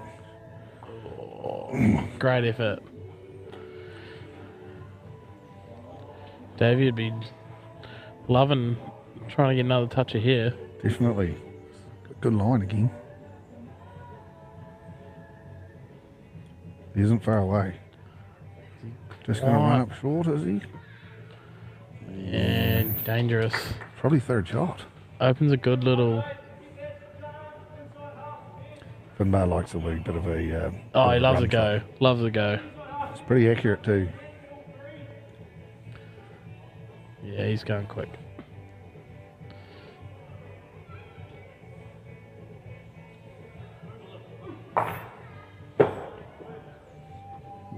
Well played. Yeah, we'll still get 3 on the crossover. still get the crossover 3, but They you got 9 give... points. They're 9 points out of that. That's what they needed. Oh, it's a good start to the end. You get. The only thing is you've got it's a crucial bowl now. Well, they've got, what have they got? 4 metres to draw? Yeah, it's a hard one there. You know, Lowy's holding 2. But, you know, he probably really wants to nail one on the ditch and put the pressure on Sheldon. Well, he has to, because Sheldon's not going to be far away. No. Like, normally a metre is too much for him to draw. I don't know, Sheldon's not usually the best at drawing to the ditch. He likes playing two. He plays his 2 to 2. forte. He plays T to T all the time. That's his forte. Yeah. When I played National Falls with Sheldon, and drawing to the ditch was his Achilles heel. Well, he's changed a bit. Oh, That's a very great good weight. bowl. Look at that. He's going to make a fool of me here, though, and draw the lip, I think. So pretty last 18 months, he's had a pretty massive campaign, hasn't he? He's played very well. Oh, he's come a long way. Made New Zealand team. Got, what did he get? Two national titles this year, because he got the sevens with his club, and he got Got the sevens, got the singles, got runner-up in the centre. Mixed pairs? Yes, runner-up mixed pairs with Runner-up in the Lynn. mixed pairs? He's had a phenomenal couple of years. I mean, he's always been there roundabouts. Oh, he's always had the ability. Well, this one, there's another one. Well played, Lowy. Yeah, Sheldon's always had the ability, I think. Like, It has. I've known him, God, for a better part of 10 years now. And, you know, he's always had the ability, but now he's just gone that next gear up. Well, you can see his with the being involved in the New Zealand format, you can definitely see that now, can't you? Yeah. Great shot. That's a very good bowl. Good second shot. So is Lowy going to just try and sit it?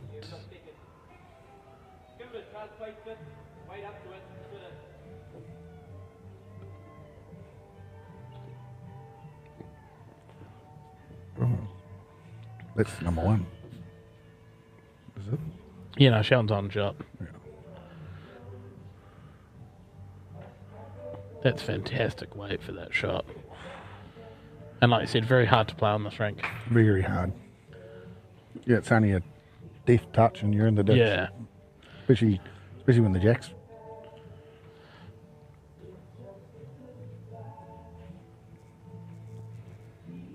So Predators holding first and third here. Third, that gives them 13 points. Puts them to 7 to 69. Sheldon doesn't look too sure. Is it close, Sheldon? That's going to drop, pull up short. Sheldon, you got to reach the head, mate.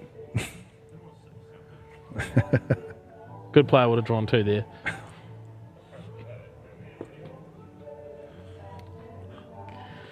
Yeah, it makes it hard. 39 points. Technically, you can do it. Yeah, I mean, I don't think I want to be trying to get 39 points off the Predators, though. Probably what? I wouldn't want to be trying to get 39 points off any team, but the Predators especially. Got to get 4 or 5 touches in this end. And the turn.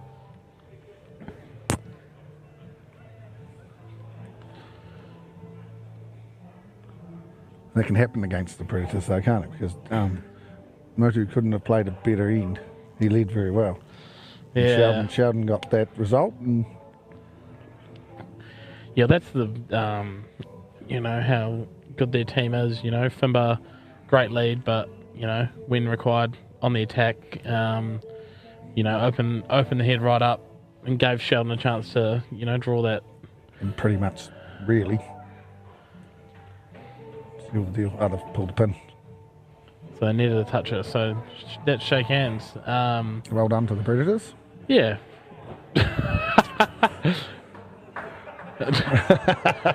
Jordan King. Lowy didn't like that.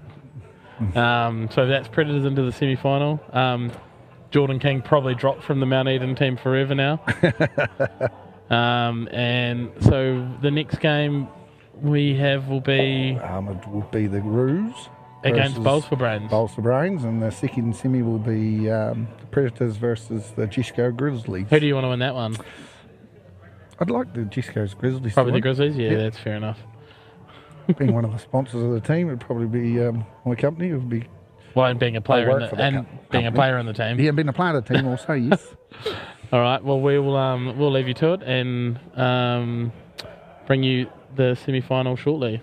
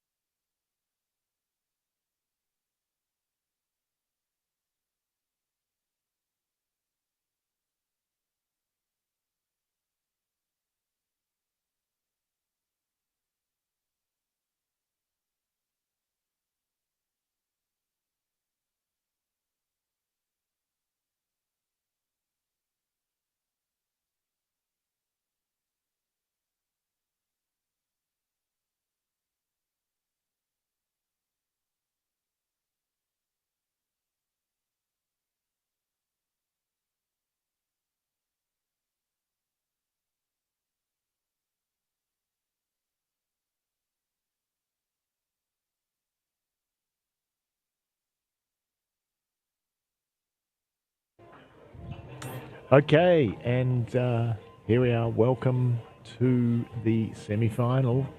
First semi-final here. It's the Naki Roos against the Bowls for Brains. And with Bowls for Brains, we've got Teo Rotorua here with the first bowl. And as usual, he's pretty much dead-eye Dick. He's doing well. Then for Nakiroos, we've got John Roberts lead and Craig DeFaria as skip. Okay, and I'm Alan, and she's Sarah, and we are all set here for an exciting semi-final. It's just a bit of a fun fact here for all you listening in. It's actually Alan's birthday today. Oh, Sarah, no. It's been... No, stop it. Stop it. 21? Yeah, exactly. 21st birthday? Yeah, multiply it by a few, and yeah. Well, you've aged like fine wine.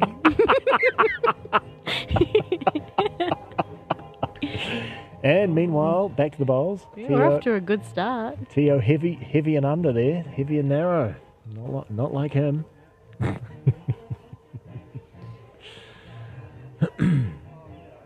It's been a fun day down here at New Lynn. The weather hasn't been rubbish like the last of these, so yeah, all good. It was a bit rainy yesterday, but didn't actually notice it until the end of the day, and you walked out and the ground was wet. Oh, all right, it's been raining. Nice side-on shot of Teo there. My goodness, we've got new cameras. Wow. I thought that earlier today. Well, that's a very nice camera. My goodness. And look at this. He's, again, dead-eye Dick. Just a touch short, but he's holding, so he'd be happy. Holding 1, 2, 3, in fact.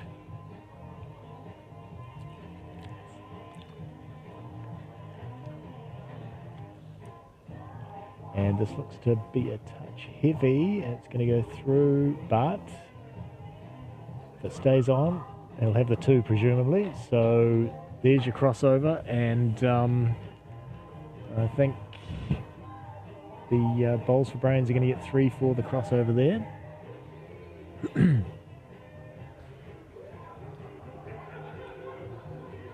We can hear Steely down in the background there, so that's always good. Always. And Liam Hill on the back end. I believe they've had a bit of a switch around because he was leading earlier today against Dave. And perfect weight there from Liam.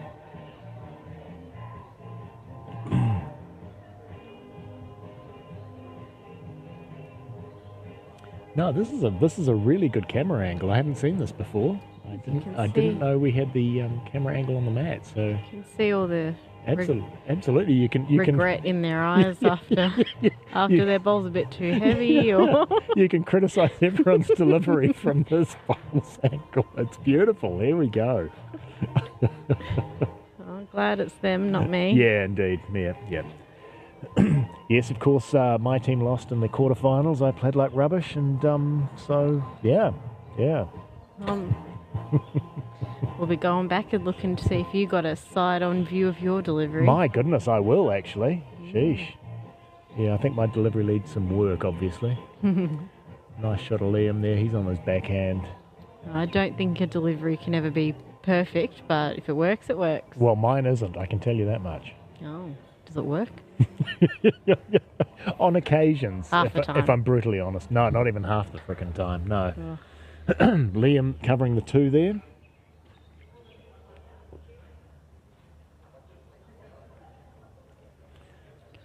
So, Alan. Hello. What is the biggest score you can get on an end? 39. Well done. There we go, 39 points. Would you like to break that down for those that haven't heard would. This? You could have 6 touches, you could have the crossover, and then you could have the whole 18 points for first, second, third. Oh, boy, close. But, yeah, B for B holding first, second, third here.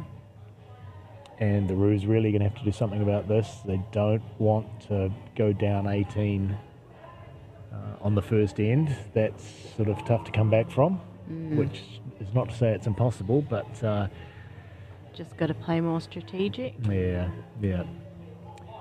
And, ooh, where's Liam going? Sure, Goodness me. it's off the Goodness camera. me. Oh, Liam. Liam going for the advertisers there, I think. Yeah, that's the first time we've seen that on the TV rink today. Goodness me. A little bit too much on the backhand there. It's nice to know that it can happen to the best. So, you know, yeah. He's been bowling very well over this weekend. Yeah. So it was just a matter of time and proved he's human. No, Liam was in my team for the last version of this, and he decided to go and find somebody better. Oh. Which I don't blame him for, my goodness. Oh, and here we are with a little bit of speed straight into the ditch, and yeah, that's a big first end, 21 zip.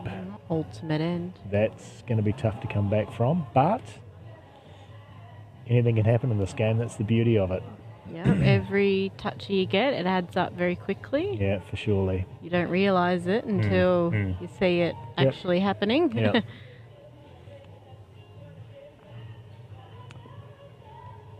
Yeah, it's just going to go through. Still handy back there near the tee. If for those that don't know, if the jack gets killed, it actually gets respotted there. So at the moment they're playing 26 metres, and that's set unless the jack moves. Oh, there's Sarah with the stats. I've had Rebecca drill them into me. So by now I should know them.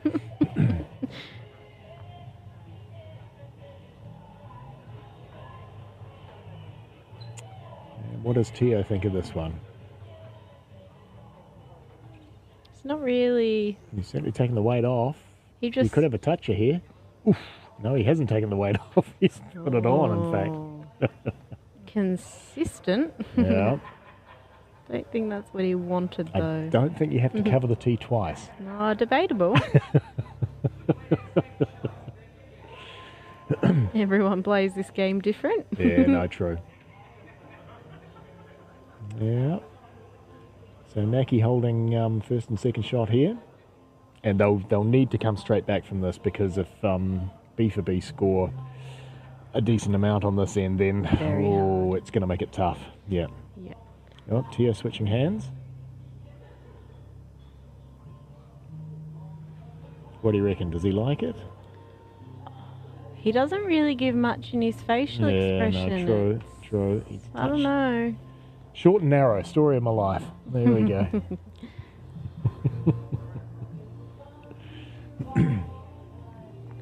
And it's, just to remind people, we're here at New Lynn, and, we've had people travel from as far as, goodness me, Invercargill to come and play this.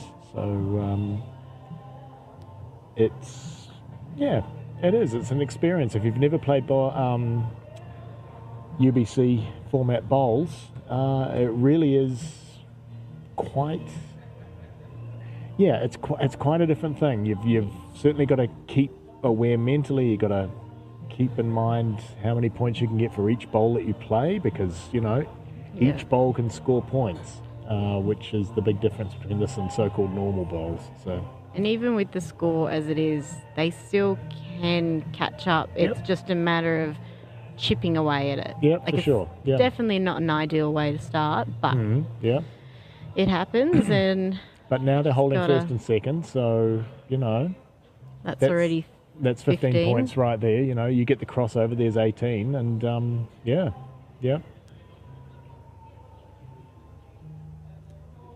So let's see how this game plays out.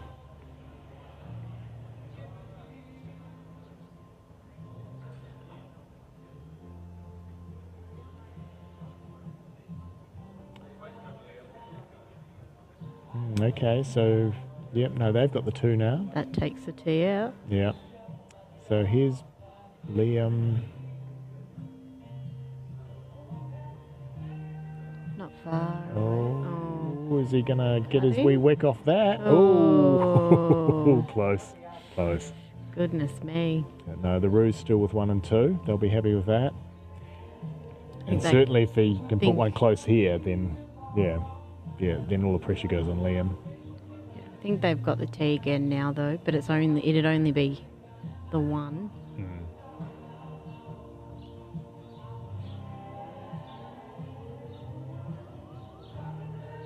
Oh, this isn't bad. This isn't bad. This could be the shot. And Nice. yeah, very nice. Very nice. Well played. So the Roos with 1, 2, 3 now. It's been mentioned a couple of times today out on the green that even though those were beautiful bowls, they weren't touches. So that's why if you see a few of them that aren't very happy, that's what it is. 2 in a row from Liam there. He's sort of taken the inside of that and just run on. So again, this is the difference between, again, normal bowls and UBC. So, you know, you're holding 1, 2, 3. You normally wouldn't play your last bowl here, but there's the chance of getting a toucher. 3 points, and that could be the difference in the end. You just never know. So, you know, everybody plays all of their bowls in this format because, as I said before, every bowl can count. And this just had a touch more weight on it. It could well have, but can't blame him for being a little bit underweight there. But yep, there's your ultimate end. Plus the crossover, I believe, and back on par about. Yeah. We've lost the score on our screen if Mike is listening. There we go. 21 all. Look at us. Look at that. Look at our maths. There, yeah. Champions. I know. Why do we play bowls? Why aren't we just mathematicians? I'm a bowls owner more than a bowls player, I think, possibly, really, if I'm going to be brutally honest. I just like talking. For those listening that know me, no, that's very true. And there's a good first bowl that just past the jack, and it does put all the pressure then on B for B. So let's see how Teo responds here. And yeah, pretty well, as you'd normally expect. Beautiful bowling. Lovely reply. Yeah. Short and narrow. Wasn't a toucher though. Short and narrow, yeah, exactly. Not a toucher. 3 points you missed out on. See the look on his face now. So are you making the adventure across the ditch for Warilla? No, there's a little thing called work, unfortunately. Never heard of it. Yeah, I know. But yeah, just to remind everybody that the winner of this tournament gets a trip to play over in Warilla in August, so that's well worth playing for. Yeah. So event 1 is already filled with the Predators as they won the first qualifying. Whoever wins this plays the event 2. Yep. And then event 3, I believe Newland have picked their players. Yep, indeed. And by memory, I believe is it Aiden? Ooh, I'm actually walking around in his... No, Adam, very probably. You sure? Oh no, Aiden. Oh, really? No, Aiden's Zitterstein. Okay, yeah, yep. I think I could be wrong. Well, we often are. Yes. Not going to deny that one. Okay, a little bit of a wing bowl there, short and wide. And what's Tia going to do about this? So we're essentially starting from scratch again here in this end, 21-21. So let's call it 0-all at the start of the third end. If we can. And who's going to get the crossover here? Because that's going to be important. But Mike's not going to show us, so. There we go. Now we can see. The magic of TV. Okay, so B for B got the lead shot there. 3 points. Could be all important in the end. You never know.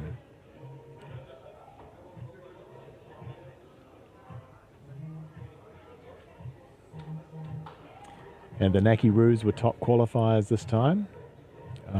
I believe 11 wins out of 13, 1 draw and 1 loss. which is pretty Very damn impressive. Yeah, yeah. I scored, marked one of their games today, and they've got a different lead this time, but all over it. Just couldn't do anything wrong. Yeah, yeah. Well, we lost to them twice, so. Twice? Yeah, twice. Section play true, and post-section, yeah. Otherwise, you might have made the trip across. Yes, we snuck in as 8th qualifier. There we go. Do we get the wick? No, we don't. But you're covering the 2, so which you already had covered.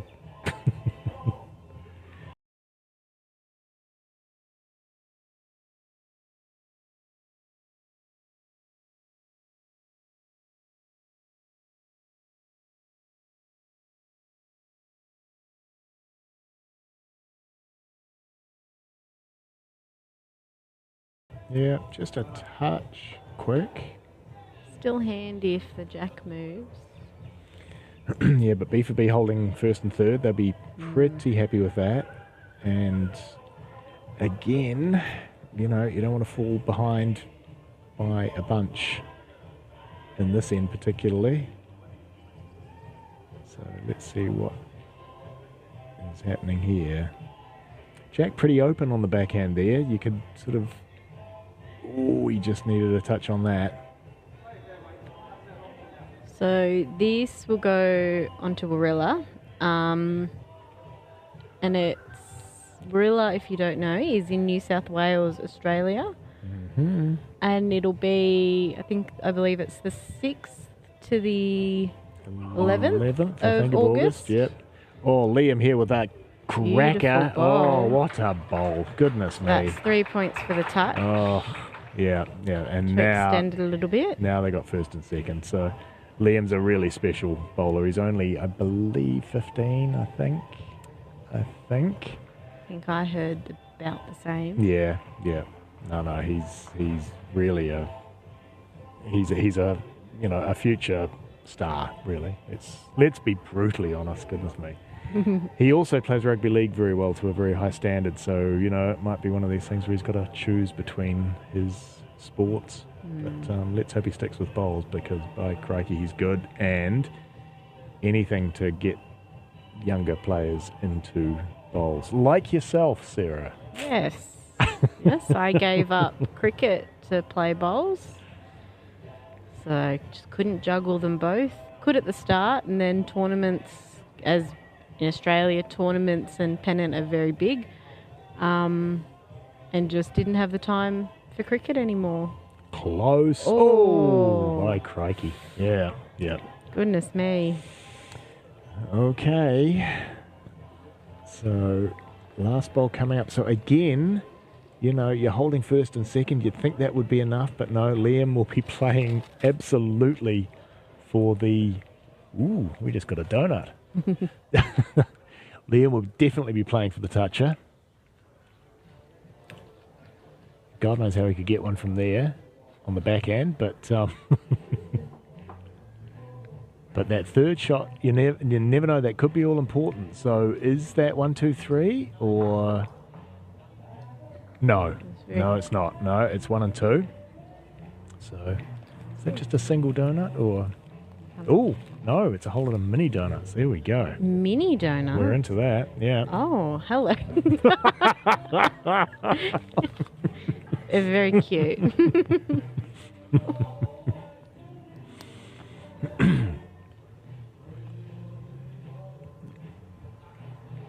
Okay, the one thing about UBC is nobody mucks around, no faffing about, you're straight into it.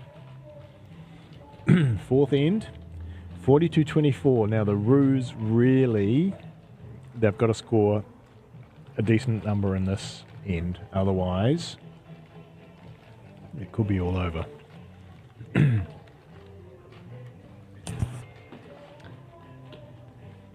that'll help. That'll be shot. Or first shot.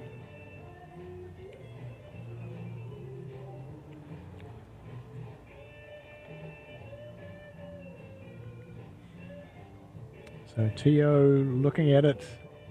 with interest. And is that going to get up? Hard to tell from this angle. That's why we have markers complete with tablets and everything, which give you the instant scores on this. So, yep, Rue's holding 1. I believe the next game on will be Grizzlies versus Predators. Versus, please, what is this verse? Oh, this could be a toucher. There we go. There we go. Well played. Well played. And again, those 3 points could be the difference between winning and losing. Verse. Why do young people say verse? It's versus. Because it's a V to S. Oh, God. oh, a verse dear. spelt the other way is a song verse. Oh. No, don't start me. I'll go on. Oh, brilliant bowl. Brilliant bowl. Yep. Yep. At Moama, I got into a bit of an argument with Trish, who usually is here helping. I'm sure she's listening. Hi, Trish. Hi, Jackie. You're both sick. About ratchet straps. Apparently you guys call them strops, but I'm pretty sure strops are something completely different. Well, maybe in Australia they are, but in the civilized world. Oh! How dare you? I know. So you guys try. It's cute.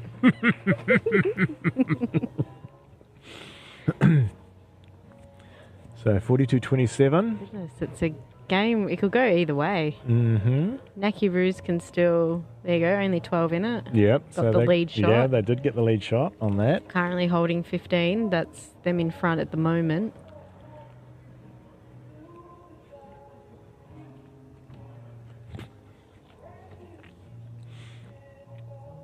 Liam on the forehand.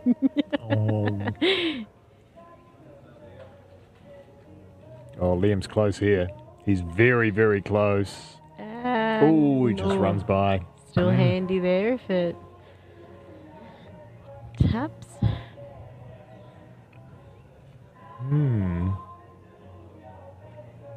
Still anyone's game.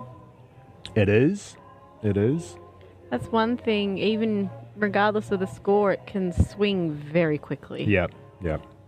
Breaks your heart, pretty much. But you certainly don't want to go into the last end like, at least 10 down. That's because then it becomes difficult. Yeah, exactly. Yeah. This looks useful. Swinging. Very useful. Tippity tap. Ooh. No, it didn't quite, but that could be the shot, I'd say. Blue, blue, blue. Okay, so Liam's going to have to do something about this. It's blue, blue, blue at the moment. Still a couple more bowls to come. As you can see down the bottom, it actually says what bowl we're up to. Oh, look at this. Look at this. Oh, I told you he was a special talent. And, fabulous shot.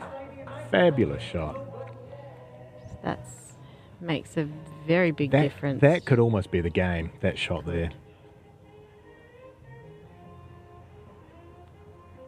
So what are the Roos going to do about this? For those of you wondering about their name, there are no kangaroos in Taranaki, but I believe they took a liking to the UBC shirt of the Roos in the Australian. Yeah, indeed, in the Australian version of UBC.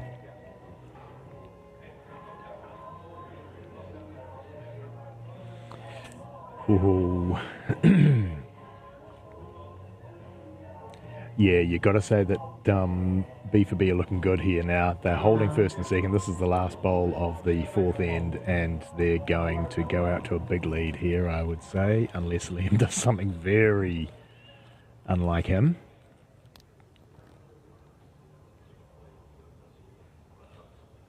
And he's staying well clear of the head there, which, you can hardly blame him for. So that's going to be 15 to B&B. Grabs the tee, though, just as a precautionary. Not sure. Yeah, what would you do, Sarah? Here we go. Here, put you on the spot. What would you play here? You play the forehand, try and play the shot ball out, and... The issue is there's orange. Yeah. So I'd play down onto the blue, but then you're going back to orange. So you're not really gaining much from that. Yeah. You'd still be trying to, I don't know, because you'd need the point. You'd want the toucher. Yep. And then that's another 3. Yep. And then all the blue balls are sort of clustered there on the left-hand side of the screen. So certainly if you are playing... Backhand draw. Yeah. It'd be tight, but it'd have to be... Yeah. I can't see the front bowl now. I don't know. And then... Is that blue on the front? I think it's blue at the front. Well, then there's no damage. Pretty sure. We've got a man with a cap right in the way. It's not ideal. Maybe we could flick to the side. I don't know if you'd see the head, would you? No. Oh, look at that. There, Look at that. We're literally seeing the head. Ka-ching. I'm here all week, folks. Mike, I don't know if it'd be worth flicking to the side.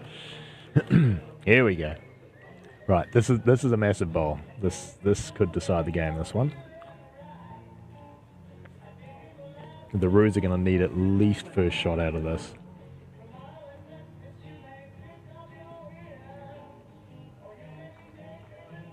And he is playing the backhand. Oh, but and he's walked. Yeah, no, it's hanging out.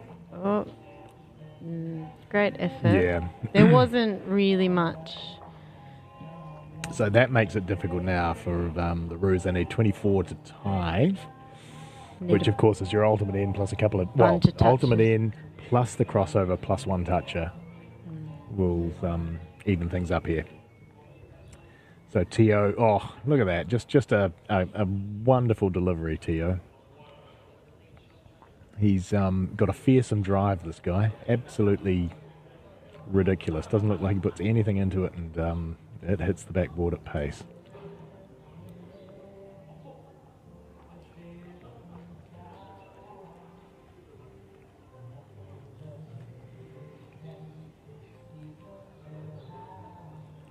So...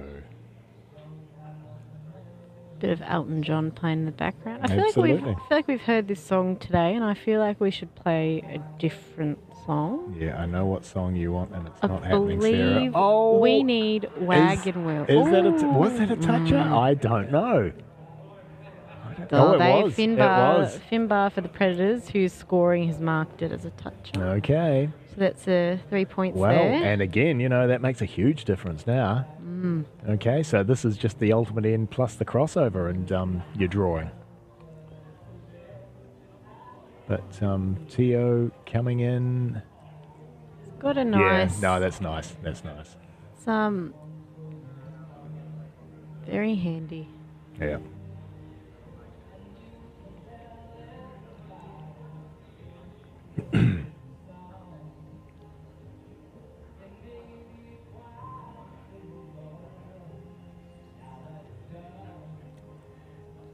And just underneath.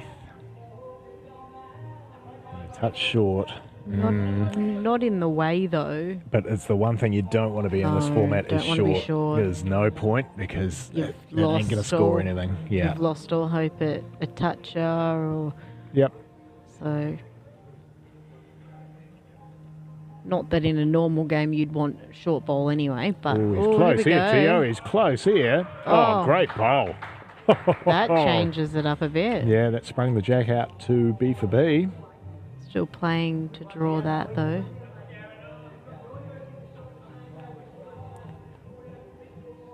So it's either beat his bowl or draw it outright. Yeah. I believe I heard the skip say.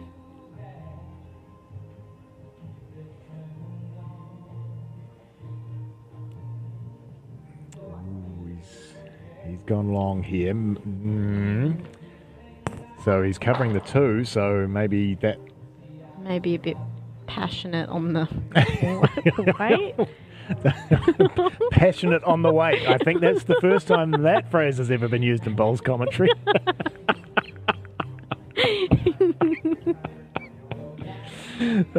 These Australians, So here we are, 60-36, 24 difference. Need a big end from Naki Roos. Yeah. So you need the ultimate end plus 2 touches now, and that's going to make it difficult. And especially when Liam is bowling like that. So what would you do here? Looking for the jack back, maybe? So trail the jack back to that back blue bowl, and Yeah, I'd still play under that blue. You've got all the chance. Like, orange is already first and third. Yeah. Any movement back you'd want. yeah, indeed. And that seems to be what they're looking for there. He's played that with a decent amount of weight. You know, even jack in the ditch or something like that, maybe. But I'm sure Liam will have something worked out here, whether he's going to play behind the jack or whether he's just going to try and draw. Let's see. Yeah, not bad. Not bad. And, he nearly got the toucher then as well. Yeah, that doesn't leave them much here. These last two bowls have to be touches. That was a bit cheeky. So we're playing with weight. Or a little bit of weight anyway. And no. No, I think it's all over, folks. It's going to be difficult to come back from this. Well, they may as well have a bit of fun with Bowls is never fun, Sarah. Come on. Bowls is about winning and losing. Oh, and there we go. They're calling it. There we go. Yep.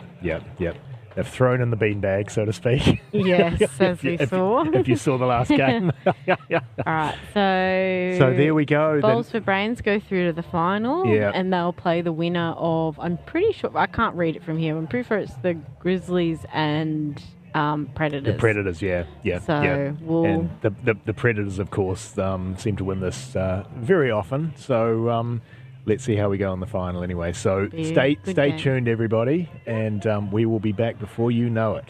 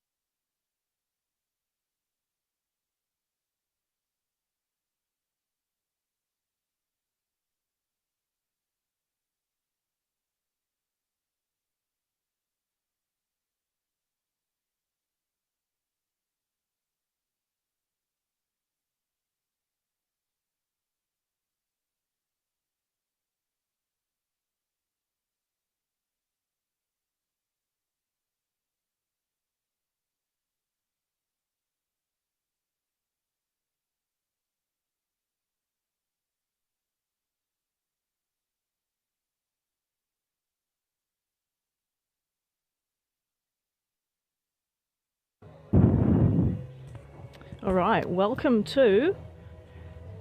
Which game are we up to? Davey, you're in. Second semi-final, is it? There we go, good job. Yeah. We are into our second semi-final. Who have we got? Introduce the teams. We got the Grizzlies up against the Predators. Okay, who are the Grizzlies? Grizzlies is Craig Tinker leading, and Brent. Brent who? Is it Brent? Yep. Yeah, Brent Thompson. And then the Predators, we got Finbar and Sheldon. Oh, Finbar on the drive. Well, first bowl for the game. Keeps things exciting. So my name is Rebecca Jelly, and I've got Davey Motu with me in commentary.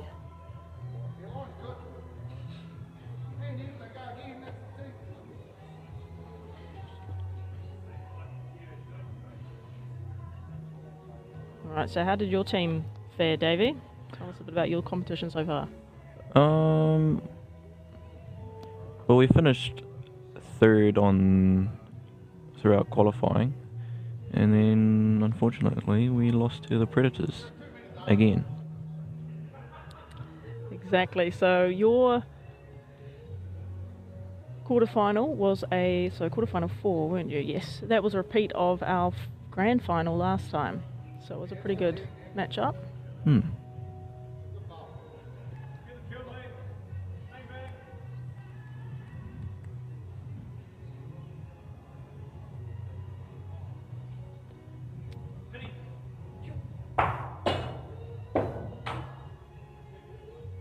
Nothing. So that is 3 points for lead shot, and obviously there's 3 points already there for the toucher, so that makes it a 6-0 lead to the Grizzlies. So just a reminder about our format. It is 5 ends, 3 bowl pairs, 10 points for the closest bowl, 5 points for second, 3 points for third, 3 points for any toucher, doesn't matter where your bowl or jack ends up, and 3 points at the crossover for the closest lead. What's your favourite thing about the scoring, Davey? The toucher. The toucher? How have you been going on the toucher count? I don't know, actually. Ooh. You can have a look. Do you think you've been racking up a few? I've actually got a few this weekend.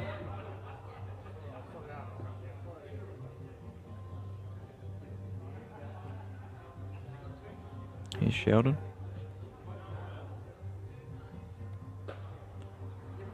Very close here. Yeah, great ball. So you actually racked up 18 touches, impressively from only 8 games. That's huge. Is that it? So this is sectional. This is where this count goes for. First place. Should we announce it? Maybe not yet, but first place was 20, so you weren't far off the pace. Just needed a couple more in sectional play. But you were disadvantaged because you only played 8 games. The others played sort of 10, 11. Okay. So in terms of bang for your buck, you had a much better toucher average per match.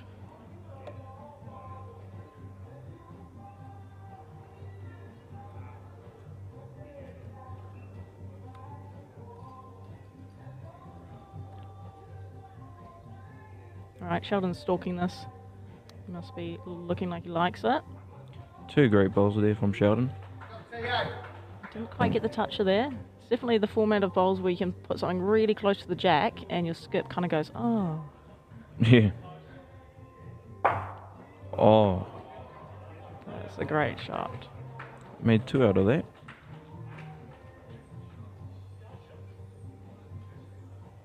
Alright, let's see what Sheldon can do now. So yeah, just talking about average touches, you did lead the way there. So first place for average toucher per match with a 2.22. That's huge. That's not bad. That's huge. That's wow. More than 2 touches per match. Sheldon stalking it again. Do you think he stalks even the bad ones? Well, yeah, by the looks of it. Very good.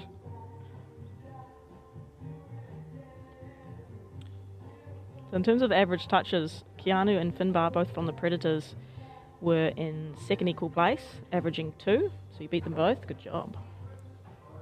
Well, at least I beat them in something.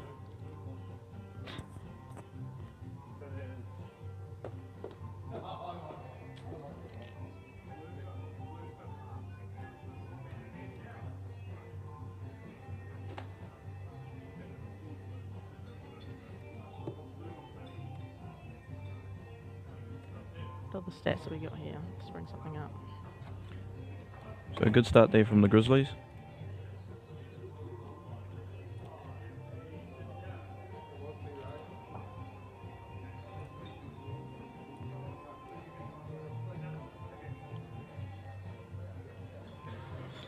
So we're finished end 1, and it is a 24-3 lead. And it seems quite large, but in this format, one bowl can change everything, so you have to be alert the entire game. You can't afford to sort of fall asleep for an end, because it's all over if you do.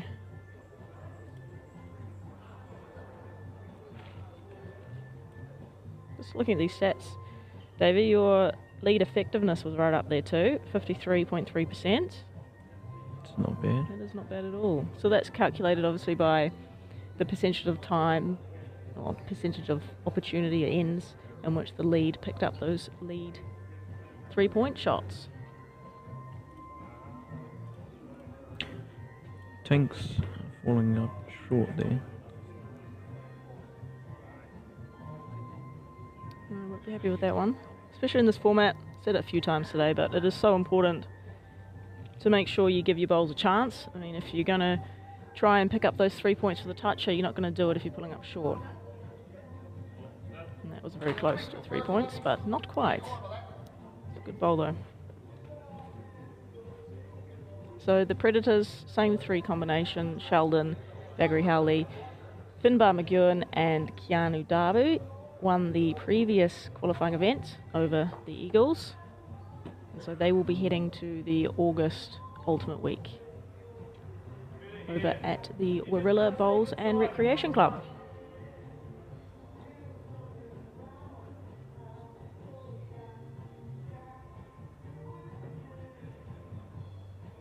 Did you watch any of the footage when they were last over and played in the Ultimate Week in December? I can say I did not watch any of it. What? Davey? So disappointed. They played some incredible bowls.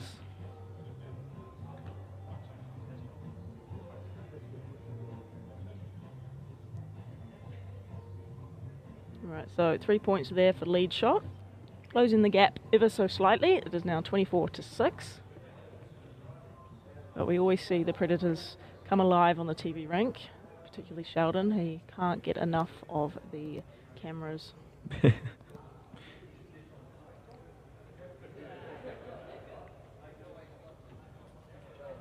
Smile for the cameras, Sheldon. There we go, smiling on the inside.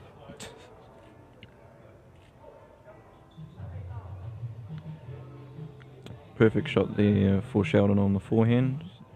A little drag on the jack. Oh, but he's playing the backhand. So he's playing the wrong shot, that's what you're saying. He's playing the wrong shot. Playing the wrong shot. What are you doing, Sheldon?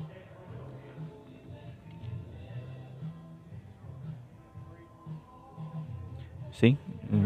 Yeah, you called it. That was always going to happen. He was going to pull up short like that.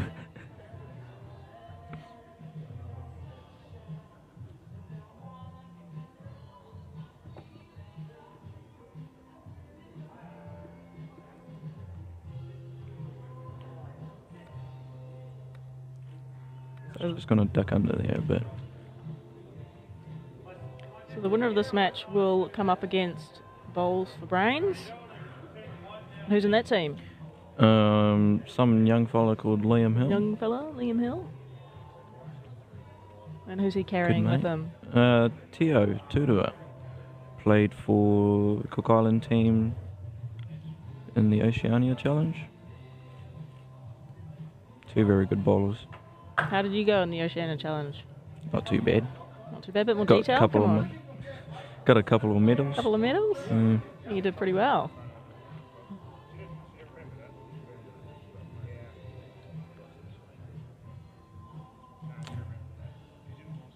He's definitely stalking that with his eyes. Yep. Gets on to Craig. Run into trouble there. Oh, Yep, no. that's the result. And then we've got Finbar blocking our view. Good work, Finbar.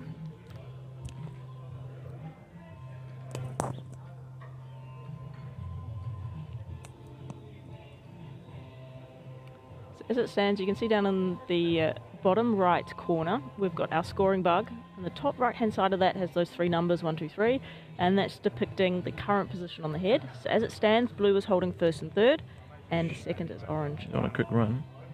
If only he'd played the other hand, he wouldn't have left his bowl in the way. Yep. So there we go. 13 points to the Grizzlies and 5 to the Predators. Grizzlies off to a good start. 2 good ends there.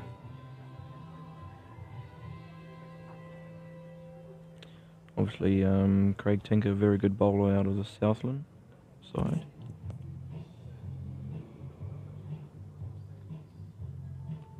And he's only been playing 5 years. Well, I didn't realise that. Yeah, neither did I. Very tidy bowler.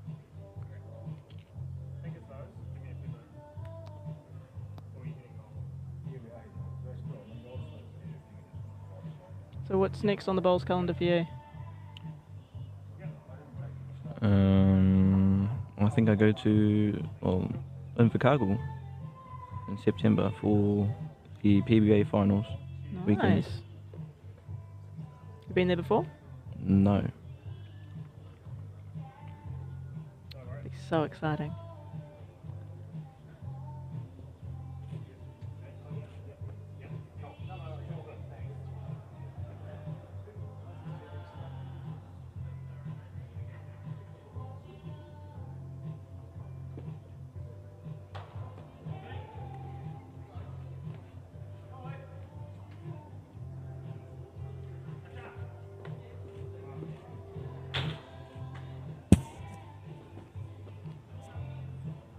Alright, so we're just wrapping up the Leeds bowls here, 1 each left to go.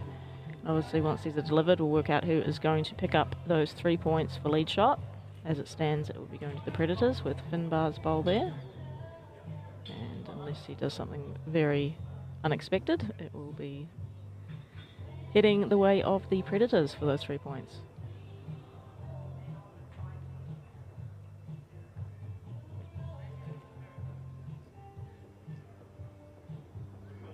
Sheldon's looking at it pretty closely. Looks like it's on a pretty good track. Is it going to get the toucher? Oh, just... Oh, he got the lead shot. Not quite the toucher. Couldn't get much closer, I don't think. So currently as it sits there holding the ultimate end, which would be big change of events if that was to stay until the conclusion of the end, but of course we have got our skips to change things up. A bit of weight here. It's 1 out.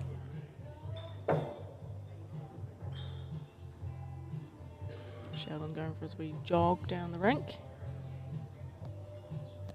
He's got to burn off those beers somehow.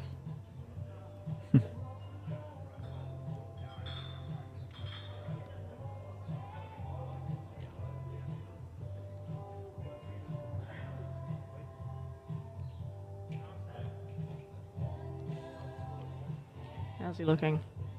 Looks a pretty good track. Very good bowl. Right behind the shot as well.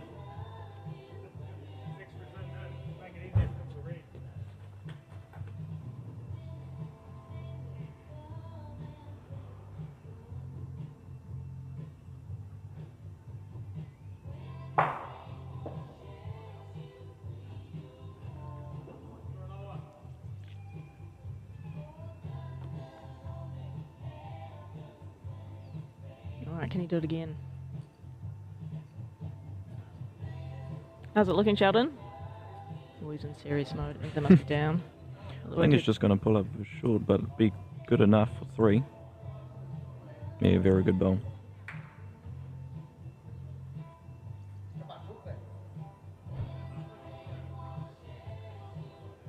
we're back to holding the ultimate end. 1 bowl left from each skip. So this could be a crucial bowl. Well, it will be a crucial bowl.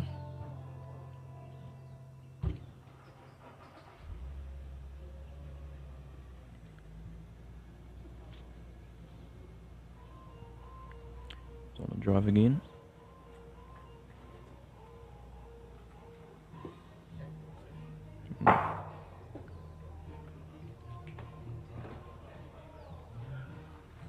Right, so there's not much left for Sheldon to do. Can't pick up any more points other than a toucher, so let's see how he goes.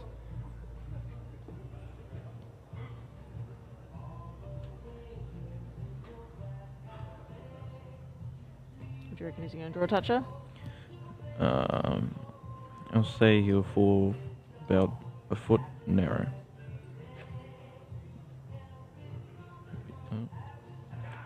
Wow. Fantastic shot there. I told you I was going to draw a toucher. You know, some people would be like, oh, Yeah. we got the ultimate end, sort of, let's wrap it up there, but no, goes for the toucher and gets it. Fantastic, that's an extra 3 points, so couldn't have played that much better. 18 points for the ultimate end and 3 for that toucher. 21 points, and that really changes everything. It is now only a 2-point difference, 37 to 35, in favour of the Grizzlies.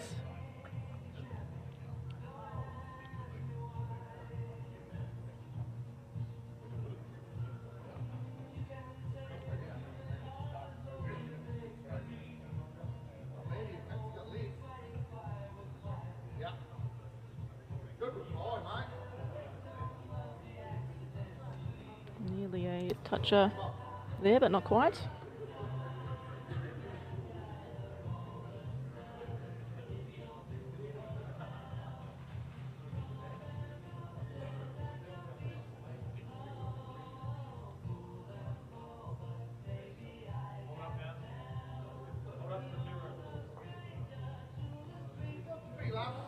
Alright, 2 short bowls there from Finbar, but they are in the area.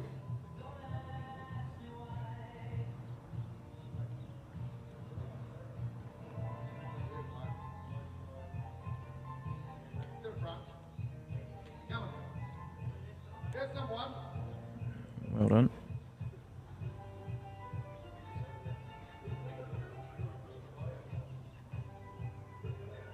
So if anyone who hasn't played this format before, what is your top tip?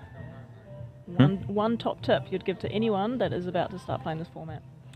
Don't be short. Don't be short. Pretty universal, that one. It's probably the same for traditional bowls, but it's alright, we can use it for this too.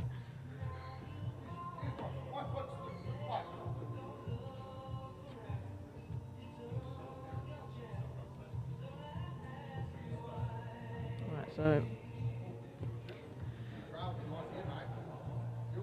Close for a toucher. wow, Yep. very good bowl there. 6 shots there. That's right, 3 for the lead shot and 3 for the toucher. That extends their lead 43 to 35. And as it stands, they're holding the ultimate end, but of course, we've still got Sheldon to deliver 3 bowls. And we saw what he can do at the end of last end.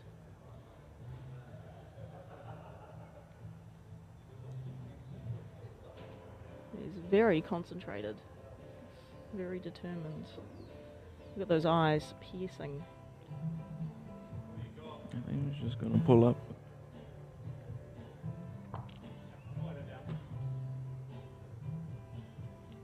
So the length in this format is fixed at 26 metres. So you'll see the 2 marks at each end of the green. The 2 shortest ones are our 26 metres, so that's where the mat and the jack always goes. The length does not change.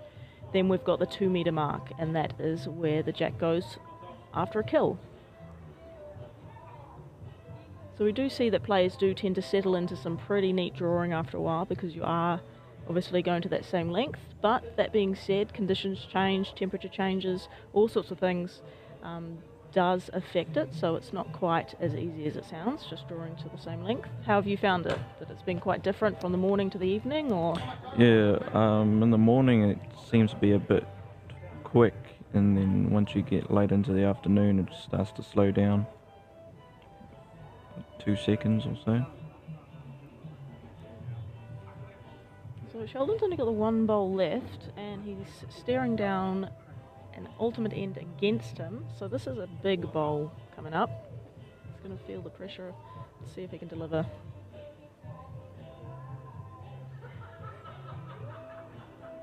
You can see Liam in the background there. He's eager to get back out.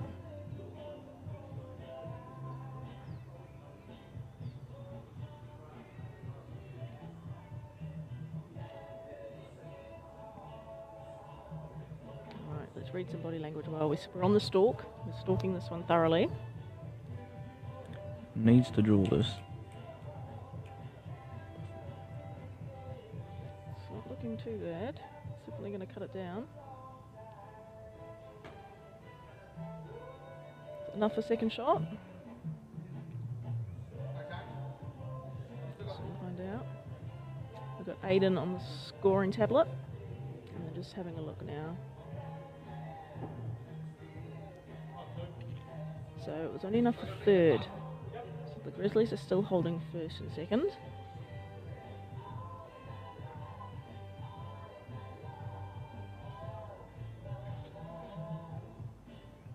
So can the ultimate end be restored? Looks like it's just going to cut under. That was a little bit short as well, actually.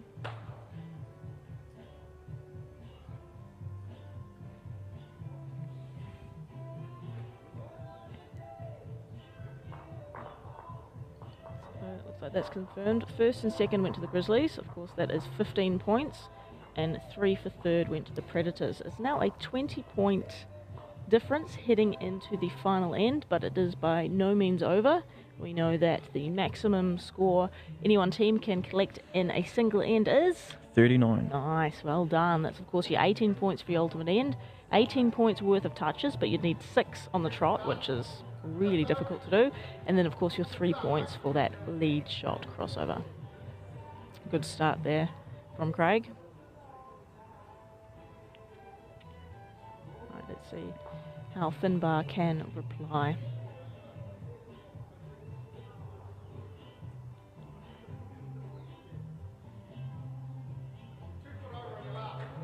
There we go, we got first shot.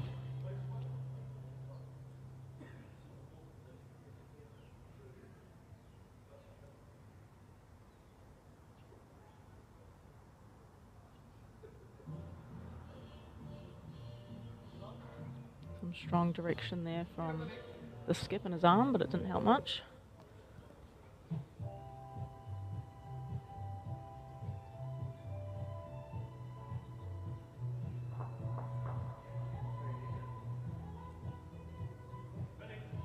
Finbar would be looking for a toucher here.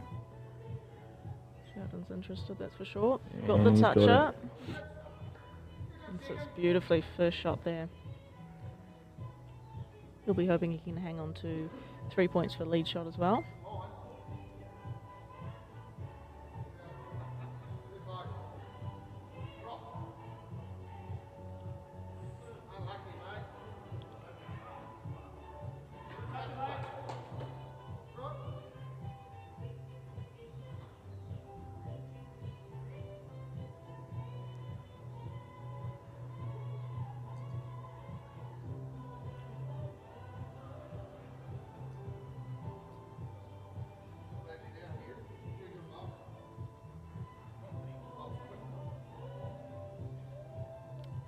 Short with this one, but he collected those 3 points for the crossover, which is really important. Plus he's holding 3. He's given Sheldon options. Yeah, it's definitely the position you want to be crossing over if you are down 20 in the final end. But you know, the ultimate end, is it going to be enough? How's your maths? Not that great.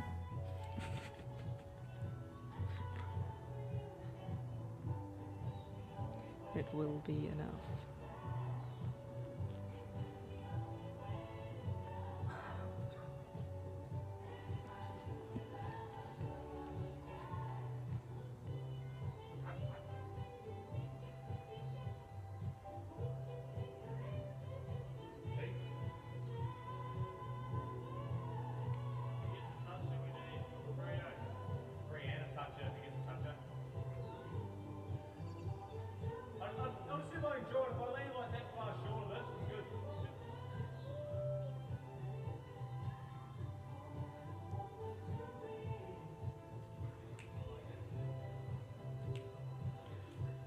trying to slow it down.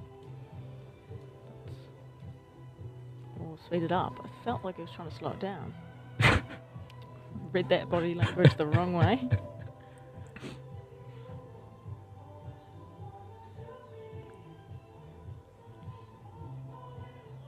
Bring here with the second ball.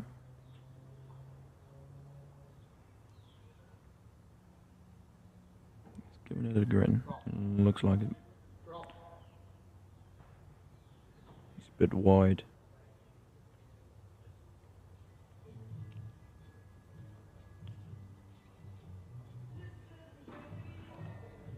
Looking at that, there are options at the back, that's for sure. If you could get it back there.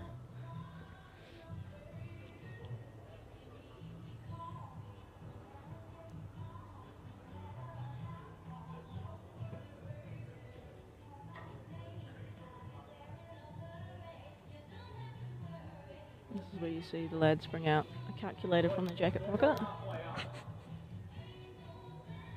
There's Keanu there.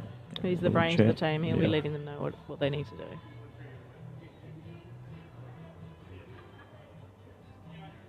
You know, leave the maths to me, boys. You just put something in the jack. Sheldon won't be trying too hard with this. Just look to get one in the eye for him. Just trying to protect this ultimate end. Gets on the centre line, he's good. No, not quite. So obviously if nothing was to change now, the ultimate end is 18 points, and that would give the Predators the lead and the game, the win, by 4. If I did that quickly, and I accurately think so. He's got two options. He either draws for third or second, or he goes jack or bowl.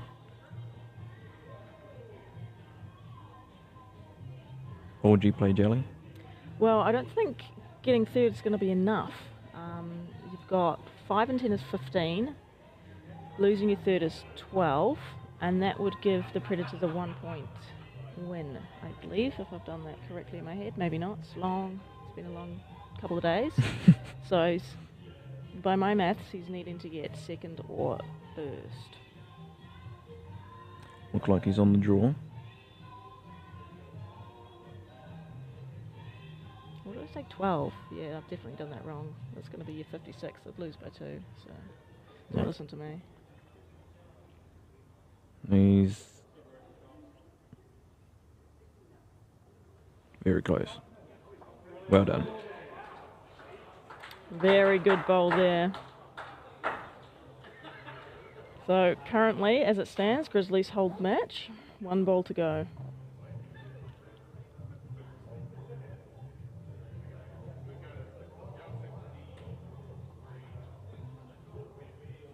This is pretty exciting. These are Sheldon's favourite shots here. Sit the bowl.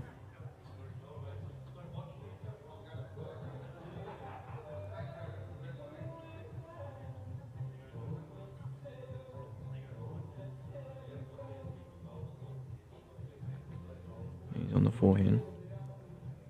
Play with weight. How's it look? Stalking it. Oh, well done. Wow. Great shot. Oh my goodness. And just like that, with the final ball, he won the match. Sheldon loves a bit of pressure, doesn't he? He loves the pressure, but more importantly, he loves the crowd, and he loves the camera. So a good win there by Sheldon and Finbar. And they'll be playing Liam and Teo in the final. Wow. Fantastic. So we're not far away from the final kicking off, probably about 5 minutes or so. But yeah, what a fantastic game that was. I mean, the Predators were down first couple of ends quite badly as well, you know, but you can never write them off because, as you can see, they love the challenge. Yep. They love the crowd. They love stalking their bowls. And the cameras, I think, are what makes a difference. But, you know, Sheldon works hard. He trains hard. The whole team does. They take their bowls very seriously. And it's great to see that in these sorts of, I know, circumstances where, you know, when you actually need to be able to pull out a bowl like that, they can do it. Yep. And you're like, you know, the training's actually paying off. And it's good to see that. You know, he's our current men's singles champion in New Zealand, and you can sort of see why when he's pulling things like that with the last bowl and that sort of pressure on his shoulders. So well done to the Predators. They are in for a chance to win their fourth, which is just ridiculous, fourth New Zealand qualifying event. But of course, young Liam Hill and his team, Bowls for Brains, are going to do their best to stop that from happening, because Correct. they are both vying for a spot over in Australia at our Ultimate Week. All right, so thank you, Davey, for joining us in commentary. Thank you. And we will catch everyone very shortly. So for the moment, just have a look at the ladder, which will be appearing very soon.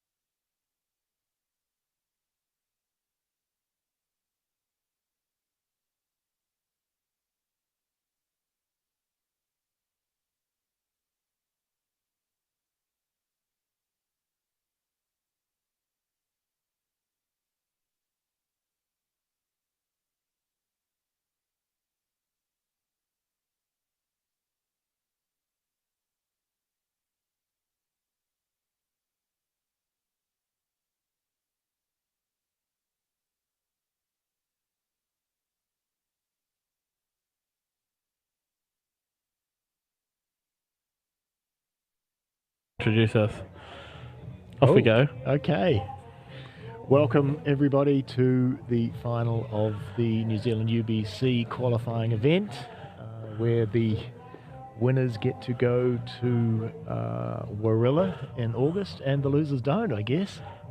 So brutal. I'm Alan, he's Jeremy, and we are commentating the final, and this is eagerly awaited. This is Mount Eden Eagles. It is not the Mount Eden Eagles. It's not the Mount Eden Eagles. There we go. Bowls for Brains. There we go. We got Bowls for Brains against the Predators.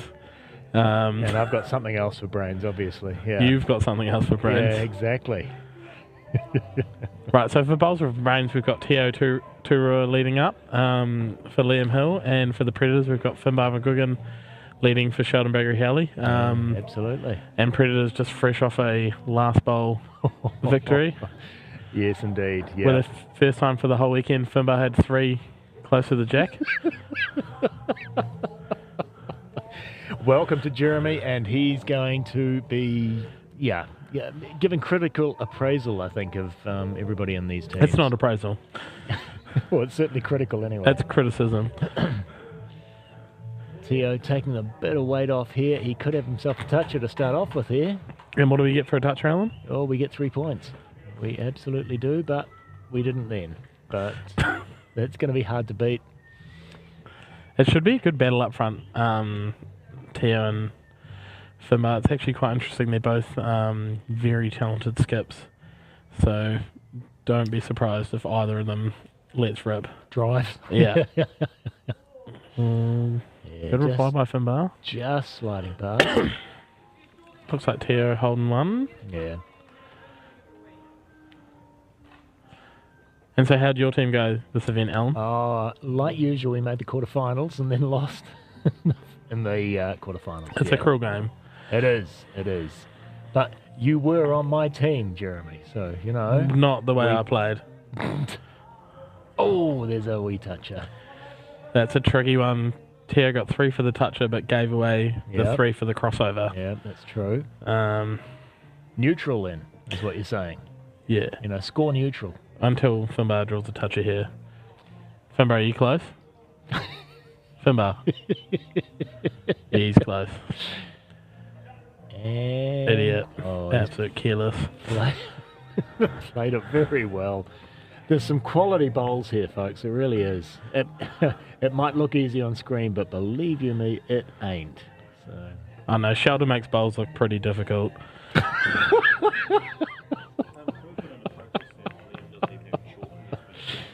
Oh, here's an impromptu interview with I'd actually Sheldon. protest his shoes. Are they bowls New Zealand approved? Probably not. And Liam Hill here on his backhand. Not sure he likes that. He's busy talking to himself. Yeah, he didn't. Yeah. The good thing with all the players in this game, you're going to know pretty much straight away if they're any good. Yeah. But look for Sheldon to be up and about this game. He loves the TV rink. And look at this. Look at this. Oh, did he touch it? I think he did. Can you try and draw one? He's just raiding the head. Unbelievable. Yeah. I think they call it raking, don't they? It's called the gore draw. Liam playing with weight here. He's interested. Looking for the jack. This could do... Oh, wow. Close. Probably the worst possible result he could have got there. That actually looked much like an Alan Blackman backhand runner. No. Close, but no cigar. Yeah. See, this is, free hit for Sheldon to really try and get so close for another toucher. Sheldon's bowls just never seem to stop. They just keep going and going. You're sure he's short, and he never is. How come both of them have stopped? Do they not stop? Or look, I'm speaking metaphorically. Jokes. Oh, this is not a good start for B. Sheldon probably going to be 6 foot heavy and give it away.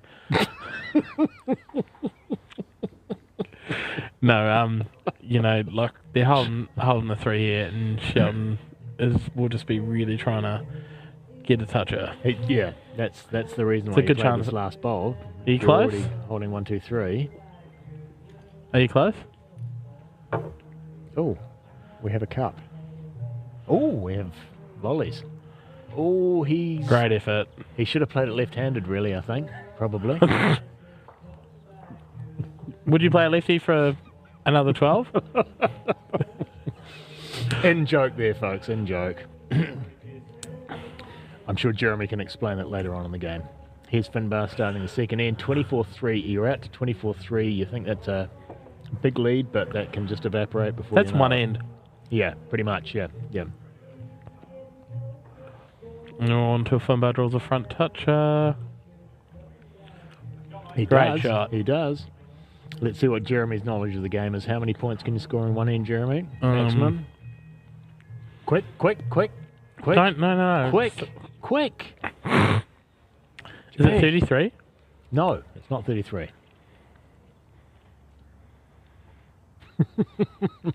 No, wait. Is it 40? No. 30? No. 39, Jeremy. Come on. 6 touches plus the ultimate end plus the crossover. That's far too much math. 18, and 3. There we Far go. too much math for this time of day. Take some green, Finbar, you mug.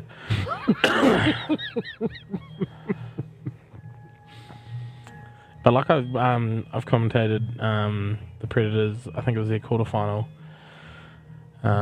They're just a team that you don't want to get behind.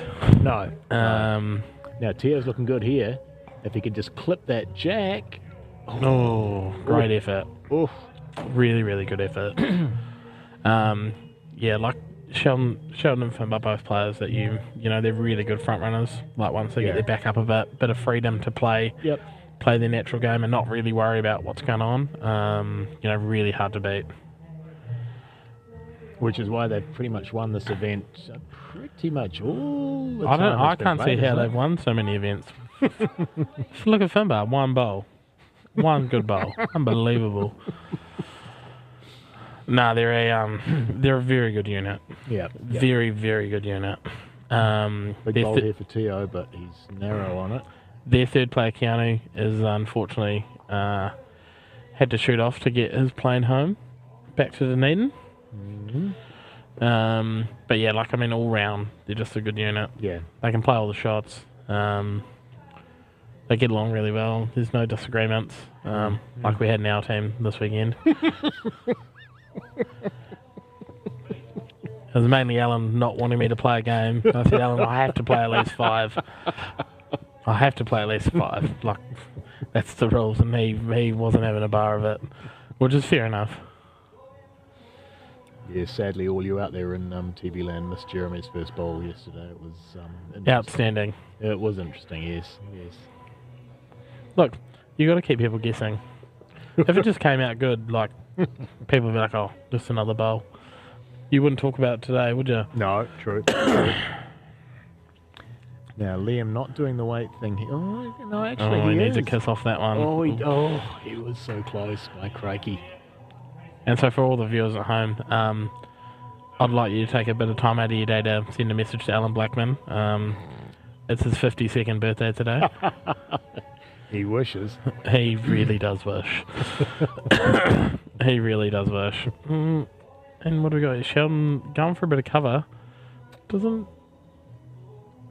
like it too much. Because what are you playing if you're Liam, Alan? Oh, you've got to be up. That's the one thing about this game. You just have to be up. Way to point out the obvious. Well, yeah, but and he's just going to slide under that. Had pretty much the perfect weight on that shot, but yeah, just the line. But see, that's the thing. Like Predators had such a good first end. Instead of Sheldon worrying about drawing to the head now, he's just looking at what the danger is. Yeah. Where he needs to cover. Like, if it was a close first end, Sheldon's probably trying to draw another one. Yeah. Whereas he's got the freedom to just be like, oh, I'll chuck him around the back and see how we go.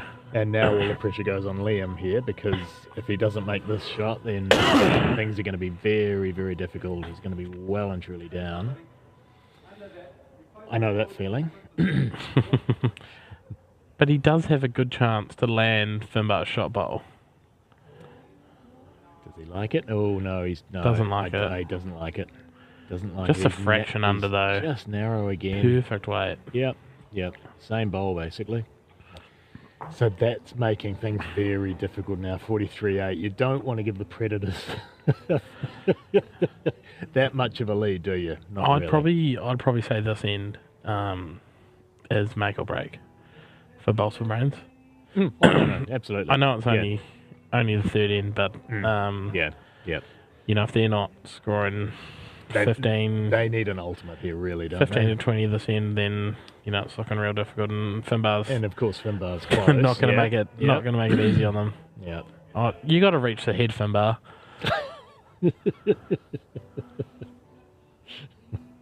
You got to reach it, Finbar. So Teo playing his forehand. Yeah, it's interesting on this TV rank. A few players have preferred both sides of the green. What was your preference? Great shot. Jeez.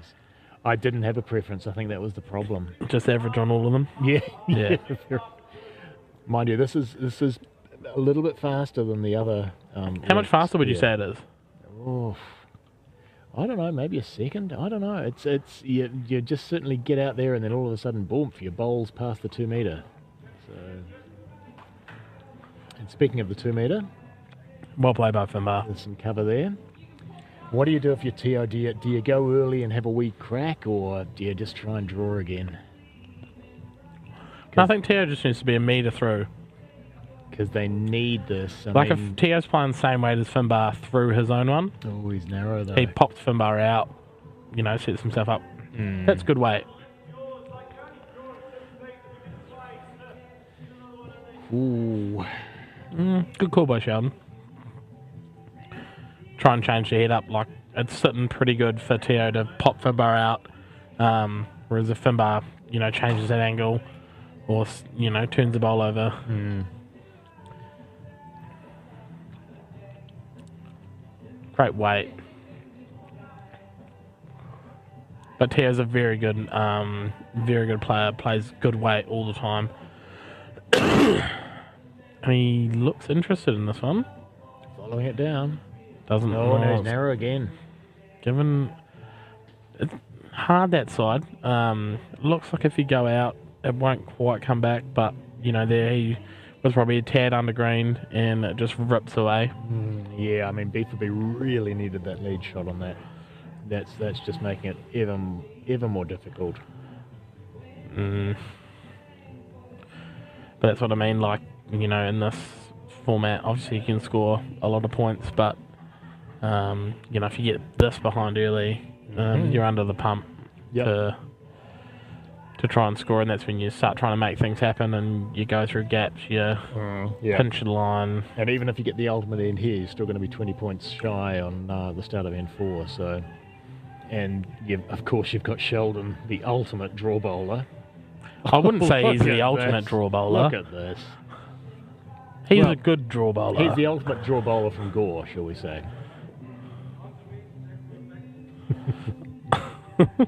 I don't know. I think Tony Cockerell's probably the best draw bowler in Gore, which I think Sheldon might agree to, actually. Now, Liam just playing into this group of 3 here. Very close here. What's going to happen? Oh, and he moved the wrong one, unfortunately.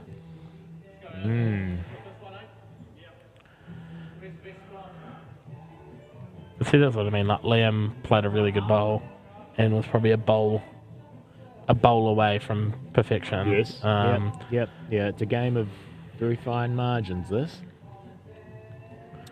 So, what do you reckon it's going to do here? He's just playing for a bit of cover. And so what are these guys playing for, Alan? They're playing for a trip to Warilla to compete in the full UBC in August. Warilla, just south of Wollongong. And you'll be there, won't you? In Australia? No, I don't think I will, unfortunately. I've got work and stuff like that, What? Oh, here's a bowl. Here's a bowl. Here's a bowl. Oh. Unlucky. My goodness. That's a great effort. Yeah, it was. It was bang on, and yeah. As I said, it's a margin of, a game of very, very small margins. This.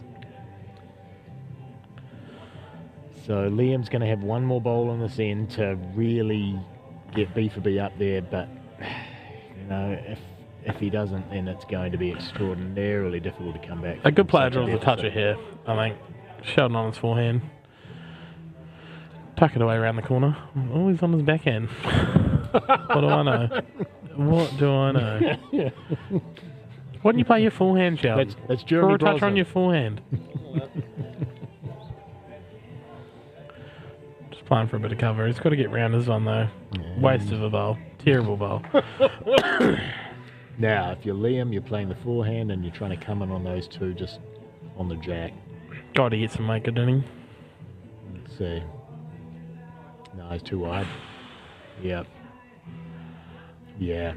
I'm going to call it early, Jeremy. I'm saying that's game over. I'll tell you what, nothing gets past you, Alan. Nothing gets past Not much. you. Not much. 59-13. So what was the most we can get on an end? 39. So, I mean, even if they get 39 here, they're still losing. Yeah. 2 ultimate ends gets them to 39, which And is 20 points behind. Finbar's got the foot on the jugular here. Oh, great shot. That's just cruel. That's outstanding. That's cruel, is what that is. That's a great lawn bowl. Yeah, it is. Yeah. I think we might see the beanbag thrown, early. I reckon. I mean, I'd quite happily throw a beanbag at you, Alan. Although you have to like that we're here in commentary. We've got Mike Jelly on cameras, and Rebecca Jelly is sitting on a beanbag, playing on her phone, doing absolutely diddly squat. Like, what value is she adding to the UBC? It's unbelievable. Unbelievable. Oh, and Finbar coming in here with the backhand, looking for that toucher. Great shot by crikey. Yeah. Yeah. Oh, Here comes a bit. I think Here Tio's comes got a bit of attitude. He's got to let rip here, doesn't he? Oh, it's a mild let rip. Oh, okay. Okay, he's opening up a touch. Not really a good result by Tio there. If anything, he's made it a little bit more difficult. Like, before he hit that, it was a good target to be running at, whereas now, you got a few gaps. Well, now it's a game of draw, isn't it?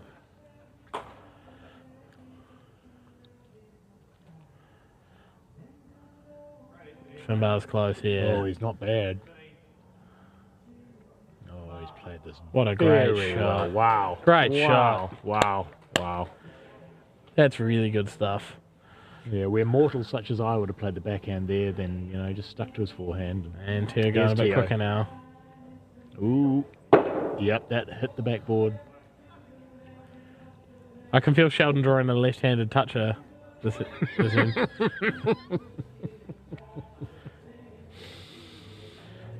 We had a game earlier on in the weekend where Sheldon and I had a bit of a wager on him drawing a toucher, and he said, I'll draw one left-handed if you want. So we put the wager on, and he was about half a foot away from drawing a toucher left-handed. It was freakish, really. Yes, they're ambidextrous down in Gore. Oh, look at this. Look at this. That's ridiculous. Oh, great shot. Really, really good shot. Honestly, form is temporary, class is permanent, isn't it? Yeah. Just to quote a cliche there. I think your prediction's starting to look very accurate, Alan. Yeah. Although Great Liam's going to come here. Liam's got it. He's got it, and follow it in. Great shot. There we go. Now you're not going to see any more of this end, folks, because we're off the camera. Well played, Liam. You'll just have to trust us that the jack is in the ditch. It is, and Liam has shot. And Sheldon is a close. And of course, this is a test of the bowler is drawing to the ditch. Sheldon likes it. It looks like he is flying though. Oh yeah, no, he's splashing. Yeah, he's just broken the backboard. Damn. He's Oh, Jesus, that was quick. A gore draw. You've got Alan on the gore draw now. That's rough. Sheldon, I think you should mix it up and try and draw one this end.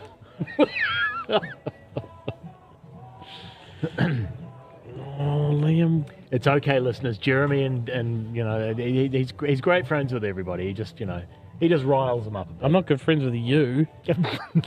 Well, not after today. Not after my performance this weekend. I'm off the Christmas list for sure.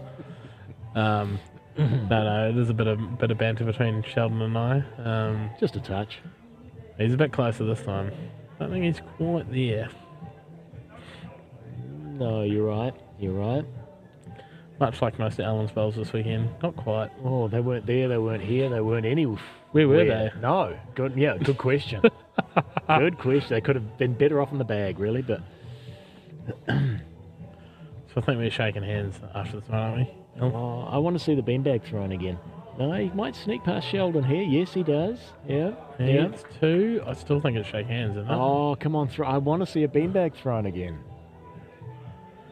Lamb's like, Ken... Yeah, we're looking... Oh, no. Davey Motu's saying no, that's it.